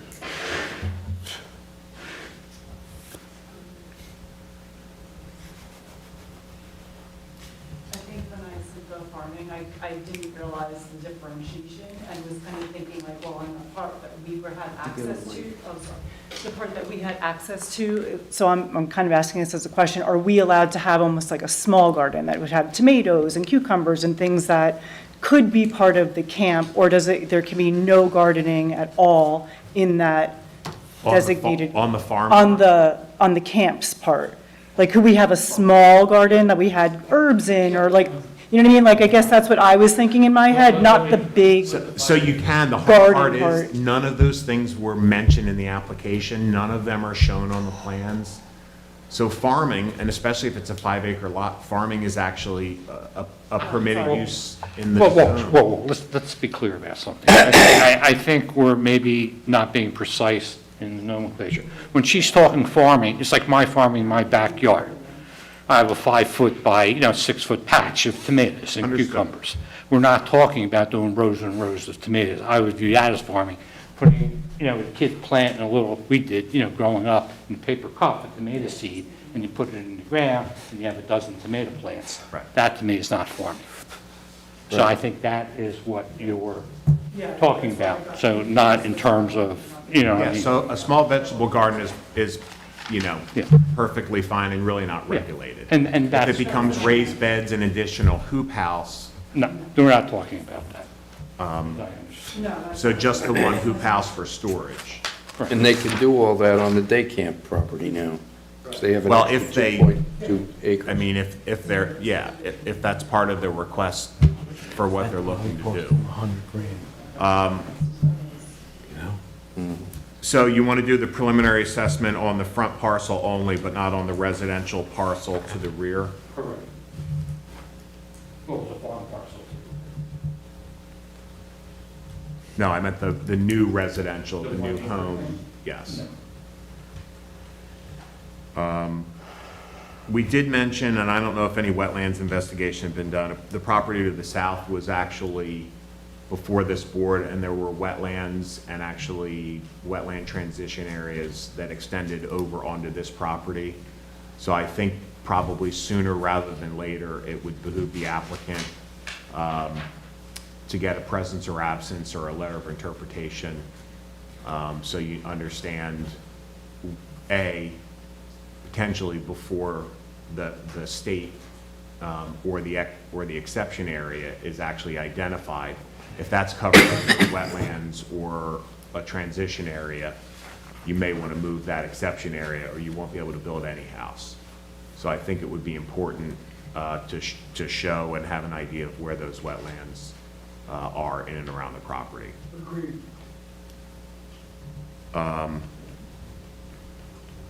One point of clarification, Mr. Miller, I think you said that schools are permitted in the RR5 zone and that they aren't. I think you were sort of lumping that in with municipal facilities, but schools themselves are not expressly permitted. But they're calling this a camp. They are, but he was listing the types of things that were permitted in the zone, and he said that schools were permitted, because this is running very close. Close, If right. they had a building and they were inside, it would be a school. So as part of his analyses, he was saying that schools are permitted in the zone as part of the rationale of this being close or similar type of use. And I just wanted to clarify that schools are not. I was lumping it in with municipal buildings and or uses. I thought a school was as being that, and that's how I came, that's why I said that. Okay, understood. And I'm still not sure I'm wrong completely, but. No, you may not be wrong completely. I just wanted to clarify that for the board, that's not expressly permitted. We have a handful of other comments in there. If the board has any questions on either the use variance or the site plan, I can answer them. I'm not really sure what's going on in what locations from a site plan standpoint up front. But at some point, those things would need to be memorialized on a plan, either before the board can take action or as a condition of approval if the board is clear on what's proposed and where. Well, as a condition of approval concept, what would be the things that we would want to have listed on the final plan? We would want to have everything that's on the current plan, plus, what else? Anything that they said they want to put on the site? Pens for goats, hypothetically. If they want to have 2 chickens on the site, anything that if Kathy gets a call and a complaint and she has to drive by there and there's a structure and she says it wasn't on the approved site plan as part of the use variance, then it's not authorized to be built. Hoop houses. The hoop house. Hoop house. Locate on the plan? No, I would agree in terms of if there was going to be for the goats in a little structure for the goats to go in bad weather, whatever. Yeah, goats But have but the hoop house is not a structure. Yeah. It's on no foundation, dirt ground, readily movable, Yeah, but we've like a had- tent. So I would make exception as to that. I agree in terms of if there's any sorts of structures for the goat. But a hoop house is a hoop house. They're just movable anywhere. So it may not be a permanent building, but Oh, it's not- a it's structure. definitely not But permanent. under the land use law, Right. any combination of materials at, above, or below grade, Right. whether intended for occupancy or not, is a structure. So a sidewalk is technically a structure, so I would call a hoop house a structure. Whether the construction code official calls it a habitable structure because the employees are going in there to store materials, that's a building code. From the town standpoint, if you're going to use it as a storage structure, then it should be shown on the plan just by virtue of the use variance alone. So the board can understand, is this a 10 by 20 hoop structure, or is it a 20 by 400 hoop structure? We haven't heard any of that, and I think as I'm sure you would agree, as part of a use variance, the board having an understanding of what is the magnitude. Just like you guys are capping at 50 students, it's not 500 students. Right. So I think that all talks to the site suitability, the negative criteria for the board to understand what exactly the scope of what's proposed. I think that's about all I had, Mr. Chairman. That was my list of additions to the, Okay, to the revised site plan, Mr. Chairman. Okay. If we may, what? They have to come back with a site plan, right? yeah, No, For final. yeah. They have to come back with a site plan for final, right? No? that's up to the board. They have submitted for site plan approval. Preliminary and final. For preliminary. Preliminary. But you don't have a site plan. Well, we do have a site plan. The question is site plan doesn't show that the goats and And of course, it's going to show more than 2.89, it's going to show no less than 5 acres. So if we were to make a motion, we could ask you to come back and show your couple little ancillary Yeah, things that you're going yeah, to so- do for, as a condition of approval? Yes, I think that'd be fine. What I would ask for is approval for the use variance tonight. I would ask for approval, I guess, a subdivision, and then we'd have to come back for site plan for the front lot. I mean, the house, For, the back lot. because you want to see. Oh, a couple things there that you want to put. Yeah. for the site plan. Do- That, but at least- Can't that be done administratively, or they have to come in? We can do it subject to, Yeah. Yeah. okay. Well, the only Okay. thing I would caution the board is if something shows up on the site plan that was not discussed tonight and not approved as part of the use variance, they're back for a use variance. Right. Okay, we'll agree. So All right. Okay, any other questions or comments from professionals? Mr. Miller? Had a laundry list of small additions and things for the site plan, like bumper box, a little paving here and there, handicap sidewalk,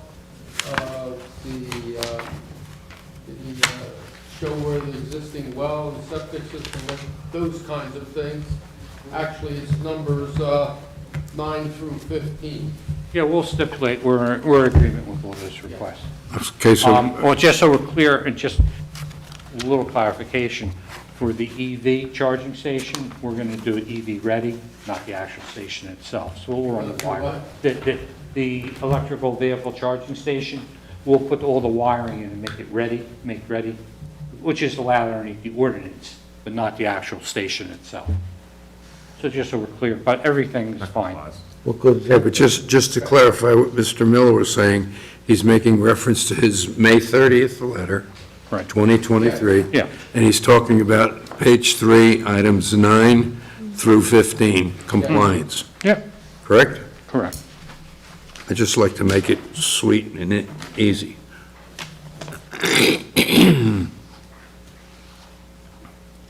You need it in the back for the residential, just grading plan, it's not a big deal.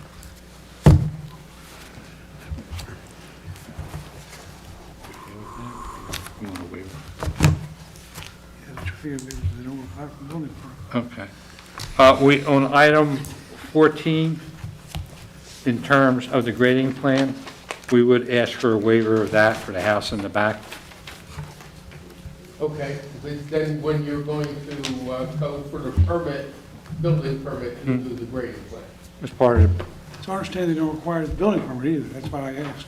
What was that? It's my understanding they don't ask for a grading plan at the building permit stage. Is that correct? Well, if you're gonna put the conduit in and the electric for the EV charger, you need. no, in the front, we're talking the house in the back. Oh, okay. We're talking the farmhouse. Okay, I'm sorry, I wasn't paying attention. No. The normal process, do they require a grading plan for the house in the back? Well, you're gonna give us three, what do you call it, surveys. Yes. So you're gonna have the proposed, the foundation, And and then- the final. Right. And in this case, you definitely would have something in that regards to just the fact is that we're on well and septic, you possibly may or may not have any form of wetlands. But that's gonna come from your surveyor and any engineering. But, yeah, I mean, that's something, that we usually ask for. I have that, because the septic people Right, submitted the we grading had plan. talked about. with So you the have a drainage septic. plan? Yeah, Oh, fine, done. If we have it, done. It shows Non-issue. the grade mark and everything. Okay, non-issue. All right, so we're still going with 9 through 15, right? Counselor? Yes, 9 through 15, okay. Any other questions from the board members before I go for public comment? Okay, A quick, just mention, to make sure that the house meets all the setbacks. Yeah, it does. I mentioned that. okay. Is there anybody still online? There are 2 people. Okay, ask one of those 2 people if they want to have public comment right now. Well, they heard you. Pardon? They heard you, because you said it. Okay. They're No? not unmuting. All right, public comment, yes, ma'am. Step forward, your name, and be sworn in by Mr. Kingsbury. Name, please? Susie Cardoso, Cardoso. And this is my aunt, Teresa Lorenco, Lourenco. There's 2 people there, right? Yes. You swear or affirm the testimony you give tonight will be the truth, whole truth, nothing but truth, so help you God. I do. Could I have your name, or the one lady Teresa. I'm lying about? Teresa Lorenco. Say that again? Teresa. Last name is Lourenco. NTS? No. Oh, Teresa, Teresa. Okay. Okay. Go ahead. So I always speak on behalf of my aunt because of the language, just to make it a little bit easier. But my aunt is the neighbor of the applicant who just spoke before. They are her neighbors to the left. You're talking to the board. And so we just wanted to say that we don't have any issues with anything that they are looking to do. My aunt, her property sits to the right of theirs. Isn't, is it Mrs. Lorenco? Mrs. Lorenco, yep, and my uncle Fernando. He's not here this evening. Weren't they in before the board for approval of a lot Yes. up further? Yep. Moving a house from the front to the back? We are the one and all, but we are the same. And the chickens, right? The chickens? Yes, and the chickens. Okay, all right, I thought I recognized her. Yes, yes. Good to see you back again. Thank you. I know, we finally got our letter that we needed, so we are now moving forward. Okay, thank you. Thank you. Any other public comment in the audience?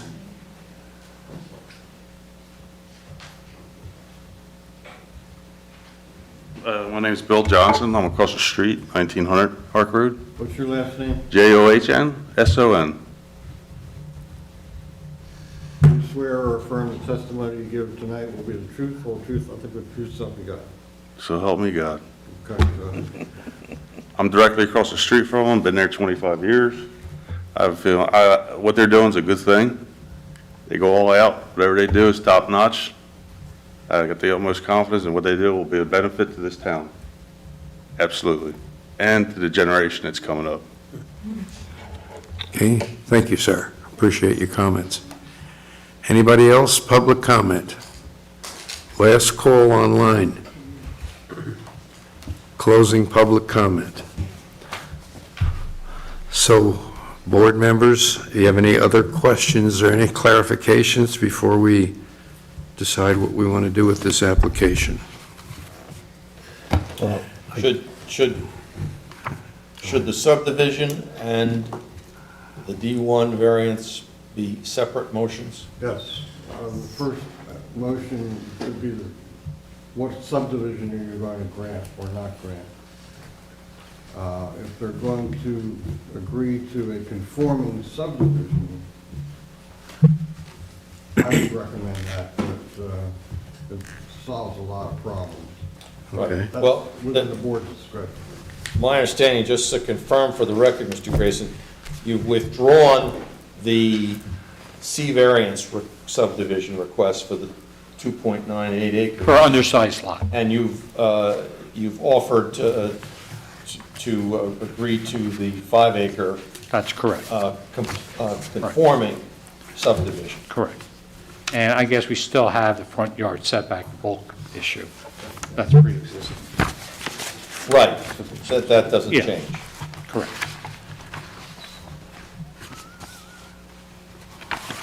I have a question, though.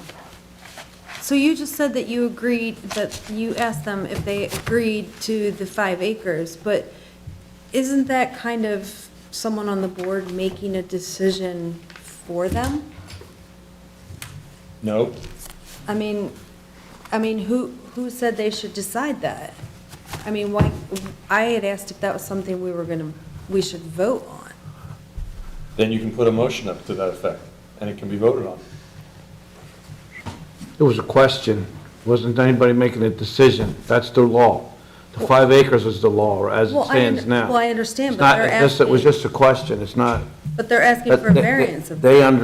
they understand that there was their decision. Yeah, obviously it's up to us. It's their decision. Yeah, that's Okay. correct. So we don't have to take any action on that. But we still have to grant the The- conforming subdivision. The subdivision, yes. So, Mr. Kingsbury, is saying that we should take that action first and then use variance second? The first vote should be the subdivision. Subdivision, okay. Will someone entertain a motion to that? I'll make the motion. I'll second. Okay, any questions on the motion? What was it again? The subdivision, just taking the 40-some acres and breaking it down to 35 and 5 approximately. To grant the conforming subdivision of 5 acres out of the larger parcel. Yeah, Correct. okay. Any other questions on the motion? Roll call, please. Mr. McKay? Yes. Mr. McLaughlin? Yes. Mr. Navarita? Yes. Mrs. Baggio? Yes. Mrs. Tyndall? Yes. Mrs. Costco? Yes. And Mr. Colpfeiffer? Yes. Now, the second one is use variance, correct? Yes. On the use variance on the conforming 5 acre parcel. Right. That we just granted subdivision of. I make a motion to grant the D1 variance application as the testimony indicates the case has been made. I'll second that. Okay, are there any conditions we have to put on that one, or are we gonna, that'll be the third motion, right? Mr. Kingsbury? That motion, that variance request has on it the conditions that have been proposed by the applicant that are, I could sit and we could go through them, but they're all in the record. For example, a limit or cap on the number of students at 50, cap on the number of goats at 10. That would be in the resolution, and it's also conditioned upon them coming back for site plan approval. Exactly. Yes. Okay. I'll second that again. Okay, any questions on the motion? Oops. Oh, yes, there are questions. Go ahead, yes. If I may. I don't recall, and I just spoke to her, that we had agreed to a cap of 50 students. What we said was typically that's generally what they're running. but never agreed to a cap at 50. If the board wants a cap, I would honestly ask for 100. I would just be worried that we wouldn't be able to grow the business if we were only capped at 50. And that was part of the point of this, is to be able to. Well, the testimony and the parking and the site suitability and the negative criteria was all based on 50. the earlier discussion. typically have 50 kids, right? Yeah. Yeah. Is there a fair number that you? Well, no, it's the number that you want. I mean, Right. question is. Because, and we believe that, it's more than enough parking, given the fact that you just have people dropping off kids. Nobody's parking there, it's just delivering and drop off. But there is enough room on their property to make more parking if they And they're needed to staggered. with the students, though, Where would right? they put that, though? Well, they have 5 What? acres. Right, but where would they put it? I don't Not on the I don't know site how many plan. spaces that would be. Well, yeah, but that's what I'm missing something. Right, so Jill, I agree, the site can probably accommodate it. I mean, the point is, But they're- if there's a cap of 50 now, and there's a little bit of shifting sands here. I mean, you have to realize that from our point of view, we put a cap of 50 on based upon current parking and other, access and everything else. Now, you want to change it 5 years from now because you are successful, we hope you are, to 100. Shouldn't you have to come back to the board for? The way we kind of looked at it was just the 50 came from like what would be the average there, but I don't think that when we discussed this a lot, I did with them when we work on the site plan, and the parking's really for the staff, like the people aren't coming there to park. You're coming in, you're dropping off, and then you're leaving. And so like, there's not going to be 50 cars there parking. It's just really, Right, but there could be circulation problems. If you have 50 kids, that's 25 cars a morning dropping off, and 25. You have 100 kids, that's potentially 50. Different times. yeah, it's at different times, and I also. They don't all come together at the same time. The way the parking lot works, there's that south entrance, and it's, you can do a loop if you want through there. It's like a perfect loop. And, we've had like parties and stuff there, and, you could park 1,000 cars on that property, I just, there's one member's concern on this point, is that if you're going to double the number of potential students, that raises site plan issues potentially that need to be addressed in order to accommodate that new volume. Can we agree to a compromise? Because again, it's staggered. People aren't parking, dropping kids off. The kids aren't all coming together at once. They're coming some in the afternoon, some in the morning, some at different times.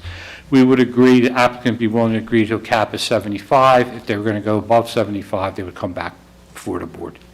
Okay, that's a good point, it's a good compromise, but one other thing, if there's going to be an increase in, I don't want to call them students, what are Yeah. attendees?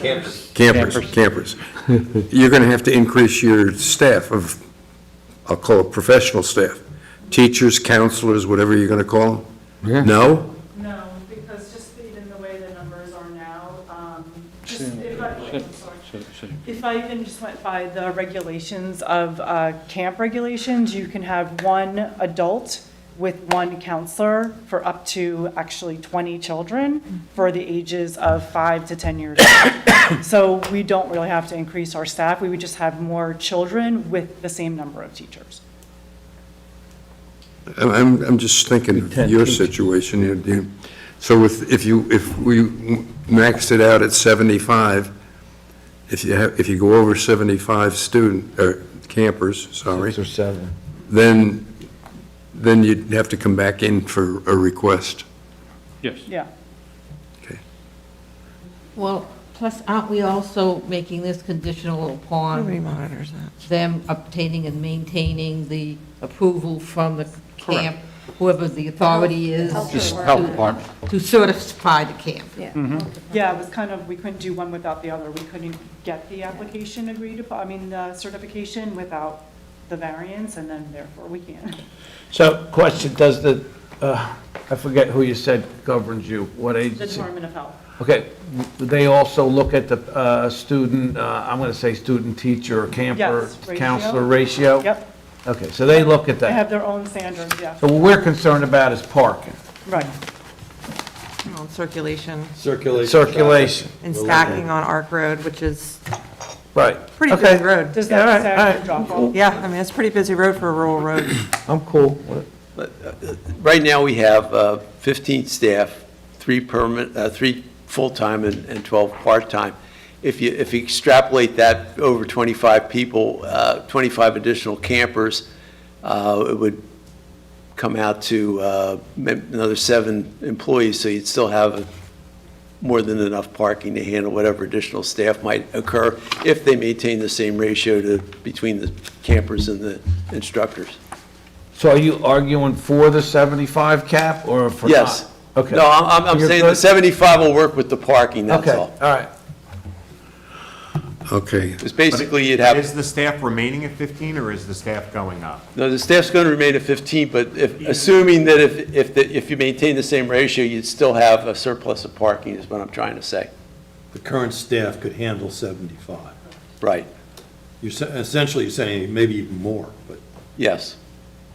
According to the state regulations, yes. Okay, but Mr. Kingsbury, the motion that's on the table now doesn't have to be modified to approve, to include the discussion that you just had relative to state I know approval. that there was, did the motion establish a cap of 50?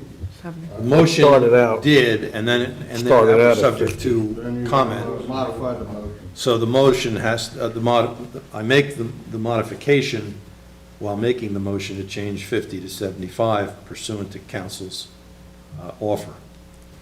Okay, And I'll second that motion with all the details that need to be worked out. okay, but that, Goats and everything. my question to Mr. Kingsbury is, the discussion relative to the annual approval letter that comes from the state Well, that isn't was part of this motion. required.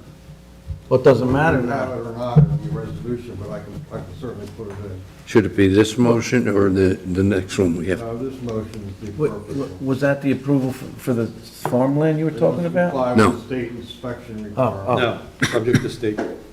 And not just comply, but forward a copy of that certification annually to the zoning office. Right. So that should be part of this motion, Councilor? Right, that's one of the litany of conditions that, I didn't list them all, but we have them in the notes. Okay, just as long as we got it. Any other questions on the motion? Roll call, please. Mr. McKay? Yes. Mr. McLaughlin? Yes. Mr. Navarita? Yes. Mrs. Pacheco? Yes. Mrs. Tyndall? Yes. Ms. Casco? Yes. And Mr. Grofeifer? Yes. We're done with this? I'm not trying to get nothing personal. They're not jumping up. You're welcome to stick around. but Scared They're to not We've got- jumping up. We've got more work to do, So so 3/4, 7/8 of what you want, need. we're finished with the, Finished for now. okay. Thank you all, good luck. Oh, you dropped something. No, well, we don't have to. Oh, yeah, if you could hold on. Leela For, did they leave? just gonna go see if, Yeah, okay, If they're asleep? probably. Resolutions, Mr. Chairman.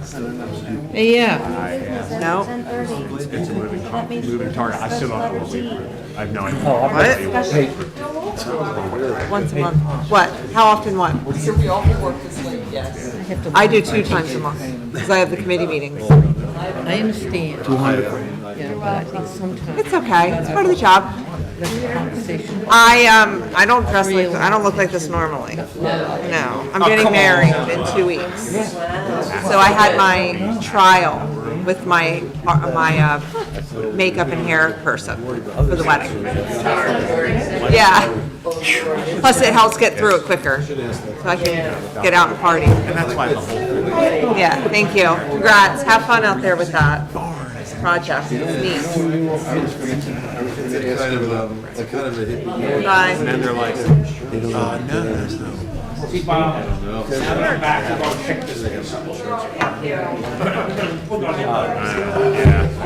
don't like to play, let's get this done. All right. D, let's go. Let's go. Item of new business, D, a resolution. This is from the township, where they're turning the mobile home park on Route 38 over to the Joint Land Use Board for approval relative to classifying it as area in need of rehabilitation. Yeah. Now, has this motion that I have that doesn't have any, did they approve this? No, that'll be on the governing body's agenda next week, but they did authorize this to be moved forward for the Joint Land Use Board's review. So if we take action on this, it's subject to the township committee approving it? Yes, it'll be, correct. They will not have it before them unless you take action. Unless what? You have to review that. So this property, it needs to be reviewed by the Land Use Board, and you have, by the law, provide comment and report back that you do or do not agree with the rehabilitation determination, and that it conforms with our master plan. Okay, but Yeah. what my own point is, if we say, yeah, we're going to do this, it's going to be subject to the township committee approving this? Correct. Okay, so, not meaning to be pedantic. And the plan will be written Okay. by our planner. So so the township committee would be looking for a resolution from this board approving the adoption of this resolution. Yeah, but who's going to do a presentation to us as to why? Okay, so this particular project does not need a formal examination. Our planner has already established that there are several criteria that are met as dictated by the land use law. And they are listed in the resolution. Right, I was going to say, they're laid out in the resolution. Okay, yeah. The resolution speaks for itself. Correct. As for the reasons for the resolution. Correct. So we can mirror their resolution then? Yep. They're asking the board to Review. agree or disagree or make any comments on the recommendation. That this area, it does in fact meet the criteria needed to be an area in need of rehabilitation. And the subject property is block 7201, lot 1, formerly known as Goss Trailer Park, on Route 38 East, next to Hainesport Enterprises. It's right in front of the new Hainesport Commerce Center, a portion of it. It's now known as Haynes Mobile Community, and the township does believe that this property qualifies as an area in need of rehabilitation, per those criteria that Scott's identified in the resolution. Okay, now I understand a new organization is taking this facility over? A new ownership, and they own several mobile home communities in Burlington County, and I believe also in Camden County, and they do a great job in revamping them and rehabilitating them, and that's specifically what they want to do here. They want to make improvements to this mobile home community. They want to put some mobile homes on vacant lots that exist now, also rehabilitate several of them, as well as add 10 new lots. There's currently 24 there now.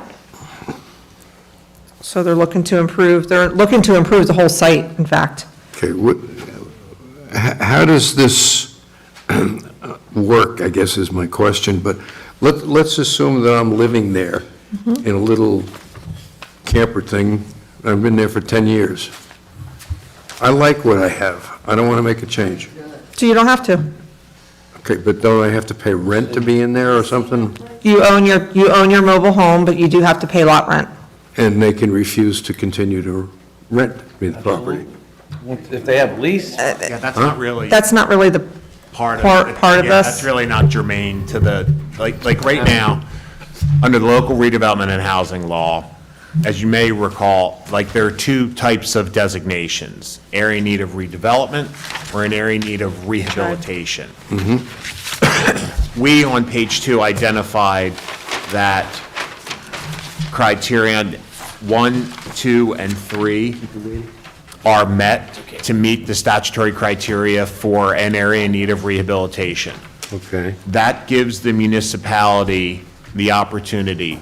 There are some stub dead-end municipal roads and paper streets and some interesting road configurations that sort of function as the property of the mobile home park, but technically the municipality would be responsible for paving, plowing, et cetera. So all that this rehabilitation plan does is it would allow the township committee to move forward with the potential development of a redevelopment plan. That redevelopment plan, which would still have to come back to the joint land use board for a master plan consistency, could modify the zoning. It could allow 1 or 2 additional mobile home parks. We don't know the scale of what would actually happen out there. This would just literally be the first step in that process to allow those discussions to continue, and potentially a stub dead-end street to be conveyed at some point in the future, so it would no longer be a stub dead-end municipal responsibility. All right, just one last question. I guess maybe I'm being overly concerned about the current occupants of this facility. So as part of any redevelopment plan, under the local redevelopment and housing law, any resident relocations would have to be identified if there was any if there was any proposed relocations. They have to meet the requirements set forth in the statute. So there are no, this does none of that. It doesn't address any of that. This is really just the first step to say, yes, this qualifies as an area in need of rehabilitation. That redevelopment plan would then identify those next steps. Okay. Thank you. Sure. I mean, the only reason I ask these questions is because most of the people on the board weren't at that meeting yesterday where I found out somebody new was taking this choice over. So I wanted to get all the information out there. Okay, what's your pleasure, board? We need a motion and a second. I'll make a motion Can you vote on it? to You can? recommend to the township committee that their proposed resolution 2023-76-5 is approved by the joint land use board without exception. Okay. Should we say that it complies with something, conforms with? And it's consistent with the municipal. Inconsistent with, okay, We'll add fine. that. All right, with that language, I'll second the motion. I don't know how. Any questions on the motion? You were going to add that anyway. Roll call, please. Mr. McKay? Yes. Mr. Kroll-Pfeiffer? Yes. Mayor Klaus? Yes. Mrs. Gilmore? Yes. Mrs. Baggio? Yes. Mrs. Tyndale? Yes. Ms. Costa? Yes. Mr. Novarita? Yes. And Mr. McLaughlin? Yes. Okay, next is the minutes of the January 4th, 2023 meeting. I make a motion, we approve the minutes, January 4th, 23. I'll second that. Okay, any questions on the motion? Roll call, please. Mayor Klaus? Yes. Ms. Cosco? Yes. Mr. McKay? Yes. Mrs. Gilmore? Yes. Mrs. Baggio? Yes. Mr. Novarita? Yes. Mr. McLaughlin? Yes. And Mr. Kroll-Pfeiffer? Yes. We have two resolutions. Resolution 23-06, granting a use variance for the automobile dealership on Route 38. Need a motion and a second. A motion. Any questions on the motion? Hearing none, roll call, please. Mrs. Tyndale? Yes. Mrs. Gilmore? Yes. Mayor Klaus? Yes. Mr. So, McKay? excuse me a second. Mrs. Gilmore wasn't on the first one. Sorry. And neither was the man. All right, I'll second the motion. You want to start the roll call again? Sorry. Mrs. Tyndale? Yes. Mr. Colfer? Yes. Mr. McKay? Yes. Mrs. Baggio? Yes. Ms. Cosko? Yes. Mr. Novarita? Yes. And Mr. McLaughlin? No, they weren't Now, there. if I wasn't a voting I- no. member that time, am I allowed to vote? No? No, no, Mr. McLaughlin and Mr. Novrito were not there. We're on that one. Sorry about that. Just, Okay, the next resolution is 2023-07, and this pertains to the Beacon of Hope property. Just a quick comment before you vote on that. There was, on that application, there was a motion to approve, and 4 people voted no. Those are the 4 people who will vote on the resolution. Okay, is that clear? really? Let's say who the 4 people are. Ms. That would be Mrs. Cosko? Costco, Mr. Norita, and Mr. Krollpfeifer, because Mr. Murphy's not here. Correct. Okay. So, and by the way, for any clarification purposes, we're only approving the motion, not the approval or the decline of the application, correct, Mr. Kingsbury? You're approving the resolution. Resolution only? Okay. All right, so we need a motion and a second. I'll make a motion, but I do have a question. Okay, we'll get to that one in a Yep. second. I'll make a motion. Okay, I'll second. okay, second. Questions on the motion? I believe on page 2, under C, Code Blue Sheltering, it says December 1st to March 31st. I thought the testimony was November 1st. I don't know, it's not substantially, but I mean, it's, Which paragraph are you talking? under C, probably the 5th hash, the 5th bullet. Code Blue Sheltering on page 2, Code Blue Sheltering from December 1st to March 31st. I believe the testimony was November.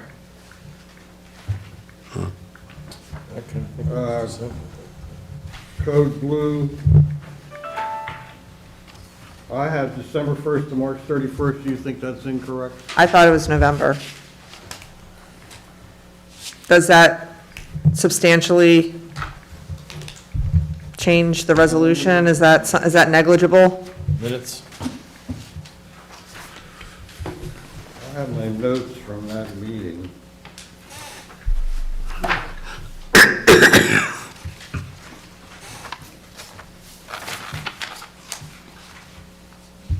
That was the January meeting where that was discussed.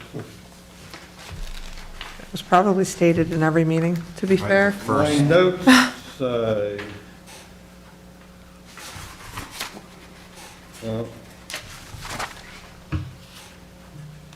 that might have been the homeless shelter case. Right, which is, I think, what this, Yeah. You know, keep something in mind, and I'm not being disparaging against the applicant, but for Change that. 4 months, it was like trying to hit a moving target. Well, they're all It moving. should be November 1? Yeah.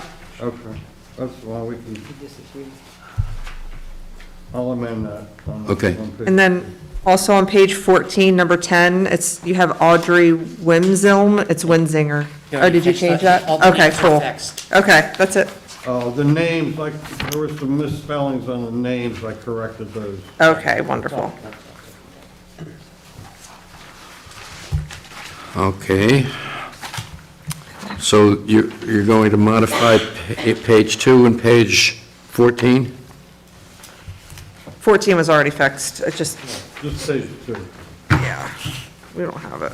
I don't have Winzinger on mine. I know, you don't have the revised one. Okay. It's Thanks for on not the- giving me Oh, I three. don't care. He was here today. I know. But it shall not discriminate against It's on the one you exercise of signed. faith. You're going to sign. Oh, it will be, in there it is? Okay, Yes, for the names are all changed. Okay. Several of them. He gave me hell. Spelled out. He introduced all right. as a Is everybody, we're okay with this? Okay. Roll call, please. Ms. Costco? Yes. Mr. Nuvarita? Yes. And Mr. Krollpfeiffer? Yes. Next is correspondence. We have 3, 6, 7, 8 items of correspondence. Need a motion and a second to accept and file the correspondence. So moved. Second? Any questions on the motion? Hold on, I did have some questions, I think.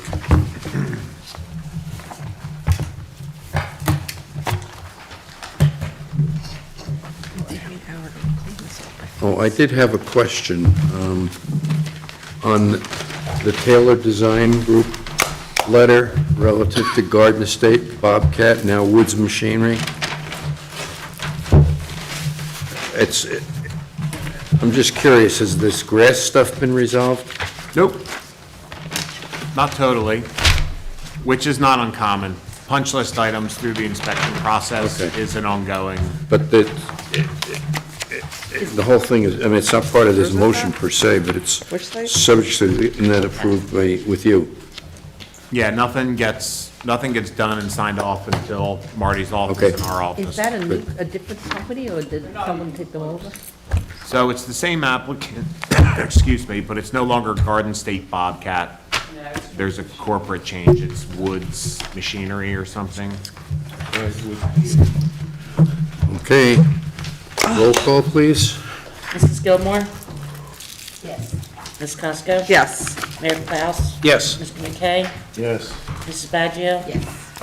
Yes. Ms. Tyndall? Yes. Mr. Nuvarita? Yes. Mr. McLaughlin? Yes. And Mr. Krollpfeiffer? Yes. Professional comments? None. Board comments? None. Well, I do have a comment. Oh, sorry. That warehouse at the corner of Barn Highway and the bypass, I think it's looking good. Oh, the one that got me voted out. It looks good. That one? Better than Home Depot or Lowe's. Sprawl? The sprawl? No, it looks damn good, but it's better than 250 apartments. You go around and look at any other warehouse in any other We town, all good. I went to great lengths. they look like crap. Yeah, it's coming out nice. Did you see Our the- warehouses are Landscape and top-notch. everything. How about the I don't one on care the how much Really that- that they just built going out Yeah, 206, yeah. or on the other And they side were- of 206, they're an it's all agreeable weeds group. already Yeah. out there? They, Yeah, these guys do a nice job. Went to great Okay, lengths. let's, Special heritage. public comments? Much more important than 38. And it won't take more than a couple of years. Those trees grow up. Make a motion. Well, I have to make a speech. Thanks. Are they still online over there? No one's on. Good, no public comments, closed public comment, I think they're not. adjournment? All in favor? Aye. Anybody who says no, you're I'll fired. first. Why would you? They tried to bust the I'm gonna stick this. zoning. And I'm like, 11:15. you know, what's that do for the rest of the land?